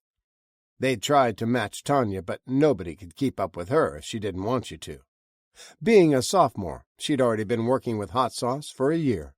He was her favorite, a fine thoroughbred stallion that had been bought as an investment, boarded, then mostly forgotten about. He was spirited and feisty and took a firm hand to control, but he could run like the wind and cut a corner like a rabbit. Natasha started digging for bags and ropes as Andy saddled his horse. Tanya whistled for Hot Sauce, and he came trotting over. "Make sure you grab extra ankle wraps," she said, as she swung the saddle over his back. "We'll put them on later. Right now, let's just get out of here." Maria had to bribe Pancho, the quarter-horse gelding she chose, with a handful of grain before he would come over and allow himself to be saddled. "Which ones do you want for pack-horse?" Natasha asked. "How about none of 'em?" Halston said as he ran into the corral. The four of them spun and saw the entire dorm in his wake, with a puffing, red-faced Carla right behind him. "Told you," she gasped. "They're stealing our horses." Natasha was the first to react and moved in a blur before they could stop her. She sprang into the saddle using the horn, her feet never touching the stirrups. Gee up, she yelled, and put the heels to Smoky. The magnificent horse bounded forward, and she aimed him for the gate before they thought to slam it closed and trap them in the corral. Close the gate! Somebody get the gate! Halston screamed when he saw she was making a run for the paddocks. There were a dozen ways out of them. They encompassed acres. If they got out of the corral, they would get away. Some ran for the startled trio still assembling their gear on the horses. Natasha drove her heels, leaned low, and galloped straight at the two boys running for the gate. Gee up, she yelled, and the horses' hooves thundered and churned up dirt. Her feet found the stirrups, and she rode standing tall, her black hair flying out behind, her cries of "Gee up" sounding like the war cry of a savage. The boys heard the thunder bearing down on them, threw a glance over their shoulders, and had no doubt the crazy Russian girl would run them down. They dove out of the way as she flew past and barely missed being trampled. Maria was only a few lengths behind, her half-tied bedroll bouncing as she cut her horse towards one of the boys scrambling on all fours to get to the gate. He shrieked when he saw the beast bearing down on him and rolled away. A hoof slammed down, left an imprint in the dirt right where his hand had been a second earlier, and Maria galloped out into the open fields. A rope trailed behind her, bouncing in the dirt, and one of the boys dove for it, got his hands wrapped around it, and held on. He screamed as it nearly wrenched his arms out of their sockets and tore the skin from his palms as it burned its way through them. Tanya swung into the saddle and was right on their heels, but Andy was having trouble getting mounted. The screaming and yelling had his horse spooked, and it kept dancing sideways as he tried to get a foot in the stirrup. Halston sprinted for him and jumped over the pile of gear Andy hadn't tied on to Biscuit yet, grabbed the bridle, and yanked viciously. The horse whinnied in pain, and Tanya spun in the saddle, saw Andy was in trouble, and brought Hot Sauce around. She leaned, cut hard, and the thoroughbred spun, instantly changing directions and charging back to the destroyed stable. "Hold it!" Halston yelled and pulled a long carving knife from a homemade scabbard. He jerked the bridle, pulled the horse's head close, and put the tip of the blade to the side of Biscuit's neck. Tanya reined to a stop, her eyes wide. "Stop right there!" he threatened as he jerked on the bridle. "I'll cut this mangy thing's head off, then I'll start on him." "Yeah," Brad said as he kicked the pile of gear out of the way and made straight for Andy. "And I'll finish what he starts." "Stop it, Halston," Tanya yelled, her horse prancing. "We're leaving. There are 21 other horses here. You don't need all these." "You don't tell me what to do," he yelled. "They're campus horses. They're my horses. You don't get to steal them. Now call your friends back and get off my horse, or I'll start cutting on your buddy." Brad had twisted Andy's arm up behind his back, almost to the breaking point. Tanya took it all in, the dozens of students staring at them, some with shocked looks at how fast the situation had deteriorated, but most with angry faces. Faces that would pick up pitchforks and burn them at the stake if Halston told them to. She felt more than she saw Natasha and Maria turn their mounts and start back towards the fight. She calmed herself. This wasn't much different than facing down an angry horse that could stomp you to death or rip a chunk of your skin off if he chose to bite. They were leaving, and they weren't going to leave Andy behind. Halston's men would probably kill him. The looks on their faces was eagerness, a hunger for violence. "Halston, honey, I can't believe you brought a knife to a gunfight," she said in a sweet voice, and her hand came out of her bedroll with a huge stainless steel cowboy gun. "Now, why don't you be a good boy and get your hands off a Biscuit? I don't think she likes you very much." She moved the barrel of the revolver over to Brad and nudged her horse forward. "And if I were you, I'd let Andy get on his horse and be on his way. Otherwise, you'll be using a whole bunch of supplies out of the first aid kit." She heard Maria and Natasha ride up behind her, but didn't move the gun from the boys until they let Andy and the horse loose. He quickly mounted, turned the quarter horse to the gate, and trotted towards it. "This isn't over," Halston said, and ground his teeth. "It can be if you let it," she said. "We're leaving, Halston. You'll never see us again. Now, if you would be so kind as to hand me his backpack and bedroll." Halston glared at her, clenched the butcher knife so tight his knuckles turned white, and didn't move. "Please," she said sweetly. He spat and swore at her. She cocked the gun and aimed it right between his eyes, nudged the horse another step closer, and got within 5 feet of him. "I asked nicely," she said, and there was cold steel in her voice, "and I ain't asking again." He bent, snatched them up, and threw them at her. As soon as her attention shifted to catching the flying bundles, he jumped, swung the blade straight for the horse's belly. If he couldn't have it, neither could she. She kicked out to knock the blade away, but it sliced through her boot and stabbed deep into her calf. She screamed out in pain and surprise, let the bundles hit her and fall away. He pulled the knife, lunged for her, and swung it again, teeth bared, his face a mask of hatred. Hot Sauce whinnied and reared as she swung the gun on instinct and shot him point blank in the face. He dropped the knife and grabbed for his face, screaming in pain and rage. Everyone started yelling and running as she cut her horse to the gate, snapped the reins, and healed his ribs. She flew through it with Natasha and Maria on her heels, the horses thundering across the paddock for the farthest gate. Andy had it open, and when they reached it they galloped through, past the thin stretch of woods and into the backyard of a luxury home in a cul-de-sac. "You're bleeding," Maria said, as they guided their horses past a swing-set and kidney-shaped pool. "Oh, I'm hurting too," Tanya said, "but we need to get a little farther away. Some of them know how to ride. They might come after us."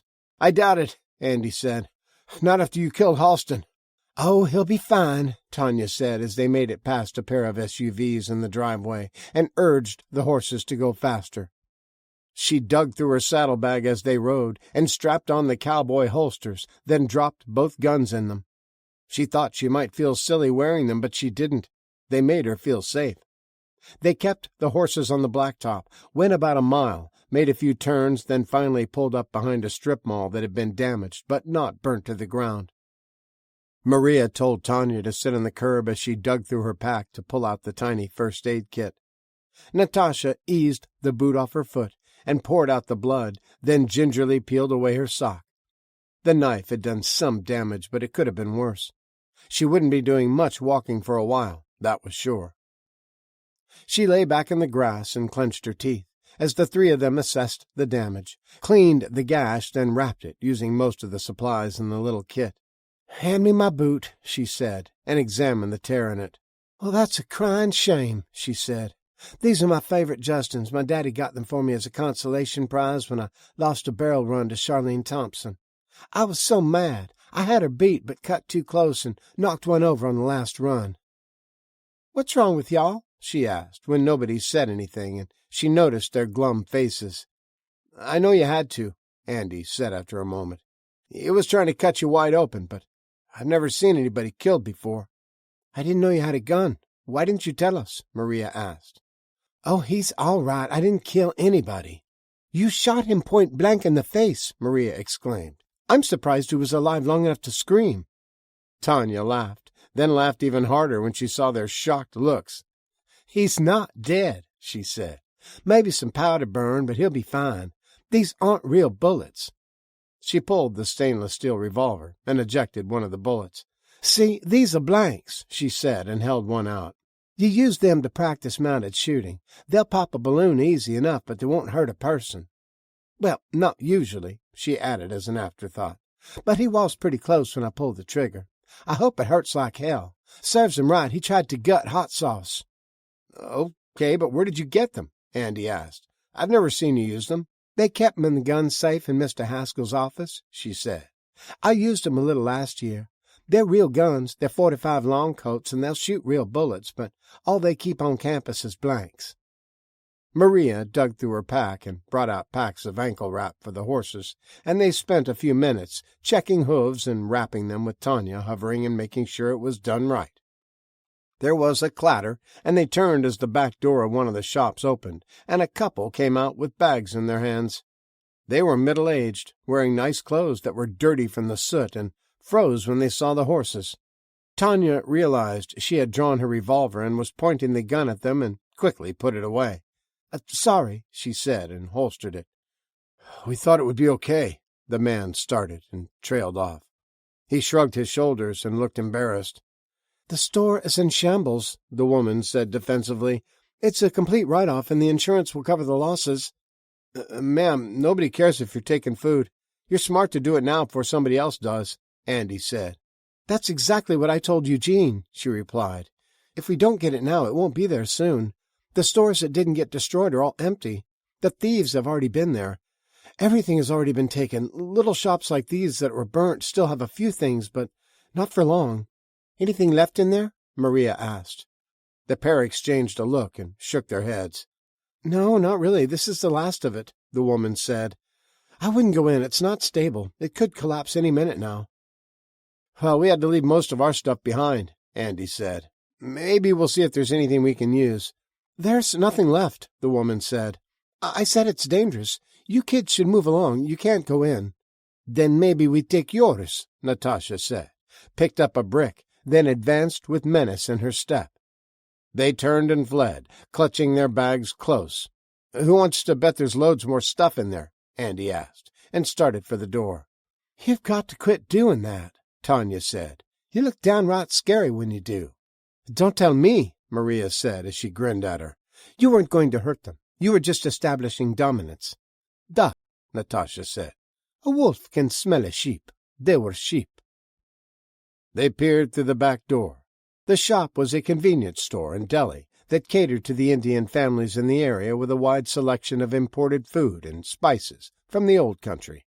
The roof had collapsed and a part of the store was fire-damaged, but half of it was untouched, except by the couple that had just left, who would probably get a wagon or wheelbarrow and come back to empty the rest of the shop. I'll guard the horses, Tanya said as she hobbled over and picked up Hot Sauce's reins. Hurry up. Let's get what we need and get out of here. That guy might have a gun or friends, and you know they'll be back. Chapter 22. Long Island. Day 7. Tanya led the way, keeping the horses to the median or grassy areas when she could. She had been up and down this road plenty of times and was fairly familiar with it. It was her second year, and Blake had a car. They had spent a lot of weekends exploring the area and checking out the sights. She set an easy pace to let the horses adjust to their new reality. They were used to being exercised and ridden for short jaunts around the paddocks. They were pampered, had fine grains, and were housed in a barn that cost more than most people's houses. Now they were going to be ridden for long hours in unfamiliar areas, and they would have to get used to grazing and finding their own food. She was concerned about colic with the sudden change of diet, but they were on the move. It would help if one of them did develop a case of it. She'd have to keep an eye on them. On Andy, too. He knew how to ride. He'd been hanging out with them in the evenings, feeding, grooming, and exercising the horses for a few months, but he was by no means an expert. He had a good horse, though. Biscuit was a brown quarter horse with a white blaze on her forehead, and she'd had a lot of riders over the years, many of them inexperienced. She knew what to do and generally let him guide her. Unless he was wrong, then she ignored his tugs on the reins and picked her own path. Natasha's mount was a good choice for her. The coal-black Frisian was noble and a little exotic like her rider, and more importantly, they seemed to understand each other. She rode in a subtly different way. Years of riding reindeer had ingrained habits that were hard to break, but Smoky didn't seem to mind. Maria had chosen a practical mount. She had grown up with horses and understood and appreciated them, but they were more utilitarian for her. She had no great love for them, didn't follow YouTube channels about horses, have posters on her walls, and didn't care about rodeos or polo or English horse jumping. Pancho was a painted quarter horse with a muscular build, a safe horse a wealthy dentist had bought for his daughter, because she would just absolutely die if she didn't get a pony for her birthday. She had named him Cocoa Puff, had spent a whole summer with him every chance she got, but lost interest when she discovered boys and hadn't been to the stables in over 2 years. The gelding had a good disposition, was a great all-round workhorse, and with a little training could ride trails all day. Maria renamed him Pancho and had been riding him weekly all semester. He reminded her of home. The streets were littered with wind-blown garbage, broken glass, and melted wires. Electric poles were burnt and broken, some splintered and dangling, held in place by copper wires that had all the coating seared off of them. They were on 25A, a road that ran the entire length of the island. It more or less stuck close to the northern coastline and went from 2-lane in the residential areas to 4-lane in the shopping districts. It had only been 3 days since the lightning storm. In an ordinary disaster, there would have been armies of volunteers pouring in to help with Red Cross shelters. There would be convoys of trucks with water and food, bucket bunnies flirting with the linemen flown in from all over the country to get the electricity working, and politicians touring the devastated area with news crews filming everything. There was none of that. No bulldozers clearing the roads, no heavy police presence to discourage looting, no National Guard patrols or equipment to help with recovery. Everyone knew they were on their own, and everyone was trying to figure out what to do. This was a wealthy part of Long Island, known as the Gold Coast, and most of the residents had never known want.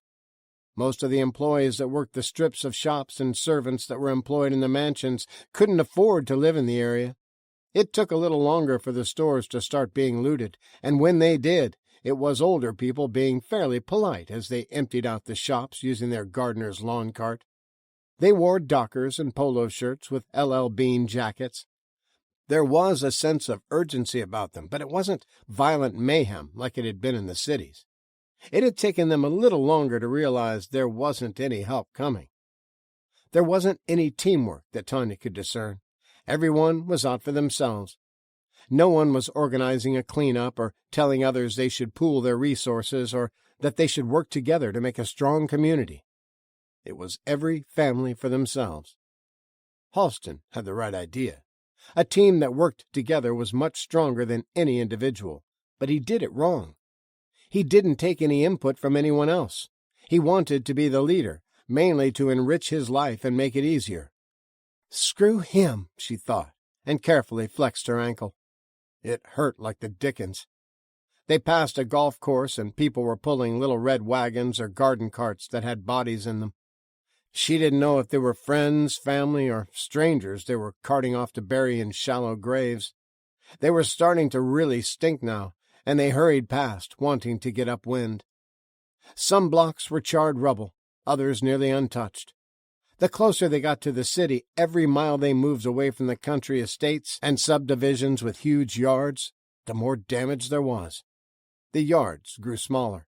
The houses became more tightly packed, and whole neighborhoods lay in ruins, nothing but collapsed roofs and stubs of foundations. When they came to an intact pharmacy, Tanya reined up and gingerly dismounted. She tied off on a bent parking meter and gave Hot Sauce enough lead to graze a tiny patch of grass if he wanted. He didn't. It probably smelled like dog piss. He nibbled at the tree instead. The door was standing ajar, and she saw people moving around inside. "I'll wait here," she said after the others had dismounted and tied their horses near the patches of grass. "Can you get us a better first aid kit and some aspirin? My leg is killing me. Remind me to shoot Halston again if we ever run across him." They went inside, and Andy walked a little gingerly. He'd get used to it and harden up. It had been so long since she'd had any saddle sores she couldn't even remember. She must have when she first started riding, but that was at 2 or 3 years old. Maybe she hadn't. "Hey," she called, and he turned. "Get yourself some Vaseline. Rub it on the insides of your legs. It'll help with the chafing." He grinned at her, nodding his thanks, and hurried inside. She limped over to a bench, sat down heavily, and started easing her boot off. The bandage was damp with blood, but at least her foot wasn't full of it. A man rushed by with his head down, his arms laden with bags. She wore the blank guns in a cowboy rig slung low on her hips and made sure they were exposed for the world to see. If somebody saw them as defenseless, they might try to take the horses. She wished she had real bullets, but that wasn't going to happen, not in New York anyway. Maybe when they got out in the country in Connecticut, there might be a chance to find some out there. The air was still and quiet. No cars, no machines, no airplanes. Smoke curled up from fires, but nothing like the billowing dark clouds they had seen the first few days. She could hear the breeze rustle leaves, the bird sounds, and the clatter of something being knocked off a shelf in the store. She dropped her hand to the gun, but then heard a mumbled apology. She shook her head. Polite looters. The world was a weird place. She didn't expect the civility to last for much longer, even out here on the North Shore. The people weren't desperate yet. They weren't hungry. The posh homes probably had weeks' worth of food in their vast cupboards and pantries. The people raiding the shops now were simply adding to their stores, getting a little extra cushion to tide them over until things got better. Tanya was pretty damn sure things weren't going to get better, though. She didn't see how they could. Not in the cities. Not for a very long time, anyway.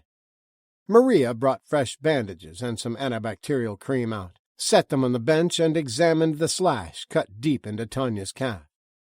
"We should probably sew that up," she said, and handed her a bottle of water, then shook out a couple of aspirin. "You know how to sew?" Tanya asked, and gratefully chugged the water. "No, but how hard can it be?" she asked. "You'll make a good practice dummy." "You're the dummy if you think I'm letting you get anywhere near me with a needle and thread," Tanya said, and reached for the gauze pads.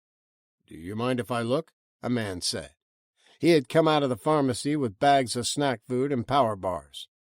"Are you a doctor?" "No, but my dad was," he said. "I sell cars, but some of his knowledge rubbed off on me." Tanya stretched out her leg for him to see as he set down his packages. "How's the car business these days?" Maria asked. "Well, let's just say I'd trade you any Ferrari in the showroom for just one of your horses," he said. "Oddly enough, their value has plummeted recently." He smiled and gently placed her leg on the bench. "I'll be right back," he said, and went into the store. "He's cute," Maria said, and watched his backside as he hustled up the steps. An older couple stared at them and the horses as they stepped over the melted wires on the sidewalk and slipped inside. They were hoping the medicine they needed was on the shelves and hadn't been locked in the safe. The man came out a few minutes later with a handful of supplies that included a couple of tubes of superglue. "Really?" Tanya asked, and pulled her leg away. "Really," he said.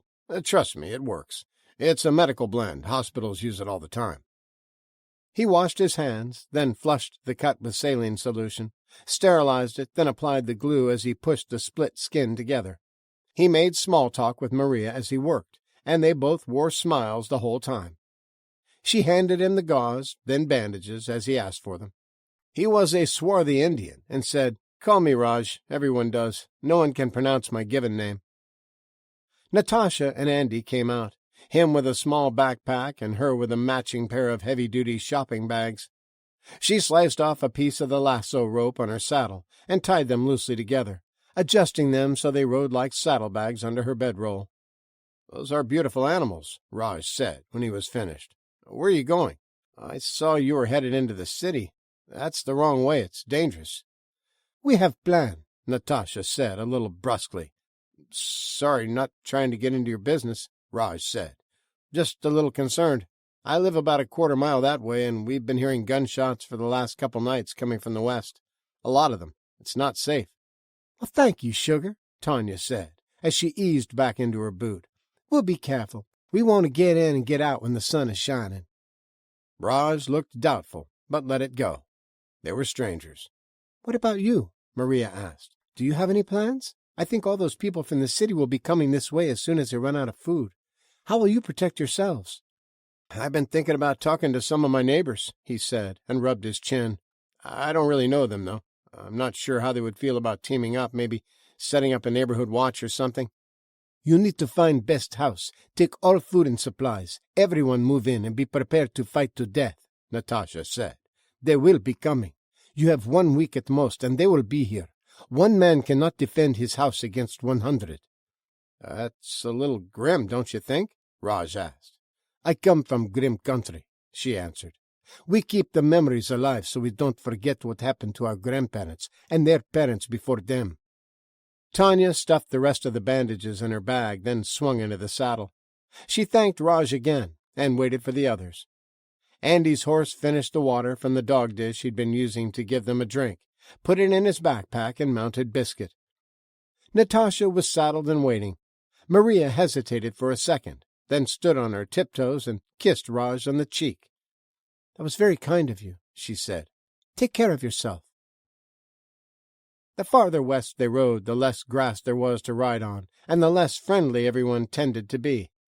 They were stared at by people with carts and bags, and their eyes seemed to be gauging what their chances would be if they ran out and grabbed the reins, knocked the girls off, and took the horses for themselves.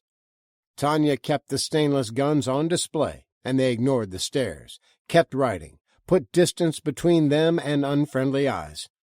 They wanted to get to the Queen's Botanical Gardens before nightfall. It was only about 12 or 13 miles from campus. They rested the horses when they spotted a pond on a golf course or a fountain that still had good water. They didn't push, and they had plenty of time to make it. Tanya had been to the gardens with Blake last Christmas for the annual light show. It was a perfect stopping point. It should be deserted. There was nothing there worth looting, and it was close enough to Roosevelt Island that if they got an early start, they could be in and out of the church before noon. She was going by memory. They didn't have maps, but she'd get some soon. The sun was starting to hide itself behind the buildings when they made it to the gardens. It was completely surrounded by a wrought iron fence topped with decorative spikes. Pretty to look at, but pointy enough to impale you if you tried to climb over. They trotted along the fence line until they found a section that had been nearly melted away by the lightning. It sagged like drooping plastic. The trees near it were burnt as the cars parked along the curb. They pulled a section away from a concrete pillar, then walked the horses over, taking care they didn't get hung up in any of the wires or branches covering the sidewalk. The horses drank their fill at one of the ponds, and they walked them to let them cool off. They found the barn on the back part of the 40-acre park and got the horses inside. Every Christmas the gardens would rent animals for the live nativity scene and housed the donkeys, sheep, and camels in it when they were off duty. The feed and hay were fresh, ready for the animals that were never going to be delivered. They got the saddles off, sponged them down, and gave them a little grain and hay. Tanya pulled the hoof pick out of her bag, then carefully checked each horse to make sure the shoes hadn't worked loose. There weren't any lodged chunks of debris, and there weren't any tenderness in the fetlocks. Satisfied, she limped over and joined the others around the small fire Andy had built on the concrete. "Are they okay?" he asked, when she slid down the wall with a groan and started taking her boot off. "They're fine," she said. "The asphalt is hard on them, and too much riding on it could maim them, but we were able to stay off it most of the day." "Tomorrow will be different," Maria said. "I think it's concrete jungle the rest of the way." "They'll be all right. The Amish horses go miles on pavement, and they're pulling buggies," she said. "Once we get to Connecticut, we can hit the back roads. It won't be an issue." "I need somebody to go to the visitor center," she said as they munched on the various snack foods they pulled from their packs. "They have a big stand in the lobby that has pamphlets for all the other local attractions. If they still have it, there's a pretty good map that shows all of them. We can use it to navigate the best way out of here." "I go," Natasha said, and stood. "I'll go with you," Andy said, "if you wait until I'm finished eating." "Take this," Tanya said, and handed her one of the revolvers. "I know the blanks, but if you run into anyone, unfriendly, they won't know it. Just point it at them." She watched Natasha turn it this way and that as she looked it over. Have you ever used one before?" she asked, starting to have second thoughts. Natasha thumbed the hammer halfway, opened the load gate, then checked each chamber to make sure it had a round.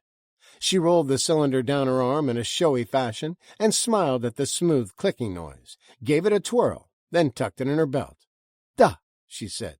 "Similar to Nagant. Russian pistol have 7 shots, though." Andy stood, and they made their way to the barn doors. "Where'd you learn how to do that?" he asked. "School," she said. "Mandatory training. Everyone in the reserve army, everyone must know how to defend Mother Russia. And we watched John Wayne movies." Maria shrugged and scooted over closer to Tanya. "Let's change that bandage," she said. They kept to the edge of the winding path and stayed in the shadows as they followed it to the visitors' center on the other side of the gardens. "Somebody's in there," Andy said, and pointed to the faintest of candlelight flickers around a curtain in one of the upstairs offices. They watched for a minute, paying close attention to the entrance doors, but nothing else moved. Moving closer, they ran across the forecourt, under the swooping roof canopy, and slid to a stop by the double-glass doors. Andy gave them a pull, but they were locked. They could see what they came for in the foyer, row after row of pamphlets in a polished wooden case. "Other door might be open," Natasha whispered, and they hopped the railing, stayed close to the building, and slipped around back.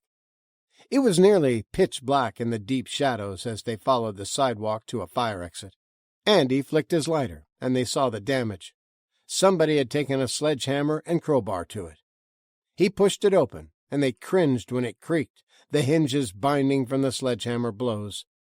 They moved slowly down the hallway so the flame wouldn't blow out. They came out behind the sprawling desk, and he closed the lid on the lighter. There was enough moonlight coming through the glass front to see what they needed. The display was huge. There were hundreds of brochures in it.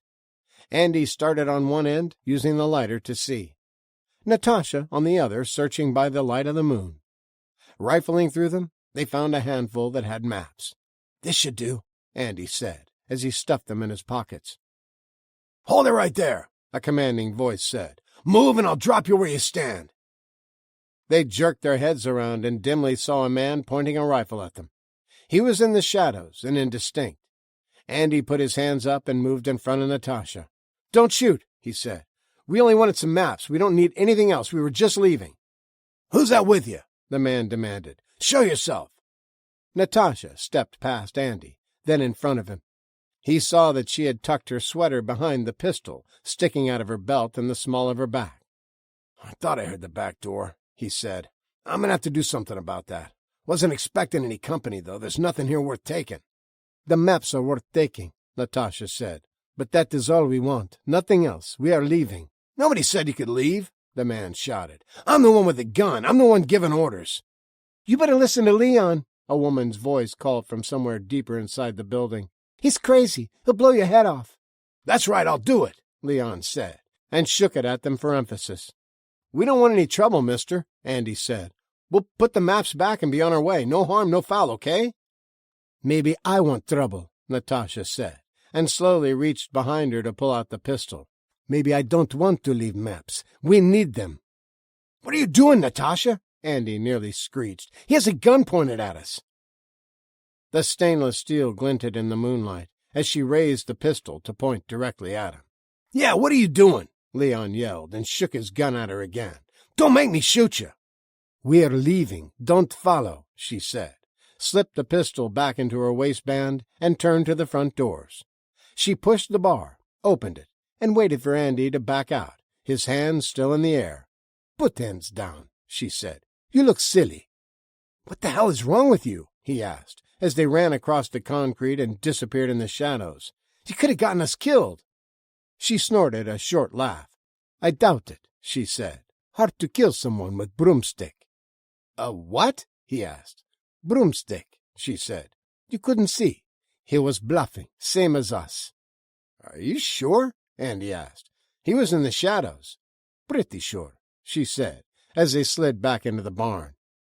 "What do you mean, pretty sure?" he asked, exasperated. "You risked our lives on pretty sure?" "Could have been gun," she admitted. "If gun has no sights, no scope, no magazine, no trigger, and has straw for a stock, might have been gun in disguise." "You saw all that?" he asked, as the girls watched them argue, curious but not interrupting. "How? You have cat's eyes or something?" "You ruined night vision with lighter," she said. "I didn't. I could see." He just looked at her. "You're as crazy as Leon," he finally said, then sat down and started telling the other two about their adventure. Chapter 23. C.W. Post Campus, Day 7, 1 p.m. "Are you sure?" Halston asked for the third time. "Are you absolutely sure that's where they went?" His apoplectic rage had turned icy cold, and he was more frightening like this than he was when he was stomping around in a fury and breaking everything he could lay hands on. One side of his face was pocked with gunpowder burns, and his cheek had been ripped to the bone. Blanks were harmless at 20 feet, might sting a little at 10. You would definitely know you'd been shot with one at 5 feet, but at point-blank range, the barrel nearly touching his skin, the explosive force of the gunpowder and fire had nearly torn half his face off. The worst was his eye, though. The shot had ruptured it, and there was nothing they could do. The more they tried to fix it, the more it collapsed as a gelatinous yellow fluid oozed out. "That's what I heard," Carla said, her voice still a little shaky. Her lip was bleeding where he'd slapped her so hard she had flown backwards out of the chair. "That's where Natasha said they had to go first, before they went to her home." How stupid are they? Halston wondered aloud for the 100th time. They had been lucky to get away from him. How could he have guessed that the blonde bitch had a gun? 3 girls and a skinny hayseed from flyover country were willing to risk their lives going through the worst part of town for a religious trinket. They were stupid, real stupid. There was no magic power in an old shank of hair. There was no God, and religion was a scam to get poor people to give them money. It made people do dumb things, but that was okay. He could use that against them because somebody was going to pay for taking his eye. Somebody was going to pay for ruining his face. He knew exactly who those somebodies were, and now he knew where they were going. All he had to do was get there first. He needed a plan, and more OxyContin. The effects of the others were starting to wear off. He wanted to hit the girl again. No particular reason. She had told him everything she had overheard, but she simply pissed him off, sitting there crying and bleeding. As he paced the common room of his dorm, he checked the others' faces. His lieutenants, as he started thinking of them, they were stoic. None of them ran to help the girl or give him dirty looks for smacking her. Some of them looked as angry as he felt. She should have let them know sooner. She shouldn't have slept in, then dilly-dallied around and let them get a head start. If she would have told them in time, they could have been waiting. They would still have the 4 best horses, and he would still have an eye. He whirled, his anger starting to peak again. "This is your fault," he said, and pointed at his eye. "You did this." "I'm sorry," she cried, and pointed an accusing finger at Jeff. "I tried to tell you last night, but he wouldn't let me." "You should have tried harder," Halston yelled in her face, spittle flying. His hand struck out, hit her with a closed fist, and she toppled over again. The tiny millisecond of surprise and remorse was quickly replaced with pleasure as he stood over her and felt the power surge through him. He could kill her right now, and nobody would say a thing. He could drop down on her and punch her blubbering face until it caved in. He could throw her out of the window. He could do anything he wanted. Anything. "Shut up," he told her, and turned to the window. Right now he wanted the cowgirl, the smart-mouthed Mexican, the skinny punk, and that Russian girl. If he was going to catch them, they needed to go now, and they needed to go in numbers. "Go find out how many horses and saddles we have," he told Jeff, "and take her with you before I shut her up permanently. Brad, go get some volunteers, people that know how to ride." "What if nobody wants to volunteer?" he asked. "Then toss their asses off campus and tell them we'll shoot them if they come back," he said. "And take one of the guns with you. As a matter of fact, all you guys grab one. We're in charge. Let's act like it." That brought smiles to their faces. After the meeting yesterday, when the underclassmen were on cleanup detail, the rest of them had taken the bicycles and went down to the shooting range halfway out to the end of the island. The city people kept their guns in storage lockers there, the law-abiding ones anyway. When they arrived, some others had the same idea, and it was a free-for-all, as everyone took sledgehammers and crowbars to the individual high-security lockers. It took a while on each one, and they were lucky each owner had a private locker. If they had all been stored together in a safe, they would have all gone long before the campus boys got there. Long Island was still sort of civilized. The men were ready to steal what they wanted, but weren't to the point of shooting somebody to get it. Not yet, anyway.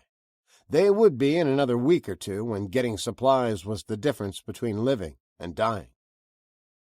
They worked for hours and had collected 18 guns, and most of the lockers had a stash of ammo for them. It had been a long walk back, though. Somebody had stolen their bicycles. Halston was in his room waiting for his lieutenants to let him know how many horses, saddles, and volunteers they had.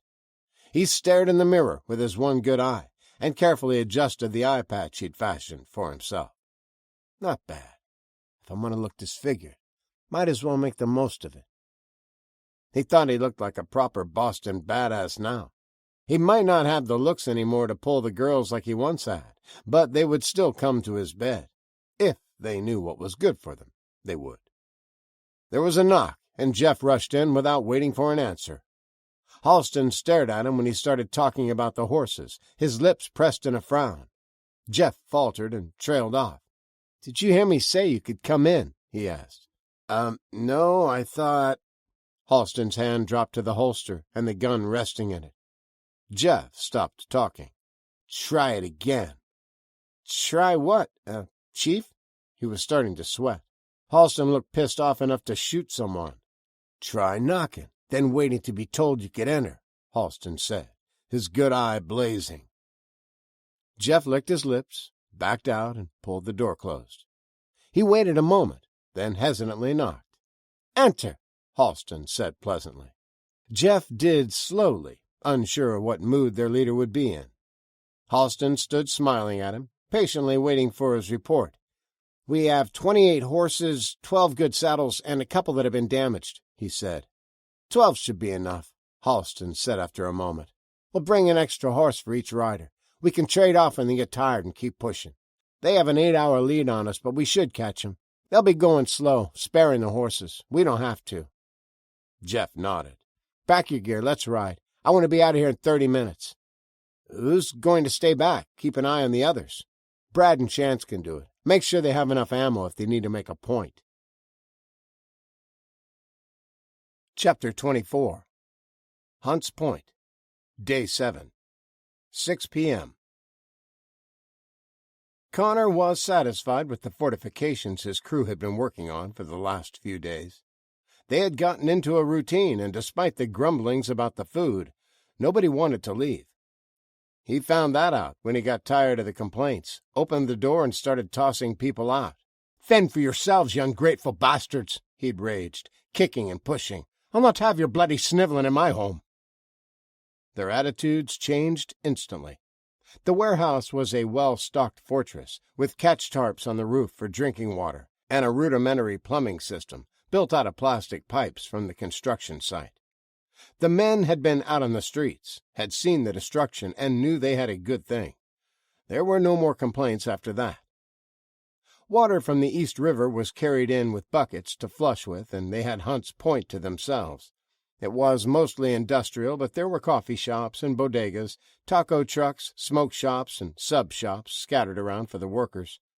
He had half the crew working on hardening the warehouse in case there was an attack from desperate people wanting what he had, and the other half hunting for more supplies. The new guys pushed wheelbarrows and shopping carts, went with one of Doyle's trusted few who were armed to the teeth, and hid every place that even looked like there might be food inside. They didn't get a lot. Some of the places had already been looted, and the ones that weren't didn't have much. Every little bit helped, though. He had a lot of mouths to feed. Once all the stores were cleaned out, he was going to send them to businesses other looters probably wouldn't think about. Every warehouse and mechanic shop would have vending machines. There was a lot of calories in candy bars, sodas, and chips. He wanted all of it. He sat on the roof sipping a tall glass of whiskey and watched the sun dip below the Manhattan skyline. Parts of it still glowed red, and smoke billowed up from 100 fires. Some of the apartment buildings could burn for weeks as the embers smoldered in the walls. The fires didn't seem to be spreading. There was too much concrete and steel for it to burn up whole blocks. Liam, Willie Sweeney, Eddie Machete, Darius, and Mickey, his trusted few, joined him, and he poured them generous shots. "You've done good, fellas," he said, and raised his glass in a toast. "Here's to not starving like the rest of the poor bastards."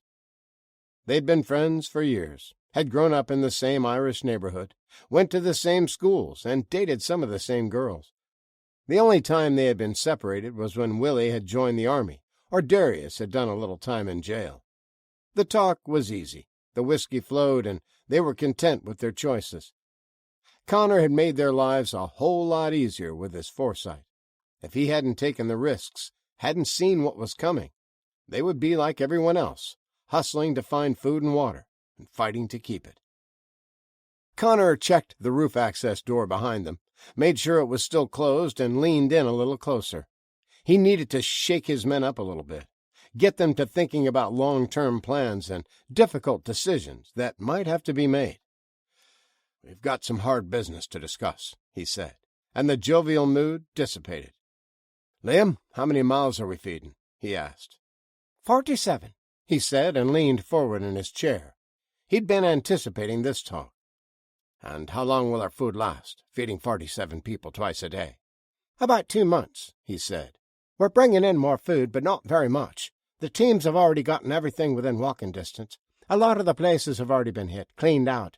I think we've gathered about all we're going to. Had to shoot a couple people yesterday, Eddie Machete added. They fired back, but none of our guys got hit. It's only going to get worse now. There isn't any more unclaimed food out there, only what people have in their houses. Aye, Connor said. There was about 8 million people crammed into this city. Everybody that has some place to go went there, but there's still millions here. I figure most of them are going to be dead or gone in a month. I think it's the time for us to hunker down and stay quiet. All we have to do is outlast them. Too many people out there know we're here, though, Mickey said. We took in some of the guys and their families who were stealing trucks for us, but a lot of them we didn't. They'll be coming soon, though. They know what we have. That's why we armored this place, Connor said. Unless they have a rocket launcher, they ain't getting in. Aye, Darius agreed. They can't even use a truck as a battering ram. All they'll have is a telephone pole or something, and this isn't the Middle Ages. Snipers on the roof will end that shite real quick. Exactly, Connor said. Now comes decision time. Liam, how long would the food last if there weren't 47 mouths to feed?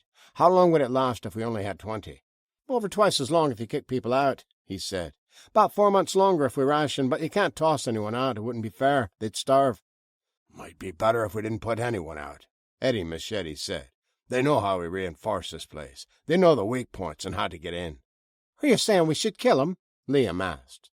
A bullet to the head might be preferable to slow starvation, he said, and shrugged. We don't have to worry about that right now, Connor said, heading off an argument between the heartless killer and the accountant with a heart of gold.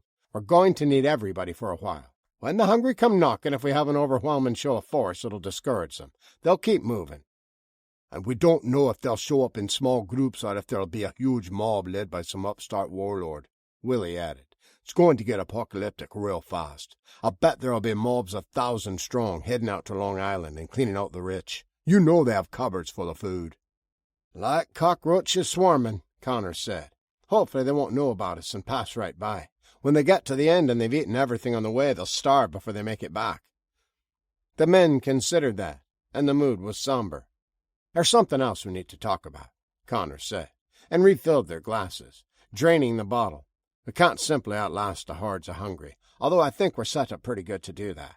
We're going to have to get out of here once the weak have died and the strong have left, and I don't want to do it in the winter. If we can last until early spring, say mid-March or April, we can move on to greener pastures and not worry about freezing to death. This will be a ghost town.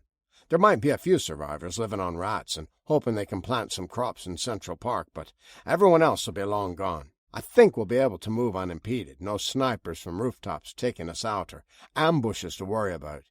We need food for that journey, too, because there won't be anything left to scavenge.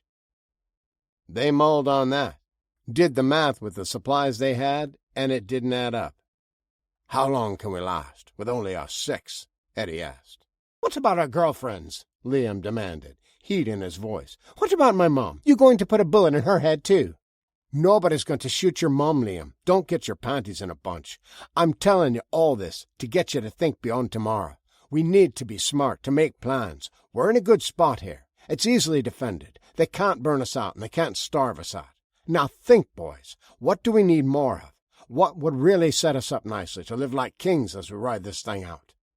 More food, Liam said. More guns, Willie answered. And bullets. That's what we're going to run out of first.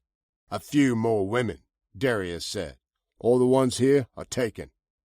Connor Doyle grinned at them. Gentlemen, I just happen to know where all of that is. Except maybe the women, Darius. But you might get lucky, you never know. Where's that? Darius asked. Rikers, Connor said, and sat back in his chair. It's all there for the taking. He could see the dawning in their eyes when they understood. Rikers Island housed 10,000 inmates. There was enough food at the prison to tide them over until spring without rationing, and still be plenty left for the journey to greener pastures. It also eliminated the problem of getting rid of people because of too many mouths to feed. There were guns on the island, too. Mostly shotguns, but they would do just fine. Most of his guys didn't have any gun experience, and it was easier to hit a target with buckshot. Once they broke into the armory, they would have a well-fed, well-armed army when they hit the road, instead of a handful of half-starved men. "Gonna need boats," Eddie said. "You saw the bridge, right? Lightning hit it hard. Big piece of it's missing." "I try really hard not to think about that hellhole," Darius said. He'd done 18 months on the island during 2 different stints, and never wanted to go back. "I saw it. That's why I don't think it's been raided yet," Connor said. "I went out scouting today and found a bunch of RVs and boats parked behind one of the warehouses. They're going to have to be paddled across, but it shouldn't be too difficult." "What if we just moved over to the island?" Liam asked. "Wouldn't it be easier to defend? And it sounds like there's more food there than we have here." "Hell no," Eddie said. "You do realize there's 10,000 dead bodies trapped in their cells stinking up the place, right?" "We're not moving," Connor said. "Definitely not to a prison. I watched it with the binoculars for a while and didn't see any movement. Their power plant got zapped. I imagine most of those poor bastards got electrocuted. It'll be a cakewalk, but it'll take a bunch of trips to get everything. We'll go over with a full crew in the morning and start emptying the kitchens. We'll take the women, too. They need to start earning their keep, and they can carry cases back and forth to the boats." They had barely started making a plan when the roof door popped open. "Hey, boys," Fiona said. Before Connor could get pissed, he'd given explicit instructions that they weren't to be disturbed. She brandished a bottle of Jameson's Black Label. "Jimmy's crew just came in. They found a liquor store that still had some stuff on the shelves. It's a little chilly up here. Thought you boys could use a warm-me-up," she said. Cracked the top and started pouring. "That's a good lass," Mickey said as he sampled it. She finished with Connor's glass, then hovered by his side. It wasn't lost on Liam that she wasn't wearing a bra, and the cold had 2 hard points poking out against her low-cut, tight-fitting blouse. She was also being extra attentive to Connor, a little too touchy-feely. Her hand lingered on his shoulder, and her smile was only for the boss. It should be him, not Doyle, that she was showing appreciation to. He was the one who brought her here. He hid his bitter disappointment with a long pull of the Irish whiskey. He supposed getting her in the warehouse and saving her life wasn't enough. Now that she was here and safe, not begging him to take her with him, she wanted more. She wanted to be with the guy that ran the show, not the guy that kept the books. "Much appreciated, darling, but we're talking business here. We'll be done in a bit," Connor said, and she gave him a little pout, but smiled to let him know it was okay. He was the boss. He gave the orders. She would do what she was told. "Thought you might like to see this," she said, and laid a newspaper on the little table. "Early edition on the day of the storm. Probably the last paper in the world to be published." She walked back to the door leading down, sauntered more like, and they watched as she swayed. Liam seethed. He was going to have a little talk with her. She needed to remember who had saved her life and show a little more appreciation. Their talk on the roof didn't last much longer. Willie complained about the cold and went below. The plate in his head ached in the winter if he wasn't wearing a warm hat. Darius declared that since they'd be flush in food tomorrow, he was going to get second dinner. He was still hungry. Liam made his excuses and went below. Then Mickey and Eddie got down to some serious drinking. Connor picked up the paper to thumb through it. What had the experts been saying? None of them got it right, bloody fools. He stopped flipping pages when he got to the entertainment section and stared at the small advertisement for the Mother of the Saints Church on Roosevelt Island. For a limited time only and for a small donation in the offering plate, the public was invited to see one of the holiest of holy relics that had been recently discovered. Thought to be lost forever and on display for all to witness was the hair of John the Baptist. He stared at it for a long time, his mind racing with the possibilities.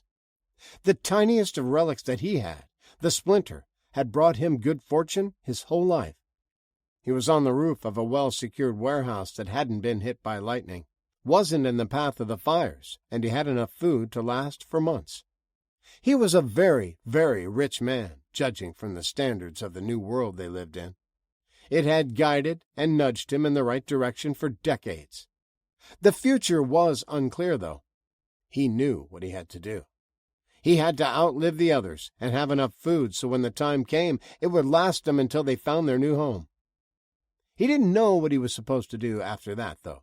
He didn't know where to go, which direction to travel, or how long to wait before they left New York. The splinter had power, no doubt, but it was only a tiny fragment of the true cross. It worked in subtle ways. If he had the hair, that would be real power. It wasn't a fragment. It was a whole braid as big as his fist and at least 2 feet long. John the Baptist was a Nazarite like Samson. A razor had never touched his head. He had to have it. It was destiny. It would give him the answers he needed. It was only a few miles away in a church that was more than likely abandoned and unguarded, and even if it wasn't, they wouldn't be able to stop him. He had a decent stash of weapons he hadn't passed out to the crew. Only his trusted few were armed. He had a bunch of cheap Chinese knockoff AK-47s he'd picked up years ago. He should have sold them. They were risky to keep if he ever got raided, but for some reason he didn't, despite Liam's urging. Something told him they would come in handy someday. Now he knew why. The splinter had guided his hand. He'd passed them out and marched right through the middle of Queens, bold as Billy be damned, and nobody was going to stop him. He needed to do it soon, though. Somebody else might have the same idea. Connor took another sip of the whiskey and started making plans. Chapter 25.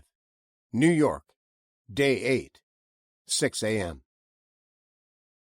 Natasha nudged a sleeping Andy, who was curled up in a bed of straw under the blankets he'd gotten from a thrift store donation box.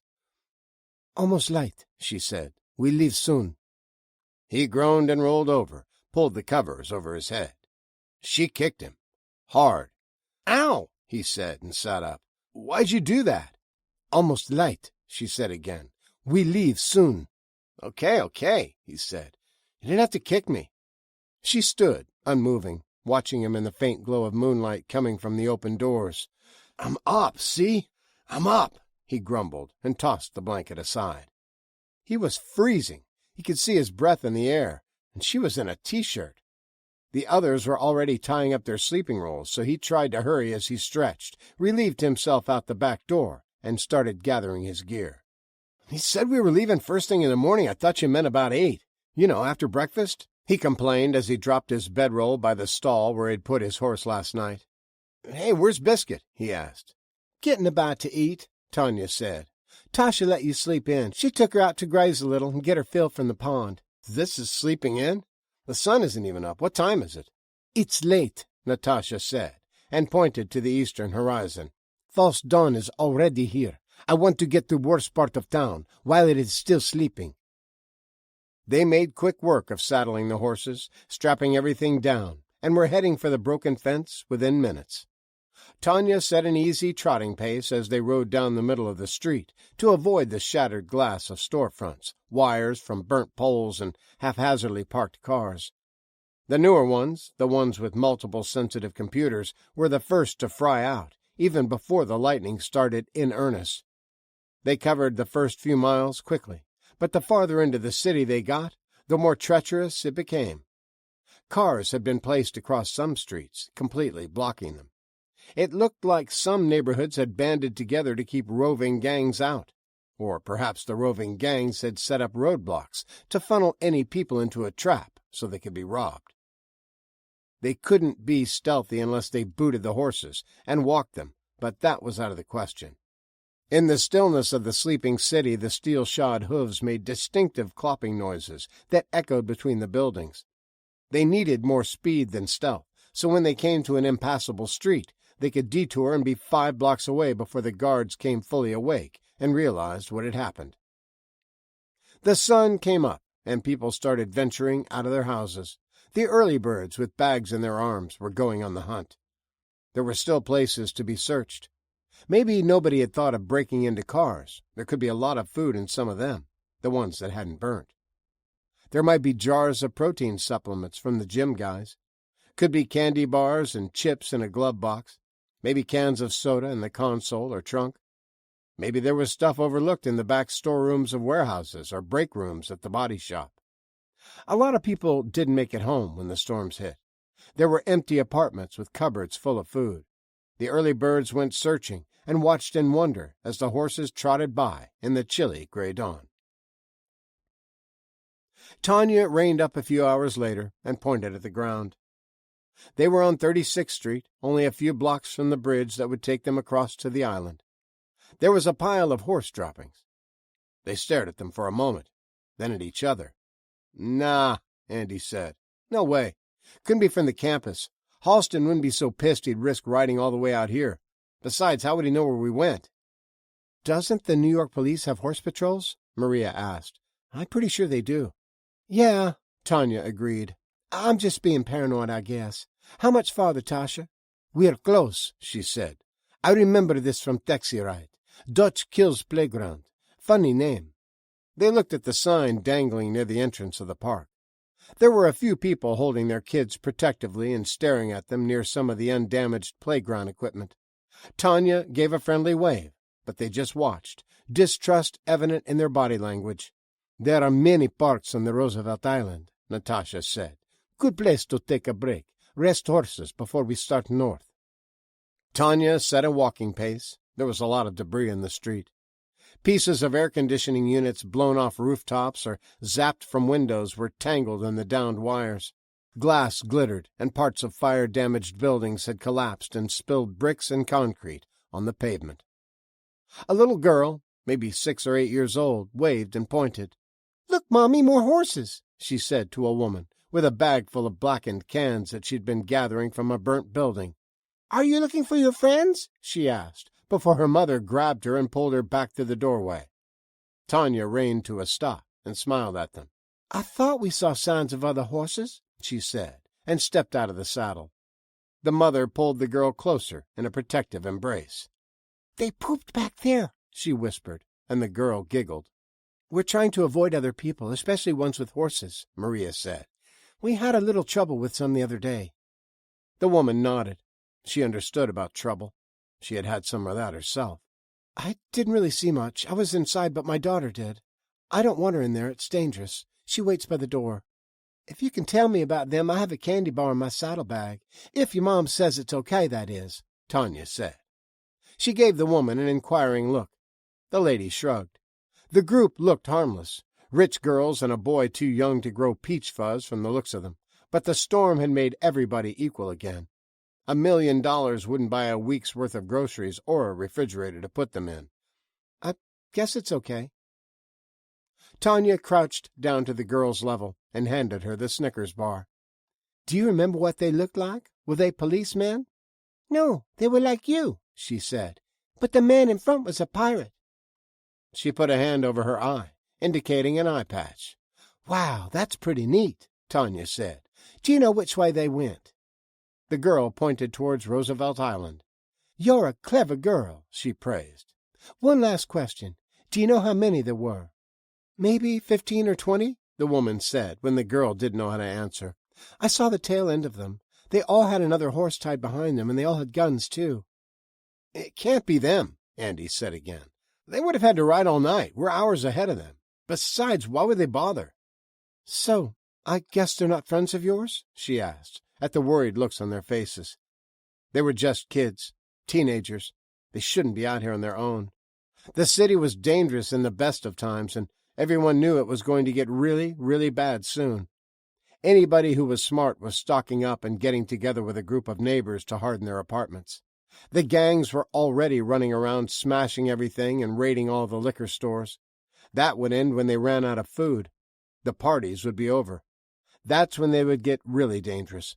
Another week, maybe, she thought. "No, not friends," Tanya said. "If it's them, which I find hard to believe," she added. "Where are you trying to go?" the woman asked. "You're not from around here. You come from out on the island?"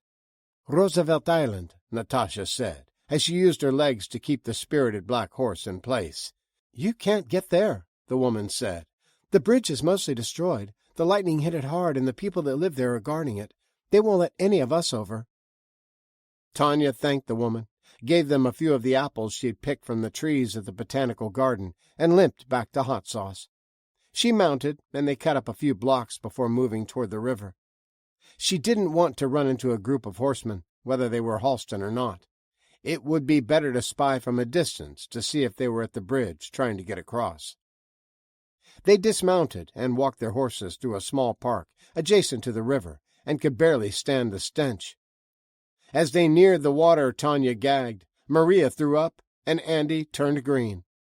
Natasha snugged her reins to a park bench, put a hand over her mouth, swallowed the bile, wanting to spew out, and moved closer to the water so she could see the bridge.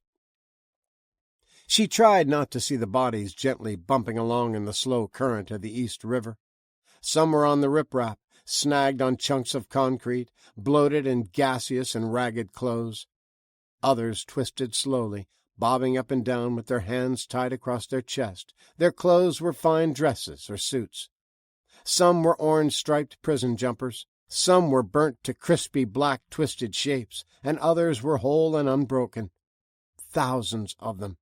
Tens of thousands choked the river as far as she could see on their slow journey to the ocean. Nobody had time to bury the dead. There were too many, and no place to put them. Some were tossed unceremoniously into the water, strangers cleaning the street of other strangers. Others were placed in the water and pushed away from shore, dressed in their finest and wept over by family. She couldn't imagine what the seashore looked like. Most of these people would wind up in the shallow marshes or washed up on the beaches in New Jersey. She turned at the sound of wheels squeaking and watched an elderly man struggling to push a shopping cart with a body in it over the rubble. An old woman's head bounced with every rock he hit, and her hat came unpinned, fell to the ground. He stopped and hung his head, his white hair falling over his eyes. Silent sobs racked his body, and his shoulders shook. He was exhausted, absolutely worn out, and the last 20 yards were going to be the hardest. He'd gotten her down 9 flights of stairs, down 12 rubble-strewn blocks, and was within sight of the river. But he'd never be able to get her to the water. He didn't have the strength. He'd have to roll her down the rocks and hope she didn't get hung up. She deserved better, so much better, and it shamed him that he couldn't give it to her. "We help, Dadushka," Natasha said softly, and the old man looked up, tried to blink away the tears. She gently patted his hand as the others moved to a corner of the blanket she was wrapped in. Tanya reached down to pick up the hat and tucked her hair back under it as she pinned it in place, then carefully pulled the blanket under her head to support it. They lifted her out, and the old man pulled his cane from the cart and followed the slow procession. They picked out the easiest path over the jumbled concrete riprap, and Natasha waded into the putrid water to shove a few bodies out of the way. They eased the old woman into the water, and Natasha placed her hands on her heart. Rigor mortis had set in, and it took some effort to bend her into a dignified position. But when she pushed hard against her shoes, the old woman cut a path between the bodies in the shallows and slipped into the current with others on their last journey. The old man sat heavily on a bench and watched her drift out of sight. He whispered his thanks as they climbed back up, his voice hoarse from the long day's exertion. It had taken everything he had to make it to the river. They were out of food. He was out of his heart medicine, and he knew he wouldn't be going back to the apartment. He couldn't imagine walking the 12 blocks on his arthritic legs, let alone climbing the 9 flights of stairs. He would sit for a while, enjoy the November sun, and remember better days. When he dozed off later that day, he didn't wake up again. "I didn't see anything going on at the bridge, did you?" Andy asked, as they hurried away from the stench of the river. "No, me either. Maybe the lady was wrong about the guards. Let's get over there and get what we came for and get away from the city," Maria said. "It's hell now, and it's only going to get worse." When they got to the bridge, they were leery about crossing it. It had taken a lot of damage. The steel had gotten so hot it melted in places. The only way across was on the sidewalk, a narrow path for the horses. There was a barrier set up once they reached the other side, but no one was manning it. Just as they were thinking the woman had been lying to them, there was a clatter as something got knocked over, and they heard a man swear under his breath. "Hey!" Tanya yelled. "Show yourself! We're armed and not afraid to shoot!" She had her guns out, one in each hand, and they looked intimidating. Show yourself, she yelled again, and a man poked his head out.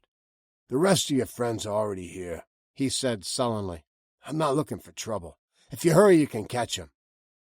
He held his hands up and kept his eyes down. He had been bloodied recently. It looked like he'd been used as a punching bag. We don't have any friends here, Tanya said, and lowered her guns. What did they look like? Were they on horses? Natasha read the scene, saw the blood splashes and bullet holes.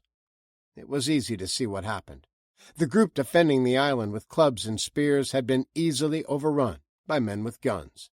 She didn't know why this guy was still here. Yeah, he said. Some boys barely old enough to shave. You can put your hands down, Tanya said. We're trying to get away from those jerks. We're not with them. Which way did they go? Natasha asked. Wanted to know where the church was, he said, and pointed to the north. Said they had business there. Didn't seem like nice Episcopalians to me. Gonna steal the instruments from the altar would be my guess. They're all gold. I can still beat them, Natasha said. Wrong church. I need to go to the other end. She quickly led her horse past the damaged barrier and mounted. Stay here, she told them. Island is a trap. They won't find what they're looking for. They'll think we've already been here and come beat the man some more or go looking for other church. Either way, they'll come back here. We shouldn't get separated, Andy said. We won't be able to find each other again. If you follow, they might catch you. No way off the island except this bridge, and your horse is old nag. She's slow. I go alone, is better. I see you at park where we met old man. She gigged the Frisian and took off at a full gallop before they could argue, her hair and the horse's tail flying in the wind. Should we follow? What if they find her? Maria asked. No, she's right, Tanya said, and chewed her lip. She knows where she's going. She's been here a couple of times. She'll have a better chance by herself. And Andy's horse is pretty slow. If they caught us on the island, he wouldn't have a chance. They turned their horses around on the narrow sidewalk path, the only part of the bridge that was still solid, and debated on waiting or leaving. We'll give it a few minutes, Tanya finally said. At this height, we can see them long before they see us. Maria hooked her reins on a bent piece of rebar and moved to the man at the barrier. We have a first aid kit if you need it, she said. I'm all right, he said, but took the proffered wet wipe to clean his bloody nose. Should have just told them what they wanted to know, instead of thinking we could intimidate them with spears. They've gone crazy, Andy said. Hell, last week they were jocks at uni. Now Halston thinks he's a warlord. That's the leader of that bunch, the one-eyed guy? The man asked. He was about half crazy. I didn't even get a chance to talk, let alone negotiate, before he started shooting. One-eyed guy? Tanya asked. Yeah, dark hair, about 6'2", maybe 220 pounds. Has a mean right hook. Sounds like Halston, Maria said. Maybe your blank hit him in the eye, Tanya. Tanya frowned. She hadn't meant to hurt him, not really, but he had been trying to gut hot sauce. It all happened so fast. Maybe she had.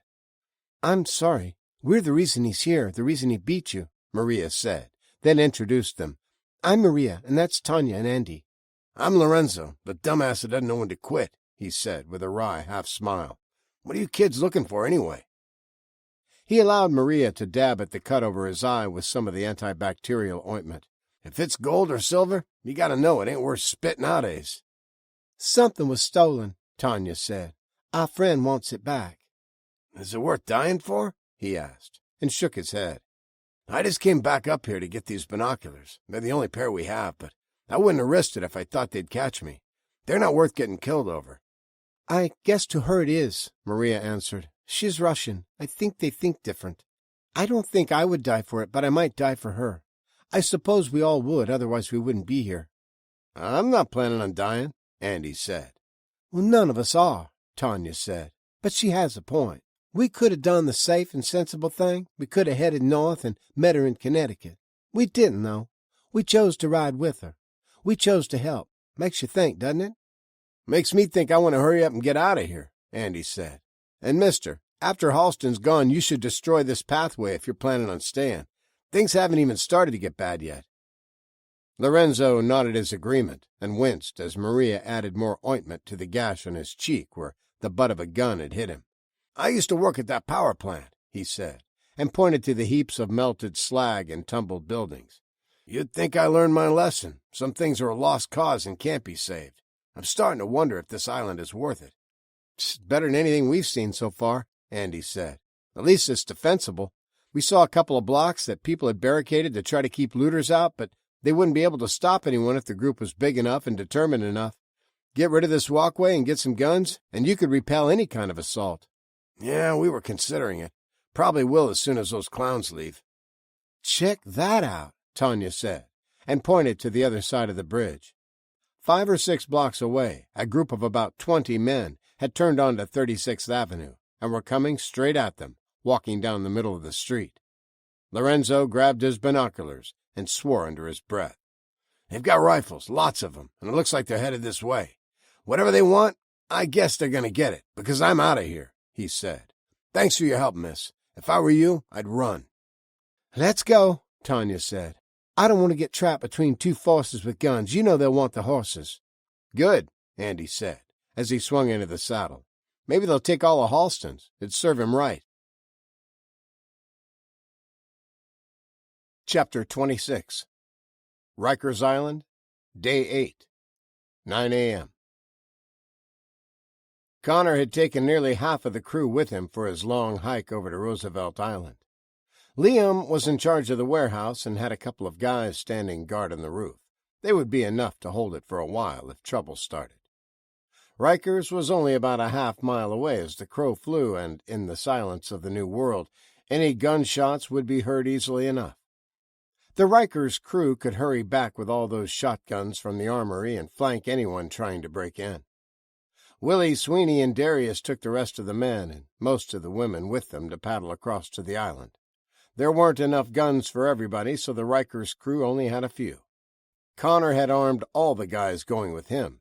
Their journey would take longer and be a lot more dangerous. "Swing by one of the repair shops and grab a set of cutting torches," Connor told them as they parted. "Bobby can get you into the arsenal. He knows how to use them." There were a dozen ski boats, small sailboats, and a few pontoon boats behind the cross-dock warehouse.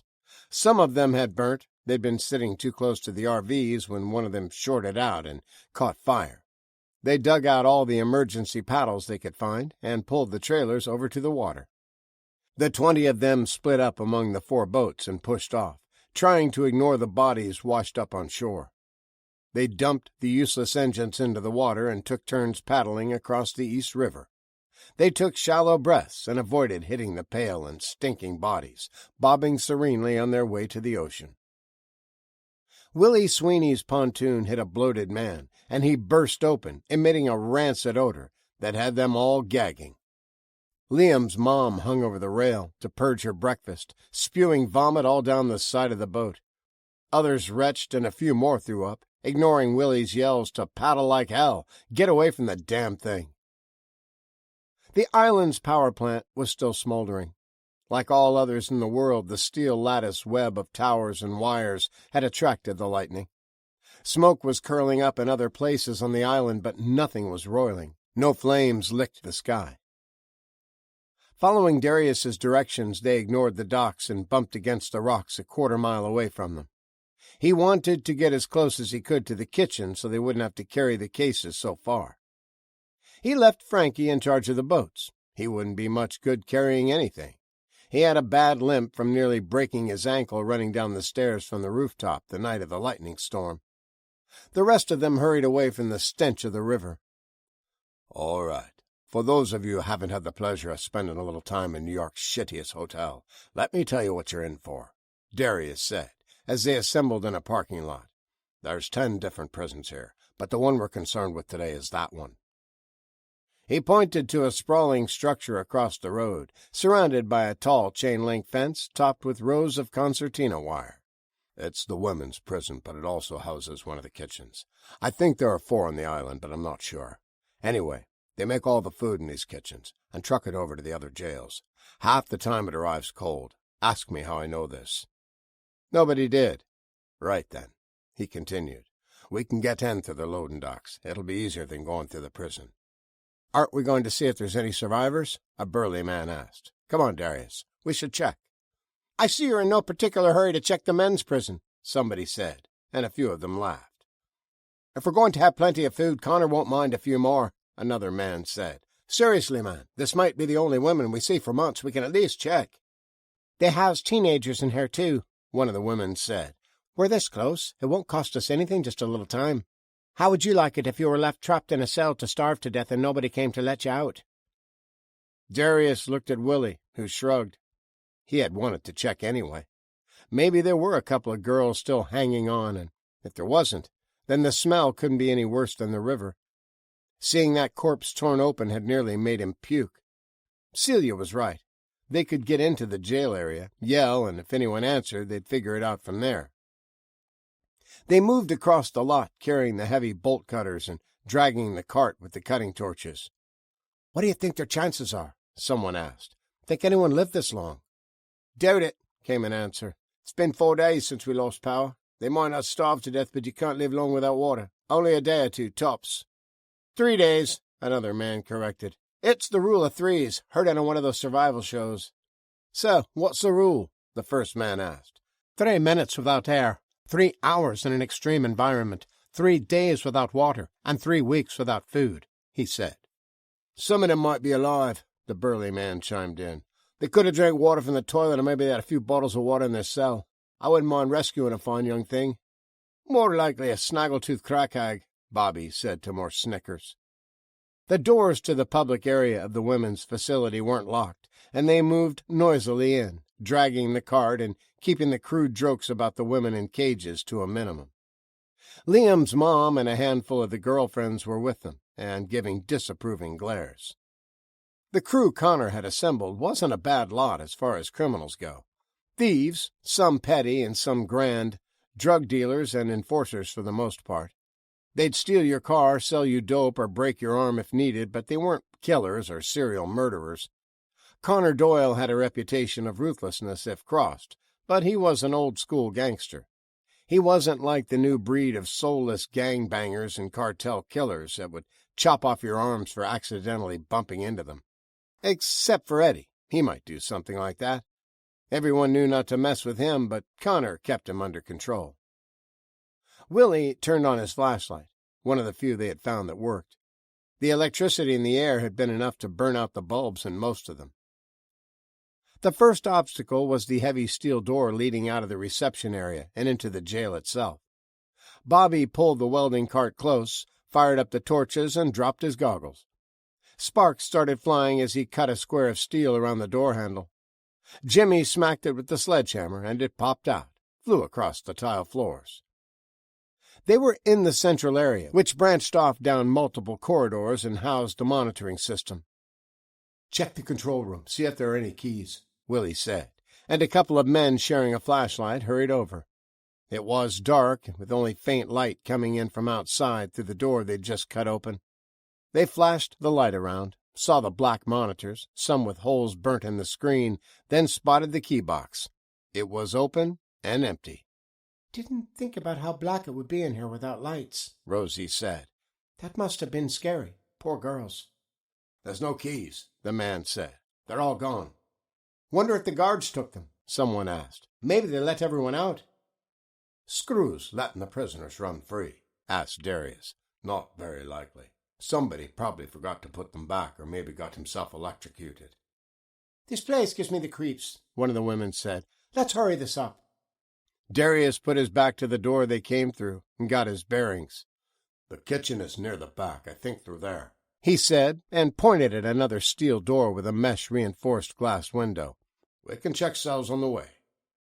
Bobby dragged the cart over to cut away the door handle, but it started moving when he touched it.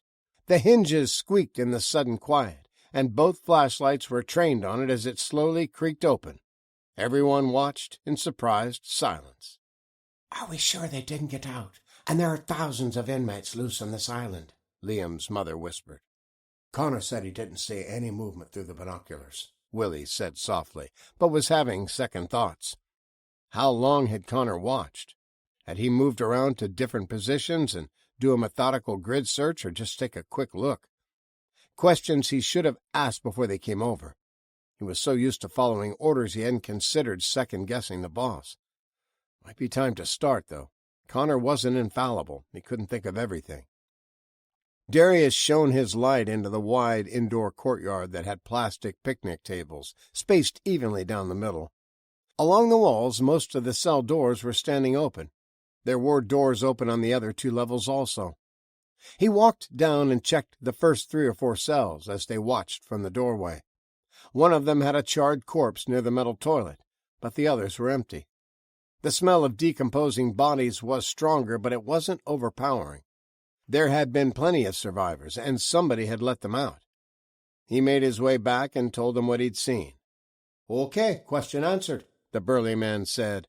"Nobody is here. Let's get to the kitchen by way of the loading docks. This place is wigging me out. I hate jails." There was a mumble of agreement, and they hurried back the way they came in. Rosie screamed, and everyone came to a stop when they saw Frankie's naked body dangling in front of the glass entry doors. A sharpened pole was standing in the flower bed on the sidewalk. Frankie had been skewered with it. Somebody had driven it up his rectum until it came out the back of his neck. His mouth was wide, his eyes glassy and lifeless. Darius and Willie unslung their AKs and moved to either side of the door, looking for whoever had done it. Nothing moved except the gentle swaying of trees from the breeze. Rosie was sobbing loudly. Frankie had been her man. "Door's locked," Willie said, and their eyes went to the chain wrapped around the handles on the outside. "Somebody is screwing with us," Darius said, and his eyes shot up when he heard something on the roof. "Shoot the doors out. Let's make a run for the boats," the burly man said. "Come on, you got the guns. Get us out of here." "You really think they're still there?" someone asked. "If they had time to do that to Frankie, they had time to move them." "They must have been watching us the whole time," Celia said. "We got the guns," a man said. "They don't. We can walk out, find our boats, and take them back. While we're at it, shoot everybody we see. Sick bastards." "There's an armory for the guards," Darius said. "If they've got the keys to the cells, you can bet they'd have the keys for it. They're better armed than we are." "So what are we going to do?" Liam's mom asked. "What do you think they want?" a man asked. "Maybe we can talk to them. Maybe they just needed some boats to get off the island." Willie Sweeney snorted. "If all they wanted was the boats, they would have knocked Frankie on his arse and took them. They wouldn't have gone through all the trouble to do what they did." He looked at poor Frankie with the pole rammed up his bum. That took a lot of effort. These guys were some serious sickos. "We wait until dark and then sneak out," Willie said. "We can get to the river and swim back across. It's not that far." "The water is freezing," Celia said. "I can't swim," said another. "Then grab onto one of those corpses and kick your way over. They float well enough." "That's disgusting," she said. "Then stay here," Willie said. "You can join Frankie." He moved away from the door, farther back into the shadows. The prison guards had rifles, scoped deer rifles, to shoot anyone trying to escape. "At least we don't have to worry about them having night vision goggles," a man said, and moved away from the doors to sit on one of the plastic waiting room chairs. "Will that glass even break?" Bobby asked. "You think it's bulletproof?" "Doubt it," Darius said, and tapped it with his AK. "Probably just safety glass. A couple of rounds through it and it'll shatter." "Shouldn't stand so close, bro," Willie started. "You're silhouetted. You'll make a good target if—" The glass, inches in front of Darius's face, spiderwebbed, and his head snapped back an instant before they heard the crack of a gun going off across the parking lot. The back of his skull evaporated into a fine red spray, and there were screams as everyone scrambled away from the doors. They dove around the corners, hid behind chairs, and crawled for the safety of the control room. When Willie Sweeney carefully poked his head around a wall to check on Darius to see if he had somehow survived, there was a tall concertina wire barrier in front of the doors. They had stretched out 8 or 10 coils across the sidewalk, cutting off their escape route. It would take 20 minutes to cut through it with the giant bolt cutters they had. They were designed to cut padlocks, not wire. And Darius definitely hadn't survived. The back half of his head was gone. He wanted that AK. He needed the 30 rounds in the magazine, but it was too far away. If the sniper had any kind of elevation, if he was perched on the roof of a car, he had a clear view of the foyer. "Shoot him back," Rosie sobbed. "Kill him, Willie. Shoot the son of a bitch." "I don't know where he's hiding," Willie said. "I ain't sticking my head out long enough to find out. Besides, this is a shite gun. It's only good for up-close work." "We need to go," Bobby said. "We need to find another way out of here." They moved as a pack into the wide-open breezeway that was lined with cell doors. It was 3 stories tall, with a walkway running the length of it on the 2 upper floors. Muted light came through the skylights in the roof. They shone the 2 flashlights into the empty cells as they made their way to the rear doors. The place was a tomb, deathly quiet except for the wheels of the welding cart and the shuffling of their boots. The smell of the dead got stronger. Willie aimed his light up towards the 2nd floor and could see many of the doors open there, too. Yawning black holes that could have anyone hiding inside. It had been a mistake coming here. He should have scouted it first, not been so cocksure that it was easy pickings. Now 2 of them were dead, and he would bet money there would be a lot more pushing up daisies before the day was over. The inmates were toying with them, their idea of some kind of sick game. "Hold up," one of the men said. "They'll be expecting us at the doors. Can we cut through these windows?" He was pointing into one of the cells. High up on the wall was a small barred window. "Yeah," Bobby said. "I think so. Once I cut the bars, we'll be able to work the glass blocks out of the concrete easy enough. Should be able to do it quietly without shattering them." "Good idea," Willie said. "But make sure we're breaking out, not breaking into a courtyard." Bobby got to work, cut the bars and fashioned scraping tools with them to dig the mortar out. Willie went across the courtyard, stood under the walkway and in the doorway of another cell as he kept an eye out in case the psychos got bored waiting for them, and decided to find out what was taking so long. The cells were identical cement boxes except for the numbers stenciled on the heavy metal doors and a few personal mementos taped to the concrete walls. They'd seen a few more dead bodies, electrocuted by metal in their cells, and some looked like they'd been beat to death. A number of the cells were still locked, and those reeked of death. When he shone his light through the slots, he saw they were filled with 15 or 20 recently dead women, curled up on the floor. Whoever had the keys and the guns had been selective and cruel, deciding who they freed and who they crammed into a cell to die of thirst. It wasn't the screws, he was sure of that. His guess was the hardcore killers, rapists, and baby punchers. The scum of the earth were having the time of their life in the New World, with no rules and no laws. They must have gotten bored letting people die in cages. Now they were having a little fun with somebody who might be able to fight back, somebody that had a gun. He heard a noise above him, the sound of people moving quietly in the darkness. Everyone else was watching the progress from the cell door where Bobby and a couple of other guys were trying to pry the glass blocks out or sitting at one of the tables in the wide hallway. "Psst," he said, trying to warn them, but they were talking among themselves and didn't hear. A flame flicked above him, and he yelled a warning. The women at the table turned to see what the fuss was about, and a hail of flaming bottles was thrown at them from the 3rd level. By the time they started to move, the Molotov cocktails were shattering all around them, covering them in flames. They ran, screaming, clothes and hair on fire, and he heard laughter coming from above. He brought the AK up and ripped off a few rounds, but he couldn't see anyone. He was wasting ammo. Their screams of agony didn't last long as the flames seared their lungs, and they crumpled in burning heaps. Wretched-smelling smoke curled up from the fiery piles of flesh, and when the guys standing around the cell rushed to help, more cocktails rained down on them. Willie ran across the courtyard and looked for movement in the shadows above, but saw nothing. He scanned left and right, ignored the garbled screams of men with melting faces, and looked for an enemy to kill. As soon as he lowered his weapon, they would step out of the shadows. As soon as he tried to put out a fire, they would throw down more. Movement. There. He pulled the trigger, sent bullets ricocheting off of walls and splintering concrete. The booming of the gun was loud, ear-splitting, as it thundered in the close quarters, but he heard more laughter. Not a man screaming, holding his gut and falling over the railing. No sound of the enemy splattering onto the concrete 3 floors below, just more laughter of the demented and moans of the dying. Another Molotov cocktail came arching over the railing, thrown blind from deep inside a cell, thrown from where his bullets couldn't find them. He ducked inside the cell, saw the burly man smashing the glass with a sledgehammer.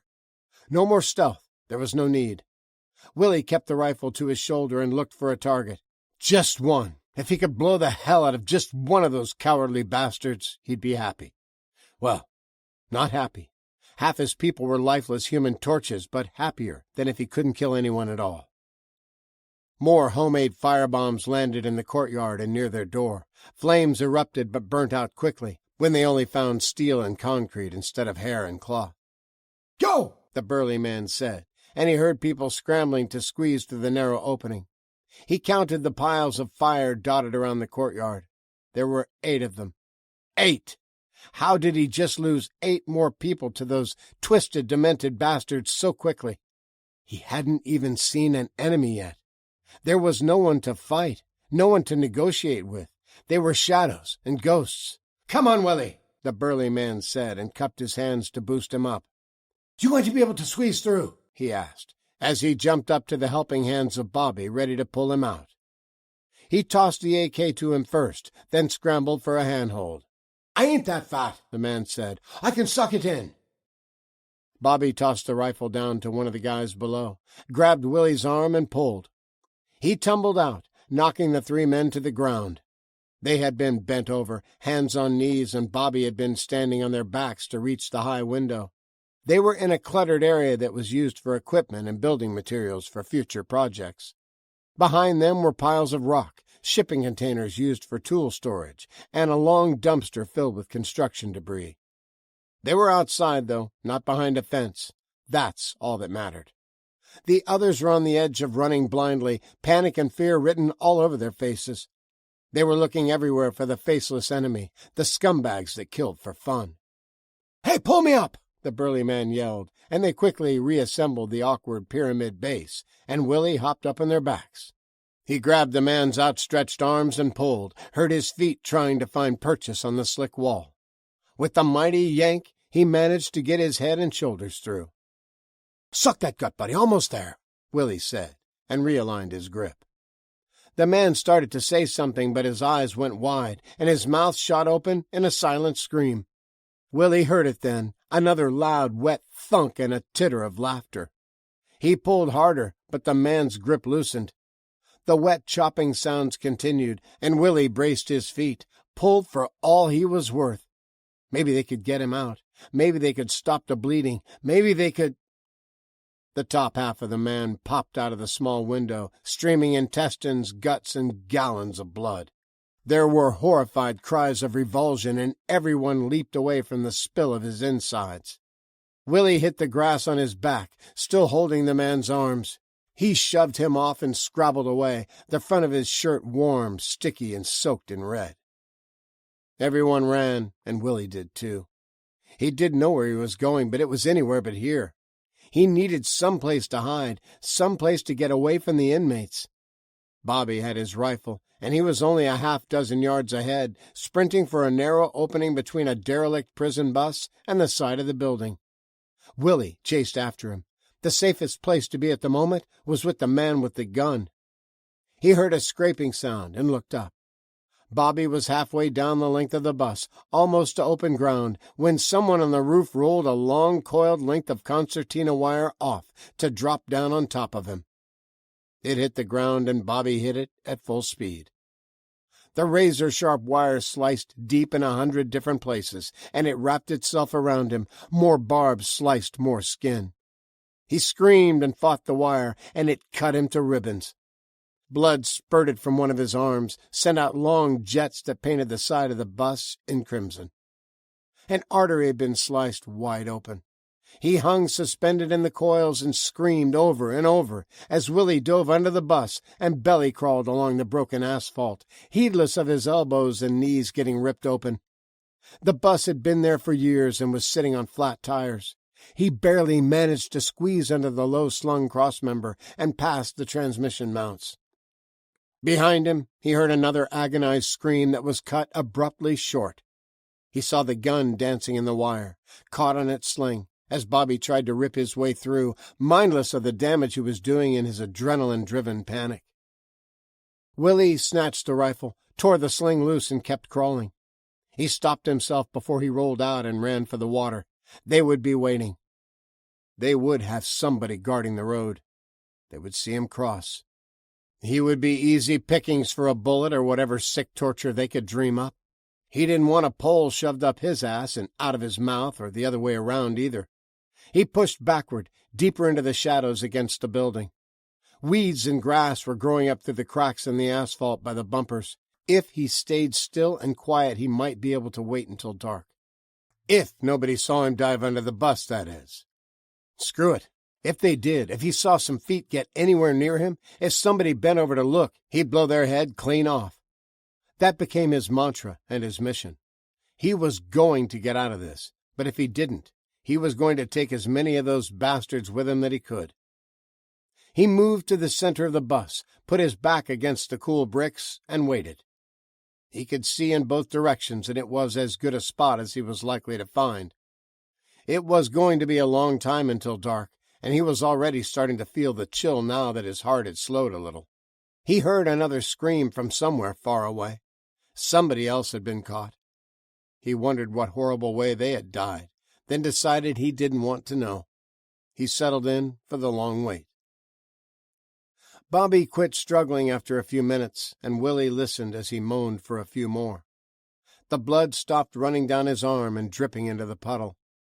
He didn't hear a death rattle or anything so dramatic. Bobby just stopped bleeding, then hung limply in the wire. He'd been in tough situations before. This was no different. Airborne training was tougher than this, he told himself. When they'd cleared caves in Adigar, it was worse than this. You never knew when you'd hit a booby trap or some Haji hiding in a crevice would open fire. It had been cold there, too, crawling around the mountains of Afghanistan in January. It was 20 years in the past. He could remember the good times he'd had in the 82nd, but he remembered the bad times even clearer. The battle had been 12 hours of non-stop guns and bombs. They had Mujahideen fighters pinned down, and they weren't going to surrender. Every one of them burrowed in and fought until their last breath. He joined the army like a lot of other guys right after 9/11. After what they did to his city, he was ready to whoop some Taliban ass. The battle in the mountains was the only action he saw, and he grew bored of the daily grind and the military life. He wasn't a very good garrison soldier, and one drunken night he fell down the stairs and cracked his head open. They'd fixed him up, gave him his walking papers. He was glad to be gone. Connor welcomed him back into the fold, and he picked up where he'd left off. Him and Eddie were Connor Doyle's main enforcers, if some enforcing needed to get done. He stayed still and silent, tried to keep warm, and after a few hours he heard a group of men come for Bobby. They dragged the loops of wire out of the narrow passageway, and Willie got ready. He'd emptied the magazine and reloaded it, counting the bullets. He had 22 rounds, and with a little luck, he could kill about 20 of the bastards. They were laughing as they pulled the wire out, cracking jokes about making him dance. Willie Sweeney bit down in his hatred before he went off half-cocked, before he got himself killed. He'd done some hard things. He'd even killed a few men, but never like this. If you played the game in New York, then you knew the rules. There were always jokers who thought they could get away with breaking the rules, thought they were smarter than everybody else. Connor was a fair man. Sometimes he gave second chances. Sometimes he didn't. It depended on who had done what. The people that got what they deserved had it coming, and they knew they had it coming. He usually asked Eddie for the really dirty work, but sometimes Willie had gotten involved. When those lowlifes from Coney Island had raped Mattie O'Brien's daughter, he had come to Connor asking for justice. When they made bail after less than a day behind bars, Willie and Eddie had paid them a visit. They deserved what they got, and a bloody message had been sent. Don't mess with the Irish women. "Is that one dead?" a husky-voiced man asked. "Yeah, he bled out." "Too bad," the man said. "Tico wants another live one to put on the pole. He's going to line them up facing the way they came and see which one can scream the loudest and the longest. A warning for anybody else who wants to steal what's ours."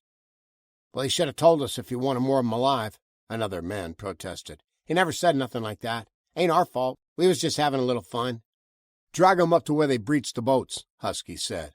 "Whoever's across the river will be watching when they hear their friends start screaming. He wants all the bodies displayed on the beach for them to see." "Even the burnt ones?" "Yeah, all of them. There were 20 that came ashore. We got 19 of them. One more still on the island hiding somewhere. We know he didn't cross the road to get back to the water. We're watching it like you watch Bubba's backside when he bends over to get the soap. Yeah, hardy har, don't quit your day job. The screaming started about an hour later and lasted for a long time. He counted 6 different voices, but all of them sounded the same in the end. Raw and torn, vocal cords bloody. No matter how hard he tried, he couldn't block it out. He made himself stay still, didn't let the urge to run to the water, to swim away, take over. He had to wait until nightfall. He had to wait until it was too dark for them to see. He made a note to himself that if he got into a firefight, if he had to start pulling the trigger, he would count every round. After 21 shots, he'd use the last one on himself. No way was he going to let them skin him alive, or gouge out his eyes, or pour hot oil on him, or whatever it was they were doing to make them scream so loud it broke their throats. Chapter 27. Roosevelt Island, Day 8, 1 p.m. Natasha flew down the ramp to the bridge, then angled over to the green space along the river. With Halston up north, she hoped she had plenty of time to get the hare and get back to the crossing. The island was small, only about 1.5 miles long. She walked the length of it in a couple of hours while taking her time. Smokey would have her to the church and back in 15 minutes. She didn't know what Carla had overheard. They had to assume everything. They knew about the hare. They knew it was in a church on the island, and they probably knew they were planning on going to Maine once they had it. She was pretty sure she hadn't mentioned which church, and there were a couple. The one the man on the bridge had sent them to was the biggest and the most extravagant, the obvious choice to send thieves. It would take them a while to search it, and then start looking for the smaller churches. The hair of the head of John the Baptist was in an unassuming little Catholic church. It was austere compared to most, and getting to it could be difficult. It took desire. It took planning. It was a bit like a pilgrimage for the faithful, and made the experience more rewarding. She galloped to the far south, along the strip of grass and trees, and averted her eyes from the water. Bodies bumped along in the current, and people with long poles were pushing them off the rocks and back into the flow. They stared as she galloped past, but no one tried to swing at her or knock her off to steal the horse. Once she crossed under the Queensboro Bridge, she cut to the right on the walking path. The little church was tucked in between a sprawling gym and a conference center, and was one of the oldest original buildings still in use. It had been built in the 1850s when the island housed a prison and the smallpox hospital. The prison was long gone, but the hospital was a Gothic ruin near the southern tip. She didn't even try to open the massive arched wooden doors at the front of the stone building. She rode into the alley behind it, slid out of the saddle, and hurried to the back door. The trash cans were overflowing, and rats darted out of the way. She was surprised somebody hadn't dumped the garbage in the river. A little more didn't matter at this point. The back door was stout, made of ancient wood, and had a heavy grate over the small window. Nobody had followed her down the alley or stood at the end wondering what she was doing. People had their own problems to deal with. She tied her lasso rope around the bars, looped the other end around the saddle horn, and urged Smokey forward. She did that a few times, getting her used to the jolt and each time having her yank a little harder. As she was backing up for the 4th jerk, the door opened and one of the nuns stared at her. "I know you," she said. "You are the girl from Siberia. What are you doing, child? Why are you trying to break in?" "I didn't think anyone was inside," Natasha said, startled. Sister Bernice frowned and gave her a very disapproving look. She had been one of the guides when Natasha visited. It was a slow period on one occasion, with only a few of the faithful in line to take their turn to stare at it. The nun told the tale of how it had been lost for centuries and only recently discovered and restored to the church. Natasha didn't argue or correct her, but had asked questions, and the nun had spoken at length of various relics, happy someone so young was so keenly interested. "That doesn't give you the right to tear down our door. What is this all about?" Natasha quickly unhooked the rope and coiled it as she spoke. "I have come to take back what was stolen from us," she said. The hair of the head of John the Baptist was entrusted to us by Jesus himself. Since it was taken, my people have suffered. Our tribe has been scattered. I will return it to those who have protected it for 2,000 years. But, the nun started, at a loss for words at such an audacious story. But it was lost for 1,000 years. No one knew where it was. It was discovered quite by accident, hidden away in some forgotten tomb. That is not true. It was never lost, Natasha said, and pointed at the scar on her face. I got this trying to stop thieves who took it. It has always been with my people. Sister Bernice, guardian of holy artifact, she said, as she stood before her, formally addressing the shocked woman. There are some very bad men with guns who are looking for me, and they are already on the island. They know I will come here, so please let me take what is ours, and I will go. I can't, she said, and broke off when there was a pounding on the front door. It sounded like somebody was taking an axe to it. They are here, Natasha said. They will take it from you. If I don't, then it will truly be lost. The nun hesitated for a second, then turned to run back inside, her habit flying out behind her. I'll get it. We have it in the bishop's office. I'll be right back. The door shuddered and bounced, the wood already splitting at the lock. Natasha followed her in, but ran to the front of the small church to peek out of the stained glass window. Halston sat on his horse in the street while he watched 2 of his crew work on chopping the door down. The rest of them were on the steps, ready to burst in and tear the place apart, looking for her or the braid. She wasn't sure which. The man from the bridge was right. They all had guns, and he wore a patch over one eye. The blank had done a number on his face. His cheek had a bandage, too, and blood had seeped through. Movement up the street caught her eye, and she saw a band of heavily armed men jogging towards them. She didn't wait around to see if they were friend or foe. There were shouts outside the front door. As she ran to the rear, and Sister Bernice handed her the braid in a big acrylic box with stylized script in gold. The hair of John the Baptist. Natasha pulled the lid off, grabbed the shank of hair, coiled it tightly, and started to push it into a small leather pouch about the size of a paperback book. Sister Bernice's eyes went wide, and she gasped. No one touched the hair. The box was to protect it. The hammering on the door stopped, and it swung open as an argument ensued, and the words became angrier. "Thank you, Sister Bernice," she said, then touched the hair to the shocked woman's face. "Jesus wiped his tears with this. It has power. It will give you luck. You should flee now." She draped the bag around her neck, tucked it in her shirt, and ran for the back as they heard people rushing inside the broken front doors. Men were rounding the corner at the end of the alley, and when they saw the horse, they started running towards her. Natasha darted out the back door, unhooked the reins, and jumped on Smokey's back. "Run!" she told the shocked nun. They had guns, so she didn't flee.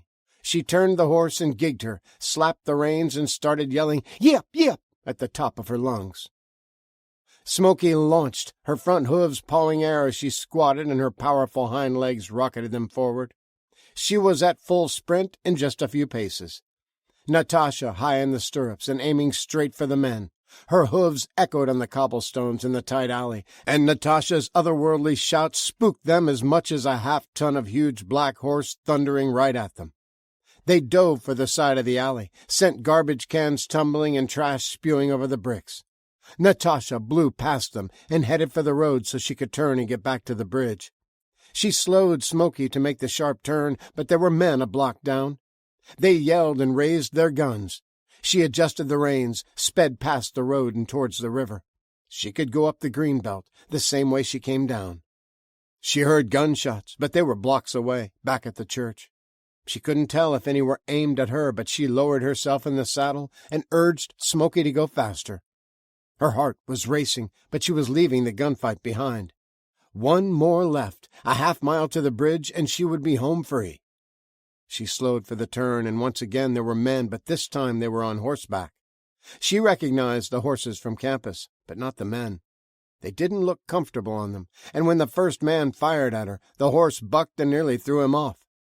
The other guy raised his gun, but she was already cutting back the other way before she realized she should have run them down. He wouldn't be able to hit anything from the back of a horse. Too late to turn back now.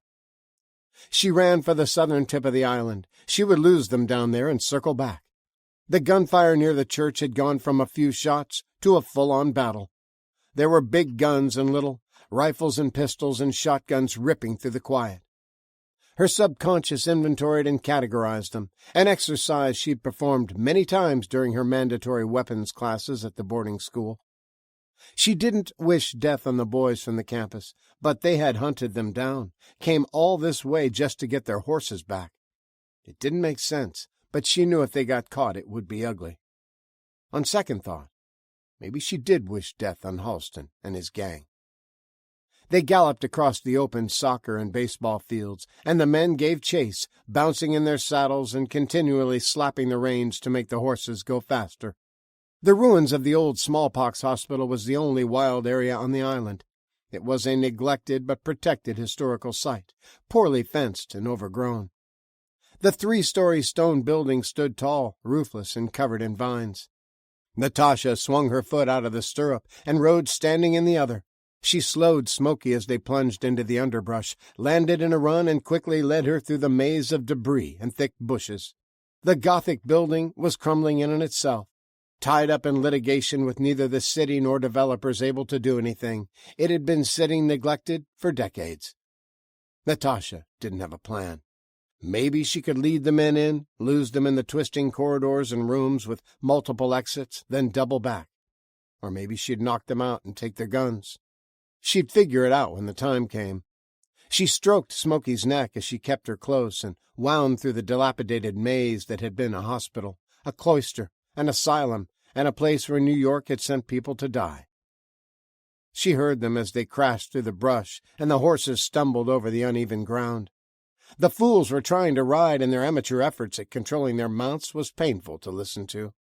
They thought kicking them or yelling at them would make them go where they wanted. She dropped Smoky's reins in a windowless room with grass growing up through the rotting boards and moss on the cut stone walls. They wouldn't see her unless they happened to go down that hallway. She grabbed the rope, then shimmied up some old bracing to the second floor. If she could get the men separated, she might be able to do something. She wasn't sure what, but an opportunity might present itself. She touched the leather bag that rested against her stomach, then moved quietly to where the men were cursing their horses and trying to make them go down dark hallways or through rooms that were open to the sky. "Go that way," one of them said. "I'll try down here, if I can get this damn horse to move." From her position above him, she could see where he would come out and slid silently down a hallway, staying close to the edge. She didn't trust how strong the peeling tile floor would be in the center.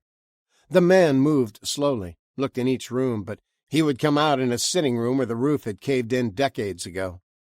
She tossed one end of the rope over the weather-worn beam above her and tested it. Strong enough. It wouldn't break. She crouched on the edge and readied herself as she considered what she should do. The men had shot at the boys from campus. They had shot at her. They had tried to kill her, and she had no idea why or who they were. As far as she knew, they only wanted the horse, but they weren't horsemen. Maybe they wanted her. Maybe they wanted to do things to her and didn't care if she was alive, dying, or dead. Judging from the gun battle at the church and the bullets they had aimed at her, they didn't value life. They didn't value her life. She narrowed her eyes and hardened her heart. She wouldn't value their lives either. When the man rode through the opening, she didn't hesitate. She dropped the lasso around his neck and jumped with the other end wrapped tightly around her arm. He had time to squawk in surprise before her full weight yanked him out of the saddle and snapped his neck. She almost made it to the ground when his weight, about 100 pounds more than hers, started pulling her back up. She let go, and his body fell bonelessly to the rubble-strewn floor. She landed, grabbed a chunk of concrete, and was ready to finish the job, but the angle of his neck told her it wasn't necessary. She slipped the noose, coiled the rope, and picked up his rifle. It was an AK-47, a gun she was intimately familiar with. She had been working with them since her 5th year at the school, all Russian children trained with the favored weapon of the motherland. She dropped the magazine and weighed it in her hand, and pressed on the top round to check resistance. Almost full. She checked the action, reloaded the round, and clicked the mag back in place. She searched him for a pistol or extra ammo, but he had neither. The horse eyed her warily, but looked ragged and tired. She was bleeding around the bit. Natasha listened, could faintly hear the other man cursing on the other side of the building, and took a moment to stroke the spotted horse's neck. It was Cindy's Folly, an even-tempered Appaloosa that was much loved and ridden regularly by its owner, a local Long Island lady named Cynthia. Natasha unbuckled the harness and gently slipped it off. The same with the saddle, and the horse seemed grateful. It was the wrong one. It didn't fit her well, and there were sores on her back. "Poor thing," Natasha whispered. "Go, be free. Maybe people on the island will treat you well." She moved down the hallway past the rooms with long-gone windows and vines growing up to the floors. The other rider was clattering over debris, cursing his horse, and she could hear his boots kicking it, hear the animal snorting in pain and fear. She ran, anger filling her from his cruelty, and leapt when she saw him jerk his mount around a corner. The horse whinnied and reared in surprise, but she hit the man with a shoulder in his gut. The gun flew from his hand as he tumbled backward off the horse, Natasha reaching for his head, forcing it down. He barely had time to yell before they slammed into the rubble, her on top and grabbing for a brick as soon as they landed. The breath whooshed out of him, and when he drew a breath to scream, she smashed the chunk down onto his forehead. The fight went out of him, and she smashed it down again. There was a crunching sound, and the side of his head deformed. She raised the brick again, waiting for him to move. He exhaled a slow, shuddering breath, gave a little whole-body quiver, then was still. She winced when she got up. The knee was ripped out of her jeans where she'd slammed into the pile of debris. She dropped the brick, closed her eyes, touched the leather bag, and spent a moment to calm herself. She didn't feel remorse. The men had declared war on her first. She had been better than them, luckier than them, or she would have been the one they were staring down at, lifeless in the dirt. A wolf does not pity its prey, she told herself, then opened her eyes. She wasn't out of this mess yet. She still had to get off the island and find the others. She approached the horse slowly, spoke softly, and stroked his neck. Like with the Appaloosa, she carefully took off its bloody bridle, removed the saddle, and set him free to roam. She found the gun that had flown across the room, an automatic pistol she wasn't familiar with. She made sure the safety was on and tucked it in her pants. A quick search of the dead man's pockets, and she came up with another loaded magazine, but nothing else of importance. She hurried back to Smoky and led her through the confusing corridors, out into the open air. Moving carefully through the underbrush around the crumbling hospital, she angled back toward the East River and the bridge, the only way off the island. Chapter 28. Roosevelt Island, Day 8, 2 p.m. Connor Doyle was in a fine rage, but he had it under control. A simple hike with a few dozen of his fittest men through the city was going to turn into a bloodbath, and it was all over a misunderstanding. He was a hard man. He'd done hard things, but only to people that deserved it. His Irish mafia was small time. He didn't go around whacking people left and right. He didn't consider himself a mob boss. He was a businessman, and a lot of his income came from legitimate enterprises. His crimes were victimless for the most part. Insurance companies covered the loss of trucks his crew jacked, buildings that got burned or cars they stole. The girls liked the money they received and didn't complain about his cut. Nobody but the crooked government cared about the black market cigarettes they sold or the numbers games they ran. He wasn't into kidnapping or protection rackets, and when the Italians tried to demand a piece of the action, they came to an understanding and left him alone. He showed them the mix could be just as brutal as the wops. He didn't deal hard drugs, but had a lucrative market with pills and weed. All in all, he considered himself a fair and honest man and wasn't quite sure why they were blowing the hell out of a church and why the kids on horses were shooting at them. Some of the new guys he'd brought on were trigger-happy assholes. "Stop shooting! Cease fire!" he yelled. "Stop shooting, you fucking idiots!" They were wasting ammo, shooting blind around corners and not hitting anything except buildings, the sky, and the road. When the guns finally stopped, he gave it a minute, then poked his head around the corner of the building he was hiding behind. Why are you shooting at us? He yelled at the church. There had been a bunch of kids. They didn't look older than 19 or 20, trying to break the door down when they arrived a few minutes ago. Why are you shooting at us? Came the reply. You fired first. No, we didn't, yelled Connor. Yeah, you did, the boy yelled back. If you want us, you're going to pay a heavy price. Connor looked at Mickey, who stared back and shrugged. Why does he think we want them? Hell, if we were after their horses, all we'd have to do is go and round them up. Want me to take some more guys around back? Eddie Machete asked. Yeah, Connor said. But hold your fire. Only shoot if they try to leave. I bet half our guys shut up all their ammo. Morons. Maybe I can talk to this guy, make him see reason. He's got to be after the braid. Look, pal, Connor yelled. We're both after the same thing. We've got you outnumbered, outgunned, and you're surrounded. If we have to, we can wait all month. We'll starve you out. You want those bitches too? They must be really good at pissing people off. Connor looked at Mickey again, and they both shared a confused look. What bitches? Connor yelled back. We don't want no stinking bitches. There was laughter among his men, the ones that had seen the old Bogart movie. There was a long pause, and the kid with the eye patch stepped tentatively into the doorway. The bitches that did this, he said, and pointed at his face, his gun ready, but not aimed at them. Connor slid out, but stayed close to the wall so he could spring back if needed. He put his pistol in the holster and showed his hands. I don't know anything about that, he said. We came for the relic, nothing else. The bitches are all yours. Think she was after? Halston said. You can have it. I just want the one who shot me in the face. The others, too, I owe them all a little something. Connor chewed on that for a second. They were chasing some girls who knew about the braid. Had they gotten it already? Okay, he said. Are they in there? You can take them and leave, or burn them at the stake, or whatever you want. I just want the braid. Nobody in here but us, the boy said, as a few more of his crew stepped out. There was a commotion at the end of the street, as a couple of men dragged a nun towards them. Connor moved out into the street, but kept a wary eye on the kid.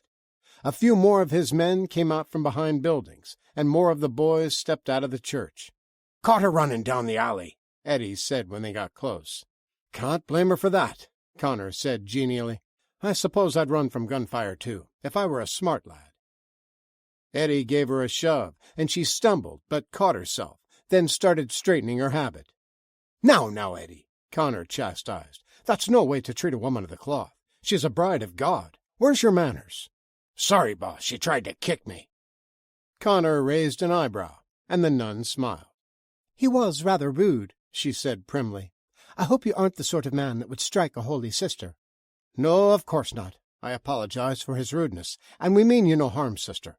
I've come for the hair of John the Baptist, and I mean to have it. Show us where it is, and we'll be on our way. It's not here, she said. It was moved at the start of the troubles for safekeeping. I'm not sure where the bishop has taken it. Was it kept in this? Halston asked, and held the acrylic box out to her. She clamped her mouth shut and glared at him. Not nice to lie, sister. Isn't that a sin? Connor asked. I bet the girl has it, one of the men said. She tried to run us down with a horse in the alley. She came out the back door of the church. You're just now telling me this, Connor spat. You didn't think that was important. What did she look like? Halston asked. Was she blonde? No, the man said, not sure who to answer or what to say. She was black-haired, and she rode a black horse, he added helpfully. Natasha, Halston said, and ground his teeth. Yo, he yelled at his crew. Get your horses and get to the bridge. Don't let her get over it. She went south, one of Connor's men said. Jemmy and Butcher had just grabbed a couple of horses and they cut her off. Last I saw, they were headed down to the old nut house. We need to work together or she's going to get away, Connor said in a rush. I get the braid, you get the girls, and we have a deal? Deal, Halston said, and they shook. All right, spread out, Connor said. We know she's south of us, and there's only 3 roads going the length of this island. Shoot her if you have to. Don't let her get by you. Shoot the horse, Halston said. I want her alive. You heard the man, Connor shouted.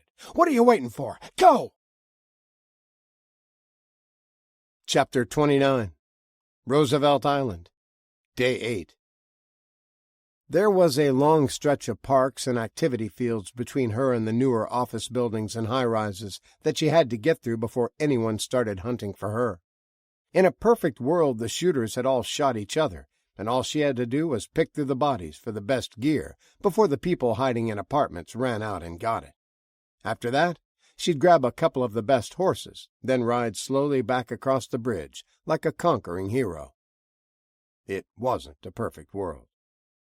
She saw them hurrying down the East Loop Road first and changed her direction to the other side. The island was only about 500 feet wide on the narrow end, less than 2 football fields. They saw her and started shouting for others.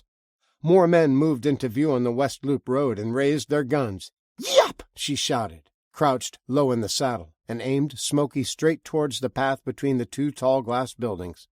The roof of the Cornell Tech building had been covered with solar panels, and their metal frames had attracted the lightning. Most of the reflective glass from the upper stories had been blown out, leaving the building exposed to the weather. Desks, filing cabinets, chairs, all manner of classroom debris, and piles of glittering glass were scattered on the ground. She hoped for the best, that the steel shoes on Smoky's feet would protect her, and slid between the skeletal buildings as shots started pinging around her. There were more men straight ahead, running to cut her off. She angled through a courtyard and into the lobby of one of the buildings, then dove down a hallway behind a reception area. The building smelled of smoke and burnt plastic, and there were scorch marks around every electrical outlet. She heard the men yelling behind her and turned down another corridor. It was dark in the interior, and dangling wires hung from broken ceiling panels. She spun out of the saddle and led the horse on foot, running through the halls, searching for an emergency exit. She found it, the steel frame embedded in a mass of melted mirrored glass, blackened from the smoke. It wouldn't budge. The men had seen her enter the building, and she heard them shouting to each other and moving closer. She moved laterally down the hallway, hoping to find another door, but there wasn't one, and the corridor led back to the interior. She came to an escalator and considered it for a second. She could defend easier from higher up, but she'd lose Smoky. She'd have to leave her behind. Horses could climb easily enough, but they had a hard time going down steps. She'd wind up breaking a leg. She wasn't sure how many rounds she had, but knew it wasn't enough. She could die this way or that way. It really didn't matter. Dead was dead. She swung back into the saddle, flipped the safety off her AK, and urged the horse back to the front and the way she'd come in. She heard the men running up and down the intersecting corridors and figured no better time than the present. She gigged Smoky, and she started running towards the daylight, glass from the exploded fluorescent lights crunching under hoof. "She's here!" someone shouted, and Natasha didn't hesitate. She twisted in the saddle, fired on instinct, and put her heels to the horse's ribs. The man dove for cover when thunder filled the room, and bullets started shattering some of the remaining windows. Natasha rode hard, no more time for stealth. She hoped most of them were behind her, and she could outrun the rest. She cut down the alley past the church and saw the nun wave to her as she flew past. She hit the green belt by the river and cut up to the bridge. She could see it a half-mile ahead and pushed Smoky into a sprint. If they could get across, they were home free. She'd seen the condition of the other horses. They'd never be able to keep up. Halston's crew had rode them into the ground. Half of them were probably lame after running 15 miles on asphalt. She looked behind her and saw 4 or 5 guys on horses come out of the alley, but she was 5 blocks ahead of them. She was safe, unless they were extremely lucky and a bullet found its mark. She rode like the wind, black hair flying, matching Smoky's stride and flowing with the rhythm of the magnificent animal. She felt a zing of hot air blow past her cheek and saw men above her on the bridge aiming rifles. She swung off the green space, across the baseball field and behind a stand of trees enclosing the handball court. The men behind her were closing in fast, so she kept moving as she tried to think of another way out. They had her trapped. The only other way off the island was by ferry or the subway. It was deep underground and it went under the East River, but there was no way to get Smoky down the escalators. She could jump her into the river. Parisians were fine swimmers, but they'd never get across before somebody with a rifle picked her off. The subway, then. She crossed to the other side of the island, cut back the way she came, and charged through the downtown area. She saw other horsemen as she flew past alleys, and wasn't sure if they saw her too, or were still headed for where she was last seen. The subway entrance was a low concrete building tucked between two high-rise apartments. They had taken most of the lightning damage, and one of them was fire-scorched and blackened on most of the balconies. Smoke still curled up from some of the windows. Natasha jumped off, grabbed the reins, and ran to open the double-glass doors. The building hadn't been hit, not even once from the looks of it. She quickly unbuckled the bridle, slid the bit out of her mouth, and pulled off the saddle. She smacked her on the haunch, watched her trot away, and dragged all the gear inside. She'd stash it in a dark corner, and when things cooled down, she could come back for it in a few days. Hopefully, they would think she jumped in the river and was swimming for the mainland. There were enough floating bodies that could give her enough cover. They might fall for it and think she got away. She doubted if anyone would be able to catch Smoky. They could barely ride, let alone lasso, and she didn't think the horse would freely come up to any of them. She had to survive first, get away from the hunters and let things cool down. Then she'd worry about the other things. She pulled the doors shut behind her, found the locking mechanism on the push bar, and slid it to lock. The glass was heavily tinted, and she could see out, but they wouldn't be able to see in. She stepped back to the middle of the room, just in case. A couple of guys went jogging by, but stopped in the street and started looking around. A moment later, two of the boys from campus rode up on horses, and they started arguing, each blaming the other for letting her get past. They'd seen Smoky. They knew she was on foot or in the water. She hid the saddle in some garbage, then moved further inside. She nearly gagged as the smell that had been bad by the door got worse. Dead bodies. She found the escalators and stared down into absolute blackness. Digging the Zippo out of her pocket, she snapped it open, then turned away, breathing through her mouth. She could taste the rot and forced herself not to retch. About 20 feet down, floating in murky water, was a plethora of rotting, bloated bodies, with mottled faces and thinly stretched skin. The subway tunnel had been breached and the river had filled it. She didn't know if it was from the force of the lightning and exploding gas pipes or simply because the pumps quit working, but she didn't care. All that mattered was her escape route was flooded. The doors at the front of the station rattled, and there was a burst of machine gun fire. Glass shattered, and she heard the men kicking the door open and coming in. "This is the only place she could have gone, I swear," she heard Corey, one of Halston's men, say. "We would have seen. She didn't pass us." "You better be right, kid," a man growled. "She's got something, and Connor wants it, if you let her get by you." "We didn't," Corey protested, and she turned to find some place to hide. A flashlight split the darkness, and there was nowhere else to go. She moved quietly down the escalator steps and held her breath as she gently pushed past the bodies, floating serenely in the rancid water. Within a few steps, she was treading water and moved towards the wall behind the steps. "Gross, what's that smell?" Corey asked, as she watched the beam come closer. The light hit the water, and she dove down, grabbed a conduit pipe, and pulled herself deep. She could no longer hear them, but the light played along the surface, searching for her. Floating above her, a corpse slowly turned over, and she saw a dozen rats scrabbling to stay on top of it. A woman's eyeless face stared down at her, and a string of intestines spilled out from where they had eaten away her skin. Natasha's eyes grew wide, and she vomited, her bile mixing with the juices and runners of blood dumping out of the woman. The water turned murky. The light fell on the corpses, and she heard dim shouts of revulsion from above, the chittering of the rats and the pounding in her ears. Puking had cost her. She had no more air in her lungs, and she had to surface. The light was still shining on the water just above her. The men were disgusted by the sight of the rodents feasting on the body, but couldn't look away. She rose in the water, forced herself to go slow, even though her lungs were screaming and her vision was getting dark around the edges. Her face broke the surface of the water inside the woman's chest. Cold, slimy things touched her cheeks, but there was air in there. Fetid, putrid, and noxious, but it was still air. She took sips of it, small doses, enough to satisfy her starving lungs for a few seconds, because a huge gulp of it would have her puking again.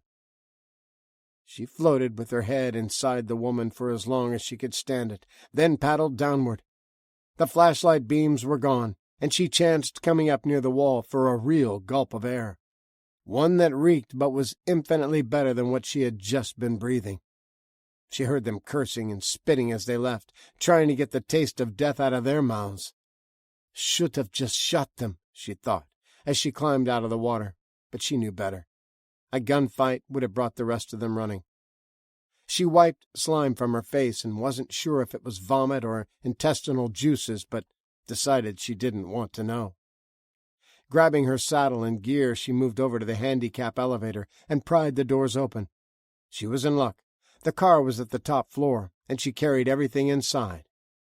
Closing the doors was a little harder, but she managed, leaving just the slightest crack so she could see out.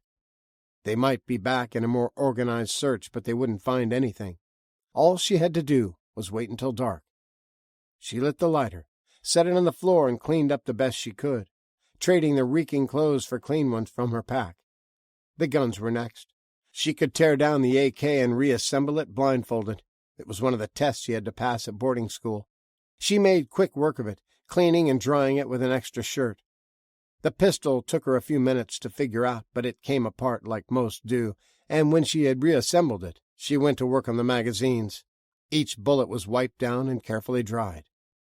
When she was relatively clean, and her weapons considerably more so, she spread out her bedroll, lay her head on the saddle, and closed the lid on the lighter.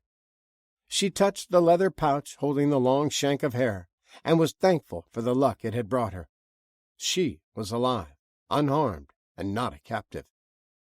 Part of her couldn't believe how quickly the world had fallen apart. Corpses and lawlessness were everywhere. Society would rebuild. It always did after calamity, but it would be starting over. She didn't think there was going to be a period of unrest, then the old rules reestablished. The only survivors would be the strongest and the most cunning. The weak, the frail, and the old would die. She closed her eyes. She would get home. She would return the hair to its rightful people. She would rest before nightfall. Chapter 30. Roosevelt Island, Day 9, 11 p.m. Connor Doyle shoved the bowler back on his head in frustration. The kid was right. She could be anywhere, hiding in the closet on the 10th floor of a burnt-out building, at the top of the lighthouse, or maybe even back on the mainland. The corpses floating down the river were packed nearly tight enough to walk across. They'd seen her horse, at least they thought it was hers, running free down by the old ruins. Nobody had been able to catch it, though.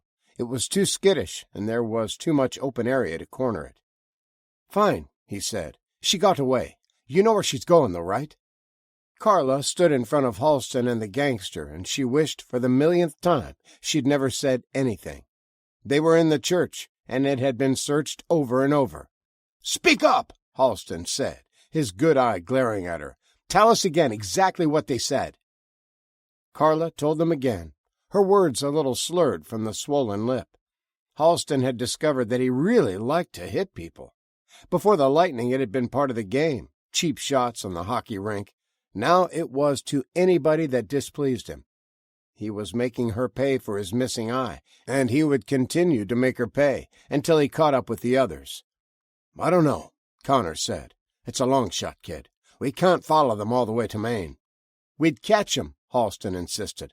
"I told you, once they're out in New York, there's only a few ways they can go. They're going to take the most direct path, but follow the back roads. They'll avoid the cities and ride the horses in the grass whenever they can. We can track the hoof prints, I'm telling you. If we get the horses from the police stables, there'll be enough for everyone to ride. We can catch up to them in a few days, maybe a week. You get your relic. I get my revenge. Everybody is happy." Connor scratched at the short beard he was letting grow out. He wanted the braid a lot more than he was letting on. He'd learned not to appear too eager about anything. It gave another person power over you and limited your negotiation options. The kid was right about one thing, though. Horses were power right now. If you had them, you could travel, move quickly from one place to another. If you got desperate, you could eat them. This was a win-win for him. The kid was going to take his bunch of frat boys over to the stables and bring the horses to the warehouse. He was going to take half the campus horses with him, the ones they brought as spare mounts, back to his headquarters and wait. When the boys came with the rest of them, they could always shoot the kids or run them off and take all the horses. Probably not the best idea, though. Some of them were pretty decent horsemen and could teach his men a lot. Most of his guys had never ridden and didn't know squat about taking care of them. Halston gently ran his fingernails over the gauze patch as he waited for Connor to think things through. Even with the steady diet of oxys, it itched as it healed. He needed the Irish gangster to help them get out of the city. He needed numbers because on their way into Queens they'd been attacked by a large group, maybe 40 or 50 guys, who had tried to tear them off the horses. Only a few of them had guns, and when the shooting started, his guys had emptied magazines into the crowd. They lost a horse, but nobody from his crew got hit. It had been scary, though. It was only going to get worse, and they had a long way to go before they were out in the country. If he could add Doyle's men to his numbers, they would be unstoppable, especially with the gangsters' guns. He'd already decided not to go back to the campus. After seeing the devastation and desperation in the city, he knew the hordes of people would be moving out onto the island and taking anything they wanted. He'd seen big gangs of people hanging out together, and they knew what he knew. The food they had couldn't last much longer, and Long Island would be easy pickings. With numbers, they could take over a small gated community. They could get rid of the residents they didn't want, keep the ones they did, have all the fun they wanted with them, eat everything worth eating, and move on to the next. There wasn't anything the residents could do about 100 men with guns kicking in their door. The campus would easily fall, and there was no way to stop it. It was inevitable. Connor Doyle was his ticket out of the city. Things were falling apart fast. 3 days ago, people were looting, but weren't randomly shooting each other. Today, they were. Tomorrow would be worse, and in a week, the anarchy of today would seem peaceful and tranquil. They'd only been attacked once coming in from the campus, but there were a lot of evaluating eyes, a lot of people not quite desperate enough to try it. Not yet, anyway. Give it a few days. With the Irish gang's numbers and firepower, he thought they'd be okay. They could get out of this hellhole and out into the country, someplace safe. Maybe they could find a small community that had cows and chickens and gardens and join them. Or run them off and take over. Or, better yet, keep them and make them do all the work. He'd have to give that some more consideration. First things first, though. None of that mattered if Doyle shot him down, so he waited while Connor considered his options. "I think you might be right," he finally said. "Get the horses and meet me at my warehouse and we'll gear up. I've got plenty of supplies there. We can make better time than them, and we won't have to scrounge for food every day." "That sounds good," Halston said, and hid his relief. "I'll let my guys know. We'll get an early start and should meet you there tomorrow afternoon." He stood to leave, to find a place to get a few hours' sleep, and saw Carla sitting at the end of one of the pews. "You want her?" he asked, a gesture of goodwill. Connor eyed the girl, who couldn't be more than 20. She'd been punched around, both eyes were blackened, and he could almost feel the hate Halston had for her. Somehow he blamed her for the loss of his eye, even though, as he understood it, she'd been the one trying to warn him about the others stealing the horses. He probably didn't know the whole story and didn't care to find out. He had no interest in her, and he wasn't about to give her to his men. They'd be up all night and would probably be stupid enough to fight over who was next to have a go at her. He missed the good old days when he didn't have to put up with a bunch of lowlifes, when there was just him and his trusted few. "Leave her," he said. "She can walk back to the warehouse with the guys that don't have horses."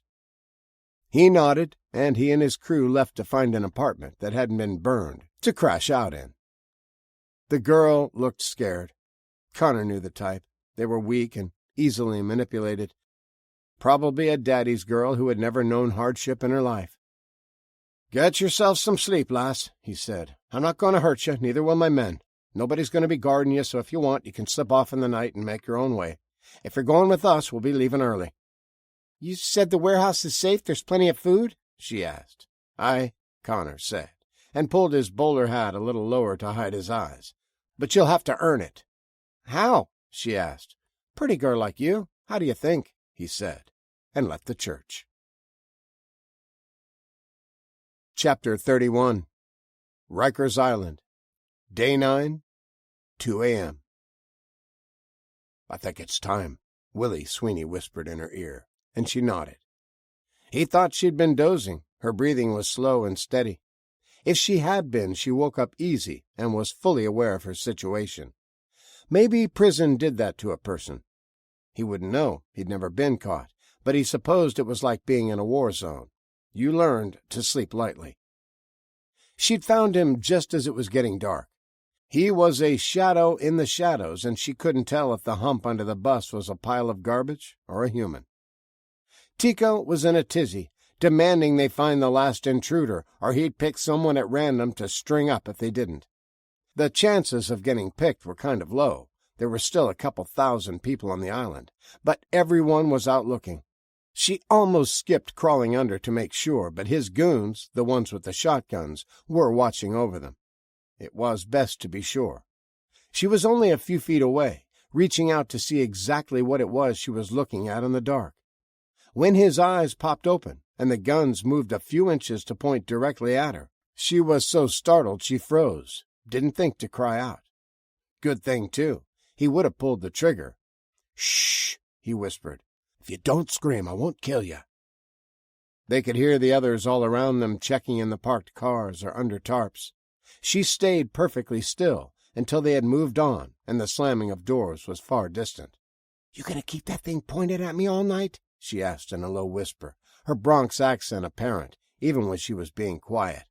"Aye, if I have to," Willie said. "Don't want to hurt anybody. Just want to get the fook off this island. You're all mental here." "How you gonna do that?" she asked. "Gonna swim back to the mainland? They got snipers just waiting for you to try." "All around the whole island? That's a lot of guards." "Mostly where you came over," she answered. "Tico figures that's the way you'll go back." "Well, Tico figured right," Willie said grudgingly. "Guess I need a new plan. You want to help?" "Why?" she asked. "So you can kill me after I get you out of here?" "I just told you, I don't want to hurt anybody," Willie said in annoyance. "I should be more worried about you. You got any weapons on you?" "Do you see any?" she asked. "No, I don't have anything. Tico doesn't allow it." "Why's that? So you can't fight back if they feel like a shag?" "Nobody's raped me," she said, "and nobody's going to, so don't get any ideas. I'll gank you." "I thought you didn't have a knife," Willie said. "And you believe that? You're kind of dumb, aren't you? Look, Mr. Scary Man, I'm going to back out of here, but don't worry. I won't tell anyone. Just keep quiet for a few hours and you can go freeze your ass off in the water, but do it over by the airport. It's close. You won't have to swim so far." "I can't let you go, lass," Willie said, and moved the gun up to her face. "You know that. You would tell the others." "I just said I wouldn't." "You also told me you didn't have a knife," he said. "I'm freezing," she said. "I can't lay here all night." "What's your name, lass?" he asked, and moved the barrel away from her face. She eyed him warily, and finally answered with a grudging, "Carmen." "Nice to meet you, Carmen. I'm Willie Sweeney. Now scooch over back here first. I'll keep you warm." "I'm not getting anywhere near you," she said. "Suit yourself. Lay there and freeze. But you're not leaving until I do, and that's not going to be for a few more hours." She lasted about 5 minutes before she moved over, pressed her back against his belly, and allowed him to wrap his jacket over them. "Better not try anything," she warned, and being a gentleman, he didn't. They talked in quiet whispers for an hour or so, and sometime in the night she went from an unwilling prisoner to an eager getaway partner. She had put on a brave and arrogant front. You had to inside the prison walls or they would see your weakness and grind you down, but she was afraid.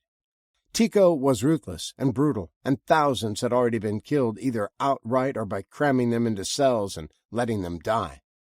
The maximum security block had been hit hard during the lightning storm, and he was one of the first to break out. It was a bloodbath as him and the others from Supermax went to war with the guards, and then anyone else they didn't like. They got the keys and the guns first, and everyone fell in line after he butchered a few thousand. Tico was cartel, a savage man who freed all the other Hispanics first. The more terrible their crimes, the higher up in his organization he placed them. Carmen was Puerto Rican, so she was let out of her cell. A lot of the others weren't so lucky. When she found out Willie was one of Connor Doyle's men, she made the decision to go with him. She knew of the Irish mobsters. They were small-time but successful and didn't have a reputation of being senselessly ruthless. There were tales of Doyle's gang doing cutthroat work, but more often than not, the stories were of the good things they'd done in the Irish neighborhood. Crime was a lot lower in their part of the borough than anywhere else. Nobody dared tag one of their Catholic churches with hood graffiti. Connor Doyle would spare no expense, leave no leaf unturned until he found out who had done it. That poor guy would have his arms broken and maybe a spray can shoved up his ass. If she stayed, she would eventually become one of Tico's toys. That's what they called the girls that went to his bed. When he was finished, he let his men play with them. It hadn't even been a week, and there were already about 30 of them. He was going to work his way through every female on the island eventually. They slipped out from under the bus, and she led them back to the window he'd climbed out. The guts from the top half of the man were still there. They had taken him to display on the rocks, but hadn't bothered to clean up what was left. "I'm not going back in there," he whispered. "It's the fastest way," she insisted. "Besides, we need to get you a jumpsuit. You notice everybody else is wearing orange? There's not a whole lot of street clothes here." He looked at the window, looked at her, and didn't make a move to climb in. "You're going to have to trust me," she said. "I want to get off this island as much as you, but we can't. It's guarded by Tico's men. They'll shoot anybody that tries. He doesn't want anybody leaving. He keeps talking about this army he's raising and how great it'll be. What he really means is he needs slaves to do his bidding. I've been locked up for over a year, and I didn't think this prison could get any worse, but I was wrong." What she said made sense, and he wasn't sure he could make it over to the LaGuardia side without being spotted. He didn't know where their checkpoints were set up. He reluctantly went through the narrow slot first, half expecting her to run off and raise the alarm as soon as he was halfway through, but she was urging him to hurry and pull her up as soon as he tumbled inside. "Big Bertha's jumper'll fit you," she said, and led him down a path she knew by heart. There was just barely enough moonlight shining down through the roof windows to see where they were going without having to feel blindly. She'd warned him not to use his flashlight. There were only a handful that she knew of, and only Tico's men had them.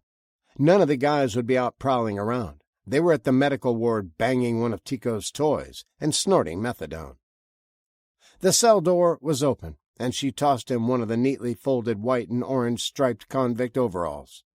"What happened to Bertha?" he asked, as he stripped out of his jeans. "What do you think happened?" she asked bitterly. "Bertha was big. Nobody wanted her, so she got locked in a cell with 20 other undesirables and forgotten about. Tico wanted to narrow the numbers down to just a few thousand. Had to make the food last. You see that movie, The Purge?" "No, but I know what it's about," Willie answered. "Well, imagine that on steroids," she said. "First couple of days was a free-for-all. Everybody just went mad. Everybody had a score they wanted to settle. By the third day, the wholesale killing had stopped, and Tico was the new warlord.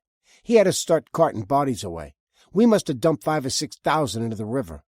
"How did everybody get out of their cells?" Willie asked, as he pulled on the orange jacket. "You'll see when we start walking," Carmen said. "A lot of the prisons got hit. They're the tallest thing around, have a lot of metal in them. A bunch of guys got out, and they realized pretty fast that the Mexicans were killing the blacks, and the blacks were killing the whites, and the whites were killing anybody that came at them, and everybody needed numbers. Everybody wanted their own people freed to fight for their side. It was stupid. Our building got hit, blew a big hole in D sector, but I didn't know if anybody survived. They sure as hell didn't unlock our cages. We were scared to death. We didn't know what was going on until the third day. By then they had come to some kind of uneasy truce, and Tico was calling the shots. We were already starving and half dead from thirst, so we didn't put up any kind of fight at what they did to some of us." She took him on a circuitous route through the women's prison, past unlocked doors and holes cut in the fences. He stopped when they passed the kitchen area and saw the destruction. It was gutted, a completely burnt-out shell. "Bollocks," Willie said. "We came here for the food. What a waste." "There's some over in the west facility. Their kitchen didn't get hit, but they're guarding it pretty close," Carmen said.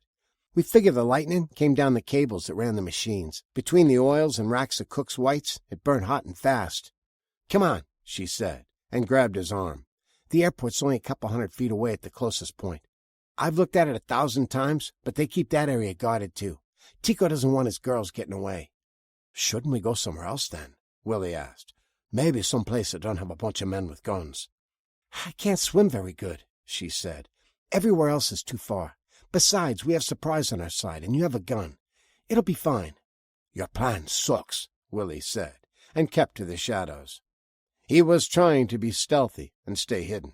Stop it, she said. You're only going to draw attention to yourself. Act like you belong. Nobody knows that you don't.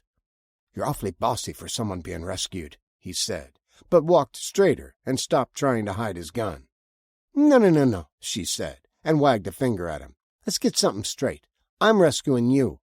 I've got the gun, he said. I'm doing the rescuing. We'll talk about that later, she said. Right now, pay attention. They're going to see us as soon as we start crossing this field. They won't know anything is wrong if you would stop acting suspicious. I'm not, he insisted. I'm cool as a cucumber. Cucumber in a microwave, she said, then hurried on before he could think of something to say. Remember, we got to get the two we're walking up on. We got to kill them, or they'll blow us out of the water before we get to the runway. Gotcha, Willie said dryly. We've got to kill them. I'll make sure we do that. She ignored him and continued on like he'd said nothing.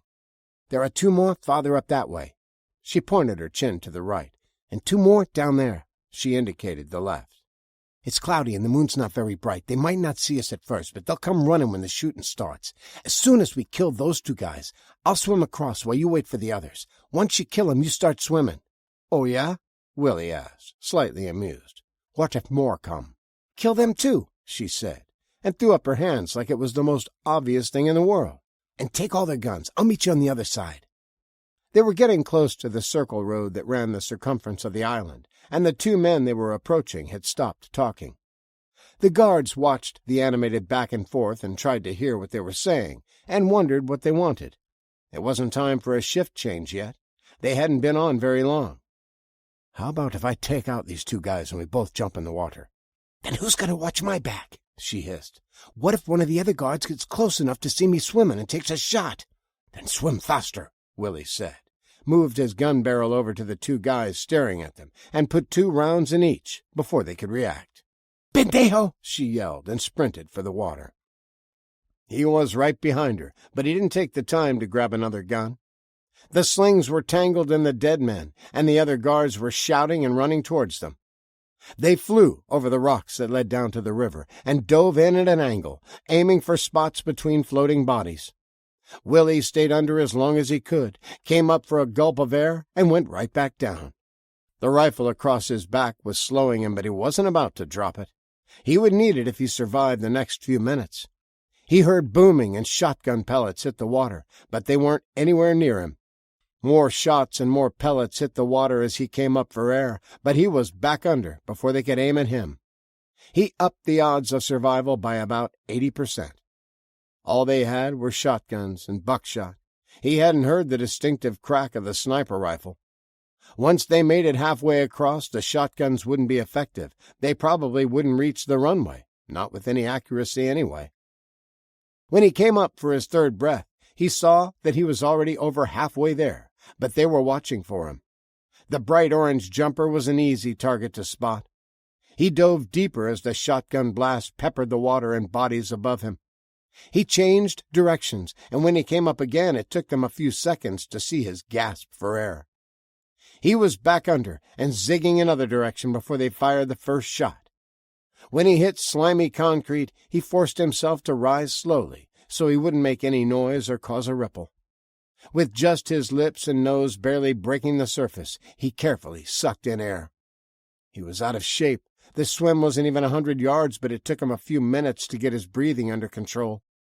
He moved slowly over to a rotting cadaver, bumping along the moss-covered concrete, and using it as concealment, poked his head far enough out of the water to see.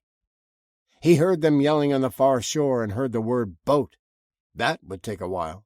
Carmen said they were on the other side of the island at the ferry dock. He was safe from the shotguns. They wouldn't do much damage from this distance, if they could even hit him. He was worried about the sniper rifle. It might have night vision or a moonlight scope, and if it could see them, it could hit them. He had no idea where they had kept the weapons. If it was an underground concrete bunker, they might still work. He watched for new guys showing up, especially guys with something long slung over their shoulders, but it was hard to see so far in the darkness. They were just silhouettes. He scanned the runway wall for Carmen's orange jumpsuit, but didn't see it. He moved the body a little and scouted the water, looking for movement or color, and saw neither. About 20 feet away he saw a flash of orange and moved toward it, side-paddling slowly and keeping one eye on the gathering crowd on the opposite shore. It was a jumper from the prison, but it wasn't her. The man had been dead for at least a day. He saw another and swam to check it. Another dead con. There were dozens of them, bobbing gently in the river, so he started looking for a petite one with long dark hair floating around her head. "What are you doing?" a voice whispered only a few feet away. Willie started and spun to see her bobbing low in the water near the runway. Her lips were blue, and her whole body shivered in the cold. "Looking for you," he said, and realized why he'd glanced right over her. She'd shed her jumpsuit, and her brown skin was nearly invisible in the dark water. "I'm right here," she said. "Give me a jacket. It's soaking wet. I'm in the river, too, if you hadn't noticed." "I'm naked," she stuttered. "Give me your jacket." "Nothing I haven't seen before," Willie said, and moved to the wall. "You haven't seen mine, you pervert," she said. "Give me your jacket or I'll stab you." Willie complied and boosted her out of the water. The tide was near its peak, so that helped. They weren't 5 feet below the railing. They kept low, ran across the tarmac away from Rikers, and hunched their shoulders, expecting a high-powered rifle shot to split the air and cut them down. But none came. It was nearly a mile from the end of the runway to the airport. Carmen started lagging behind when they were halfway there. She was shivering violently in the frosty air, and her shoes had come apart. They were the soft-soled prison issue, paper-thin and nearly worn out before the storm. Walking for days on asphalt, hauling bodies to the water and a half-mile on the runway, had finished them off. "Hop on," Willie said, and crouched low for her to climb on his back. "I can walk," she said, through chattering teeth. "I know you can, love," he said softly. "But if your feet start bleeding, they'll be able to track us. Wouldn't want that now, would we?" Willie slowed his pace considerably. She didn't weigh much, maybe 100 pounds, but he was an old duffer. He was closer to 50 than he was 40. His head ached from the metal plate. It hated the cold, but he was working up a sweat as he hurried as fast as he could in the wet clothes and the shivering girl on his back. He went past the meticulously parked jets, lined up in neat rows when they had been grounded, and made his way into the first baggage area he came to. There were hundreds of suitcases stacked up on racks. Some were unclaimed, some were lost, some were en route to their final destination when all flights had been canceled. Willie sat her on a plastic chair, and she didn't complain, just hugged the soaking wet jacket closer and shivered. He set the gun down, pulled out his flashlight, and started hunting for likely bags. Either military duffel bags or suitcases that were well used and heavy duty. The ones with ski resort stickers or favorite adventure outfitters. He tossed her towels stolen from hotels as he dumped out the bags and prowled through the contents. It only took a few minutes until he had them both suitable clothes and likely boot candidates. He didn't know her size, but he had a good pair of hiking boots that looked like they'd fit her tiny feet. She hadn't moved. She was still shivering on the chair, the wet jacket still wrapped around her. "Here now, we can't have that," he said softly, and shut off the flashlight. "You've got to get dried off. You've got to get into some warm clothes." The moon was waning, but there was enough light filtering in for him to see. She didn't fight him when he pulled the orange jacket away from her and tossed it aside. She stood naked and didn't call him a dirty old pervert or any such insult. He bit his lip. Hypothermia was setting in. He toweled her off and wasn't gentle about it. He rubbed vigorously up and down her arms and legs to get the blood flowing. He started dressing her with the thermal long johns, and by the time he was pulling a sweatshirt over her head, she was helping. She tied the boots by herself after she added an extra pair of socks. He grabbed dry clothes of his own and quickly shed the wet ones. His fingers were starting to go numb, and his toes had been for the last half hour. The desert tan boots he found in a duffel bag were almost a perfect fit. They were tighter than he liked them. He preferred a half size too big, but the snug fit would be better for all the walking they were going to have to do. He dumped more suitcases, found a sleeping bag, a couple of Mexican blankets, and a grandmother's homemade quilt. They made their way up to the pilot's lounge and found fruit that hadn't gone completely bad, peanuts that would never go bad, and bottles of water. Both of them were exhausted and figured they were pretty safe where they were. They fell asleep almost as soon as they stretched out on the leather sofas and curled up under the blankets. Chapter 32. Roosevelt Island. Day 9, 4 a.m. Natasha awoke with a start and listened intently as her heart slowly stopped thudding in her chest. Had it been a noise or the nightmare that woke her? Had she cried out? She could still feel the long strands of intestines and encircling hair from the dead woman as they pulled her deeper into the black water, away from the light playing across the surface, down 100 feet to the subway tracks. She shivered and rolled to her feet, felt her way to the elevator doors and pressed her eye to the crack. Blackness with a hint of gray near the doors that had been shot out. She had no idea what time it was. She needed to see where the moon was in the sky. She watched and listened for a little longer, then flipped the Zippo. She left the wet clothes in the corner, gathered the few things that mattered, then closed the lighter. She slid the doors open, moved across the foyer, and checked for guards or patrols before crunching over the broken glass. The night was still and quiet. Far, far off she heard a scream and rapid gunfire, then stillness. The quiet was unbroken except by the washing of the East River and the forlorn cry of a single night bird. The moon was edging to the tops of the skyscrapers across the water, and she figured dawn was only about an hour away. She debated looking for Smoky, or just slipping into the river and quietly swimming across. It would be cold, but she was accustomed to that. Back home when they were camping with the herd, sometimes they swam and bathed when there was 2 feet of snow on the ground. The thought disgusted her. It was choked with bodies, but she didn't know how hard they would look for her once the sun came up.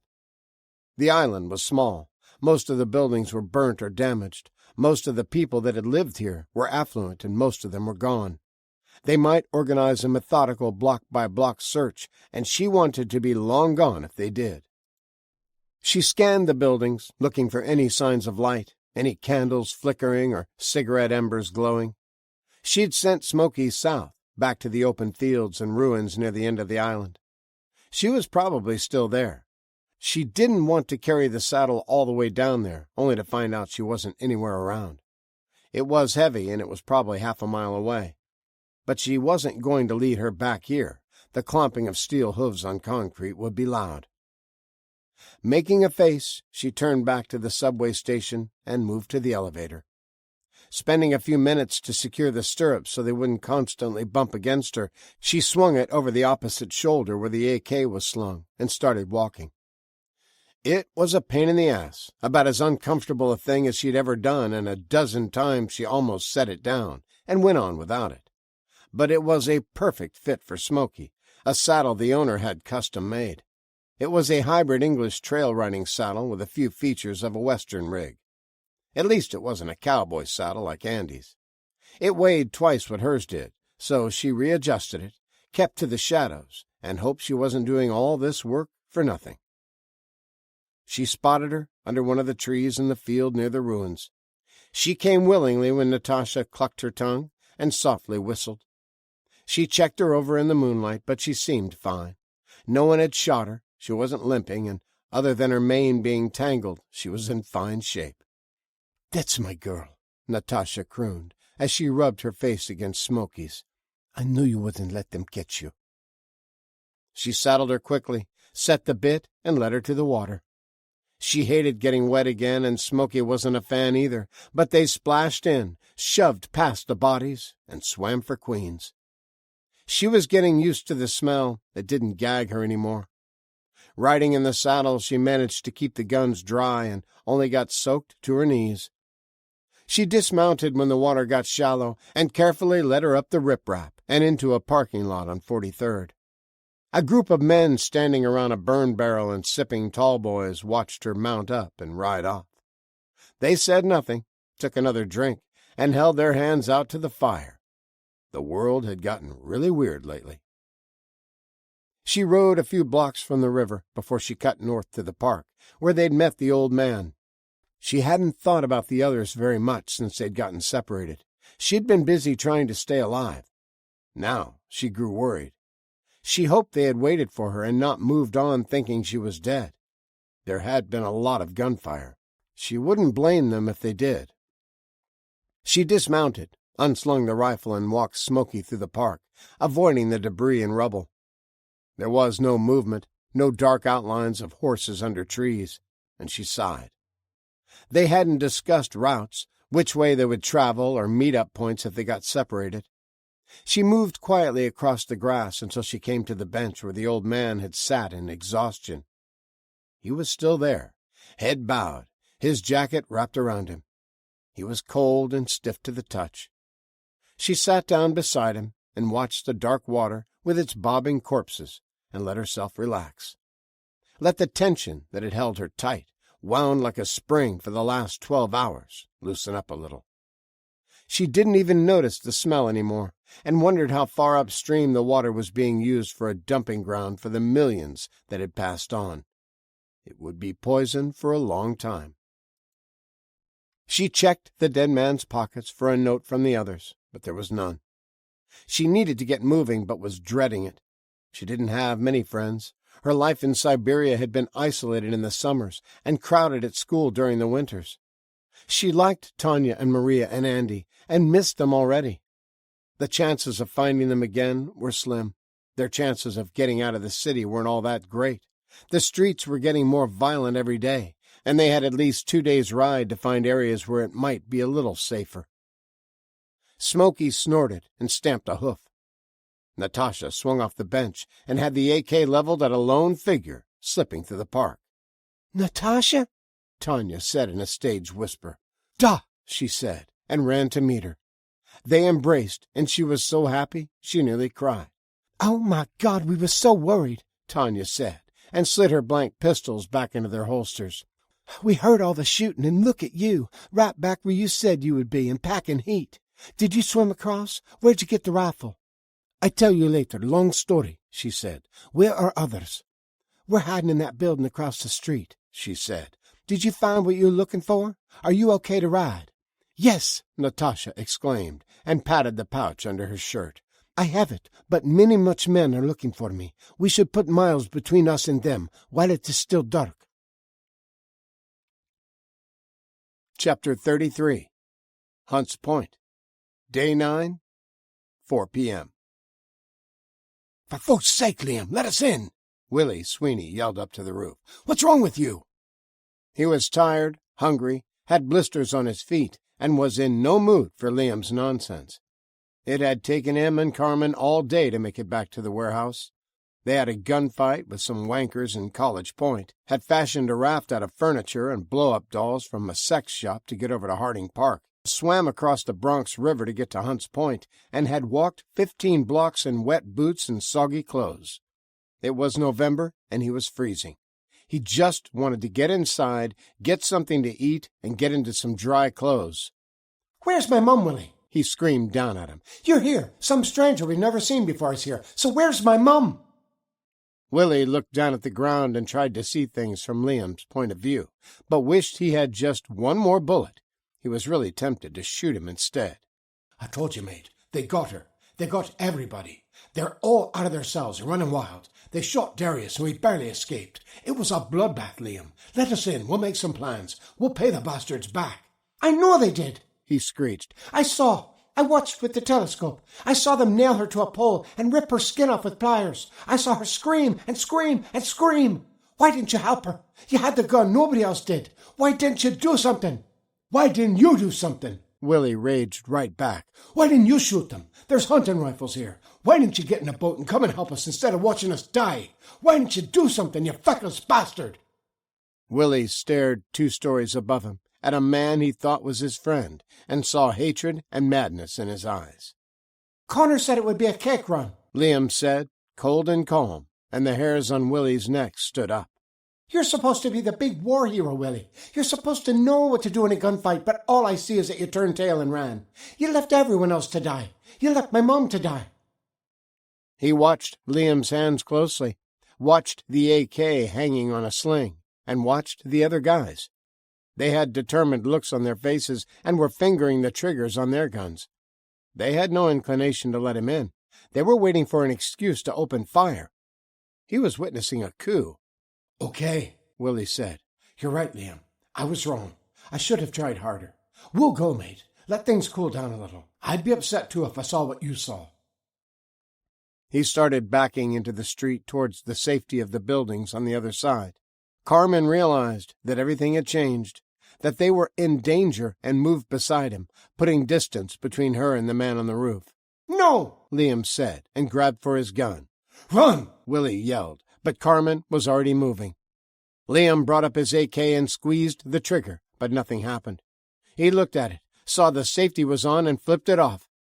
It was too late. Both of them rounded the corner of the repair shop across the street. Nice friends you have, Carmen said as they leaned against the wall, breathing hard from the all-out sprint. He's gone around the bend, Willie said. Completely mental. Should we keep moving? Will they come after us? Doubt it, Willie said. There's only him, Fiona, and those two wankers on the roof. So what now? She asked after a moment. Now, we wait for Connor to come back, Willie said. He'll sort this out, and when he does, I'm going to break Liam's jaw. The bastard tried to shoot us. Meanwhile, there's a thrift shop a few blocks over. Let's go get some dry clothes. Chapter 34. Hunt's Point. Day 9, 5 p.m. The ride back to the warehouse was uneventful, but he knew he was going to be sore tomorrow. That was okay. He'd figure it out and toughen up. They went slow, a walking pace so Carla and the rest of his crew that didn't have mounts could keep up. She came with them, much to his surprise. He was sure she'd disappear in the night and stay on the island. She must have figured the devil she knew was better than the one she didn't. It was okay, though. She'd hook up with one of the guys and he'd take care of her. With the food from Rikers, he wasn't worried about an extra mouth to feed. He didn't want to ride ahead. He wanted to be surrounded by men with guns. He saw people watching from behind curtains and darkened doorways and turned to stare at them until they shrank away. He kept his aggravation in check. Not getting the braid was merely a setback, not the end of the world. That had already happened. Maybe. All he really knew was New York was in chaos. He had always been a glass-half-full kind of guy, and he looked for the positive in his failure. He had horses, that was a good thing, and he never would have considered them if the college kids hadn't shown up when they did. Chasing the girl down might not be such a bad thing either. It would probably take a few days to catch them, and he was actually looking forward to the hunt. It would give him a chance to check out other parts of the city, see what's out there and how far the damage went. He assumed the lightning storms had been worldwide. The auroras had been, but he didn't know for sure. Nobody did. The news had gone off the air before they got bad, and everything after that was just a bunch of people voicing their opinions. A little ride out to the country would tell him a lot, like whether he needed to stay cool, keep a low profile, and quietly ride this thing out in his warehouse. For all he knew, the National Guard was set up outside the cities, restoring law and order with soup kitchens and work details. Doubtful, but it would be best to know for sure. The punching bag girl had been a fount of knowledge about the college kids. He'd found out that they came from wealthy families, and the campus was more like a country club than a university. The girl who had stolen the braid didn't come from the old money, though. She was a recent immigrant from Siberia, of all places. He'd known a few Russians over the years, gangster types who mostly ran girls and heroin.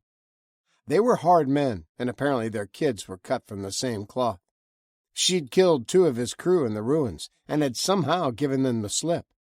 He didn't think she was hiding on the island. Her horse was gone. It had been running around in the parks, and nobody could catch it, but this morning it had mysteriously vanished. They had the bridge guarded. The only way off was swimming the frigid river clogged with corpses. The girl had stones. He'd give her that. The men were hungry, and talk turned to what they'd have when they returned. They'd done a good job overall. They needed some gun training, that was painfully obvious, but they had kept it together. Nobody had deserted or ran away when the bullets started flying. It had been a long hike over there and a long hike back, and they were holding up well. He promised them a feast, and they'd break out some booze, too. That put them in high spirits the last mile back to the warehouse. His thoughts turned to Fiona. She'd come in with Liam, but she'd made it pretty clear that if he wanted to rekindle that old flame from 20 years ago, she was more than willing. She was easily the finest woman in the warehouse, and the way she swayed when she walked had him remembering nights of passion that only a redhead could bring. When he got back from his little jaunt out to the country, he was going to pick up where they'd left off some 20 years earlier. He pulled ahead of the group as they neared the warehouse, and smiled when he saw Liam on the rooftop. His numbers man had kept the place safe, even added a few improvements. They had stacked piles of heavy steel and metal beams in front of the door, making it impossible to get close to it. They'd added concertina wire and other reinforcements to the loading docks. Connor was impressed. They must have been hustling hard the last few days. He waved and reined to a halt as two men joined Liam on the roof. He couldn't remember their names, a couple of guys he'd let stay when they brought in a truck.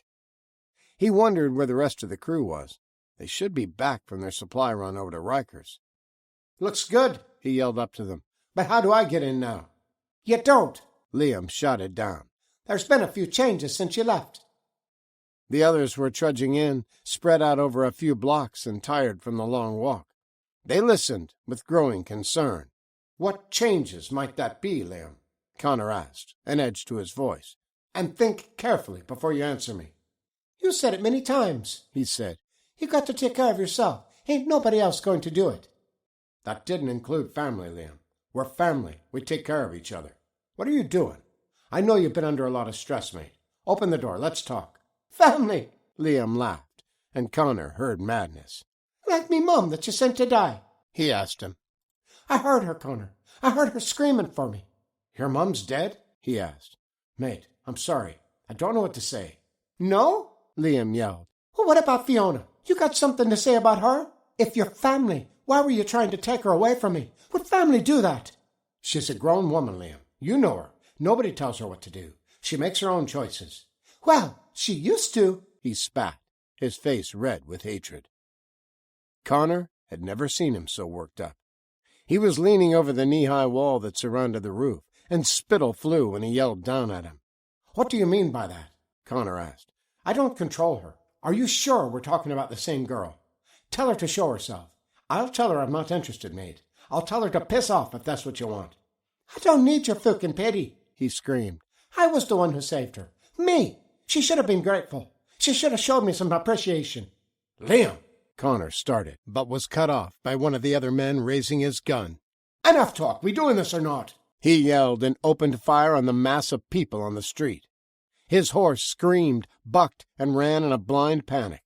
Connor fell out of the saddle, got his foot caught in the stirrup, and bounced crazily upside down for half a block before he managed to twist his boot out. The horse kept running, and he scrambled on all fours into an alley. The shooting continued for long minutes. They were cutting down anyone that moved, anyone that was trying to get away. They weren't taking any chances. The more of Connor's men that were dead, the fewer they would have to worry about if they regrouped to attack. It was a bloodbath, and most of his crew lay motionless in the street. No one had even raised their rifles or drawn their pistols. The attack had been too fast and unexpected. His foot throbbed, and he massaged it as he sat with his back against the wall and tried to figure out what had just happened. He couldn't believe Liam had turned on him. He had treated him well, paid him well, and taken care of him for 2 decades. He wondered what happened to Willie and Darius and the team he sent to Rikers. There was no way they were part of this. Liam's mom had been with them. If she was dead, they probably were too. He had a sinking feeling that Fiona was also among the dead. Liam had talked about her in the past tense. She had stayed behind to help organize the storage areas for the food coming in from Rikers. Had they gotten into a fight? One of those, if I can't have you, then nobody can kind of fights? Had that pushed him over the edge? Connor didn't want to believe it. Liam was a sensitive sort, was a little eccentric, and he'd always had a thing for Fiona, but you didn't throw away 40 years of friendship over a girl. His shock and fear were giving way to anger. They'd stolen his warehouse, shot at him, and killed all of his men. Probably Fiona, too. Those bastards were going to pay. He poked his head around the corner and saw the two guys on the roof scanning the mass of dead in the street. When they saw movement, they pulled the trigger. It had to be them. They must have talked Liam into the standoff, but he couldn't have known about their plans to massacre everybody. Connor wouldn't believe that. He couldn't. They must have done it for the food. With just them it would last a year, but they weren't going to live that long, not if he had anything to say about it. He pulled his pistol and emptied the magazine, but they dove behind the parapet, and all he hit was bricks and thin air. What he wouldn't give for a good bazooka about now. "Are you okay, boss?" Eddie Machete asked, as he came around the other end of the alley, leading his horse. He had been behind everyone, bringing up the rear with the stragglers. "Yeah," he said, and got to his feet. "The sons of bitches are dead. Where's Mickey?" "Went after your horse," he said, "but he'll probably find him dead. There was a lot of blood splash as the bastards shot him. Everybody else is gathered behind the delivery warehouse. The ones that ain't bleeding out in the street, anyway," he added. Connor walked into a mess in the parking lot. Half the guys that managed to get away had been shot and weren't going to make it, not without a doctor and a surgeon. AK rounds were no joke. They hit hard, shattered bones, disintegrated muscle, tore through veins, and left gaping holes where they exited. Mickey rode up, dropped the saddle and bridle from Connor's horse, then got off to see if he could help the wounded. He couldn't. None of them could. Even when they managed to stop the bleeding, the so-called minor wounds in the leg or arm would leave them dead in a week. They were patching them up with sweat-stained shirts. There was no antiseptic, nothing to sew the holes shut, nothing to stop them from getting infected. He didn't have an army anymore. He had 5 petty thieves and his 2 men, with only a couple of pistols between them. The rest of the guns were out in the street. He should have brought the splinter with him. None of this would have happened. He would have had the intuition of the luck or whatever it was that it gave him. But he didn't have it. He had left it, and whoever was near it was getting the benefits of its power. It wasn't loyal. It just was. Now Liam was absorbing its mystical blessings. He almost cursed the traitorous thing, but bit his tongue. Some things just weren't done. Connor took Eddie and Mickey a few blocks down, where they could see the street in front of the warehouse. They needed to get those guns back. "They're going to pay, boys," he said. "They're going to pay a price for what they did, and it's going to be a high one." "Aye, and it can't come soon enough," Willie Sweeney said, as he walked up to them. Connor embraced him, and Mickey was all smiles. Eddie, solemn as always, offered his pocket flask, and he took a pull. Eddie didn't do that for just anyone. It only took a few minutes to bring them up to speed on the Rikers fiasco, introduce them to Carmen, and let them know that Tico knew where they were and what they had. "He knows everything about you," Carmen said. "He tortured your people for hours. There's no doubt they told him whatever he wanted to know." "Why would they bother coming after us?" Mickey asked. "Sounds like they have everything they need on the island." "They don't have food," Carmen said. "Not much, anyway. Most of it got burned up." "They don't have booze, either," Willie said. "And there's a whole liquor store in the warehouse." "They have the boats, so it'll be easy. And they'll come because they like it. They like to kill," Carmen added with a shudder. An hour later, the lookout brought Halston and his crew to the makeshift camp. They had gathered behind a small distribution center a few blocks from the warehouse. Halston had a pack of fine-looking police horses in tow, and tethered them in a small green space that had a few picnic tables in it, a break area for employees. Connor came out of a squat brick building that used to house the offices of a delivery service. Dozens of blue vans sat useless in the parking lot, but a couple of his men were going through them, methodically pulling out boxes that might have something to eat in them. It was surprising how many people ordered food from Amazon. "Double cross?" he asked. "What gave it away?" Connor asked bitterly. Halston could see the man was in a dangerous mood and said nothing else. It looked like they were going to be spending the night, so he started poking around for a comfortable place to sleep. He was tired and his face hurt. He saw Carla helping sort through the thousands of boxes on the truck. "They haven't used you up yet?" he asked. "Don't worry, I got a little present for you. See my horse over there?" He pointed at the gray and white stallion nibbling on the grass. "I think he would like a turn, too. Maybe we'll let him have a go later on. Who knows, you might like it." The two boys with him laughed as they walked off, and she knew he meant it. He thought he could do anything he wanted, and the scary thing was, he could. There was no one to stop him. It was cold outside, but someone built a fire with cardboard and wooden pallets, and the men who weren't on watch stood around it and munched on crackers, peanut butter, Spam, and ramen noodles, courtesy of the delivery trucks. Connor was wary of the one-eyed boy. He was young and seemed to enjoy the violence. He had lost a few of his crew in a battle over the horses, but when he told the story, he barely mentioned his dead friends. He had dwelled on the way he'd killed one of their attackers, how he'd dragged him to death behind his horse. He laughed when he described road rash, so extreme the whites of his bones were showing. That wasn't the worst of it. He'd intentionally kept the man alive for as long as he could, to prolong the torture. Connor didn't have a rosy and virtuous past. He'd done things and ordered his men to do things, but it was a business. They didn't take pleasure in it, and got the nasty work over quickly. Even Eddie Machete, who could be as gruesome as anyone, didn't particularly enjoy the work, but knew it was sometimes necessary to send the right message. The dynamics of their deal had changed. Connor no longer had the men or the weapons. The boy thought they were equals now. Their numbers were about the same, but the frat boys were better armed. That would change as soon as it got dark. He'd send his men out to recover the guns on the street. He and his trusted few, only 3 of them now, kicked around plans and ideas long into the night. Their little world had been as good as it got when they parted ways yesterday morning. Their future had been bright because they'd seen what was coming and had prepared. They had shelter, food, water, and enough men and guns to stop anyone from taking it away from them. It had only been a few hours, and everything had changed. Now they were scrounging for meals and didn't have a secure place to stay. It was too late in the game to start over. There wasn't much left to scavenge except maybe a few more delivery trucks and candy machines. Taking the warehouse back would be costly, and he didn't think 20 men could do it. It would take hundreds, and the losses would be heavy. Even if they did manage to get it back without every last one of them getting killed, Carmen was probably right. Tico and his army would be coming, and they would slaughter everyone. "I'm sorry, boys," Connor said. "Mistakes were made, and they're all on me. I got Darius killed, and I should have read the signs.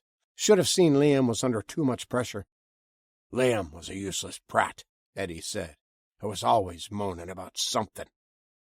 "You can't take the blame for Rikers, boss," Willie said. "'Twas a mission you gave to me.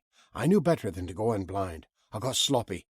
"Quit feeling sorry for yourselves," Mickey said, and passed the bottle of vodka he'd found in a desk drawer. "What's done is done, and whining about it ain't helping nothing. Everybody that got killed is dead, so now what do? We still going after that braid? There's nothing left for us here." "I think he's right," Willie said. "We need to get out of the city, and chasing those girls is as good a plan as any. At least we'll have those frat boys with us. I think we'll need numbers and guns to make it. The days of civility are over. It's all at war now. Me and Carmen only had to go a few miles, and we spent half of it running for our lives or hiding from people after I ran out of ammo." Connor stood and looked out of the office window. It was late, as dark as it was likely to get. "Let's see if we can get those guns out of the street," he said. "I'll tell Houston we leave in the morning."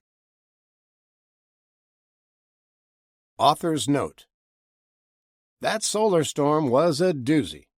Everybody knows you would lose all your electronics if a massive EMP were to hit us, but most weren't prepared for the relentless barrage of lightning storms. It sort of worked out for our intrepid heroes. Things seemed to be going well for Andy and the girls. Their next big hurdle is making it out of New York City and into the suburbs. Things should be a little easier there. Perhaps they'll find rescue efforts underway. They could cross into Connecticut and find Red Cross shelters and friendly faces welcoming them with hot meals and a warm place to stay. Maybe. Halston turned out to be a jerk. Who could have guessed? Connor Doyle and what's left of his crew are stuck with the college boys, for the time being. They think they need each other to get out of the concrete jungle. They may be right. A week has passed, and Alfred Henry Lewis stated way back in 1906 that there are only 9 meals between mankind and anarchy. They are armed, they have numbers, and they're on horseback. They won't have any trouble picking up the trail and tracking Natasha down. Possibly. It sounds like Liam might have some payback coming in the form of an ex-Supermax inmate. And what of Carla? She's found herself in a pickle. Halston has every intention of making her life as miserable as possible. Answers to all of these questions, and more, in Book 2. The link is on the following page. A lot of research went into this book, and it wouldn't have been as good without Fred Ashmore, a longtime Maine resident, taking my phone calls and answering all kinds of weird questions about caribou and wilderness areas. I don't know much about horses, but Alana Flint does. She's a real-deal horsewoman, and watching her blast away with her 6-shooters popping balloons left and right at full gallop is an amazing sight. Thanks, you two. You made the book better. Stock up a little, have a plan, and don't get hit by lightning. David A. Simpson, February 9th, 2023. Athon Audio hopes you've enjoyed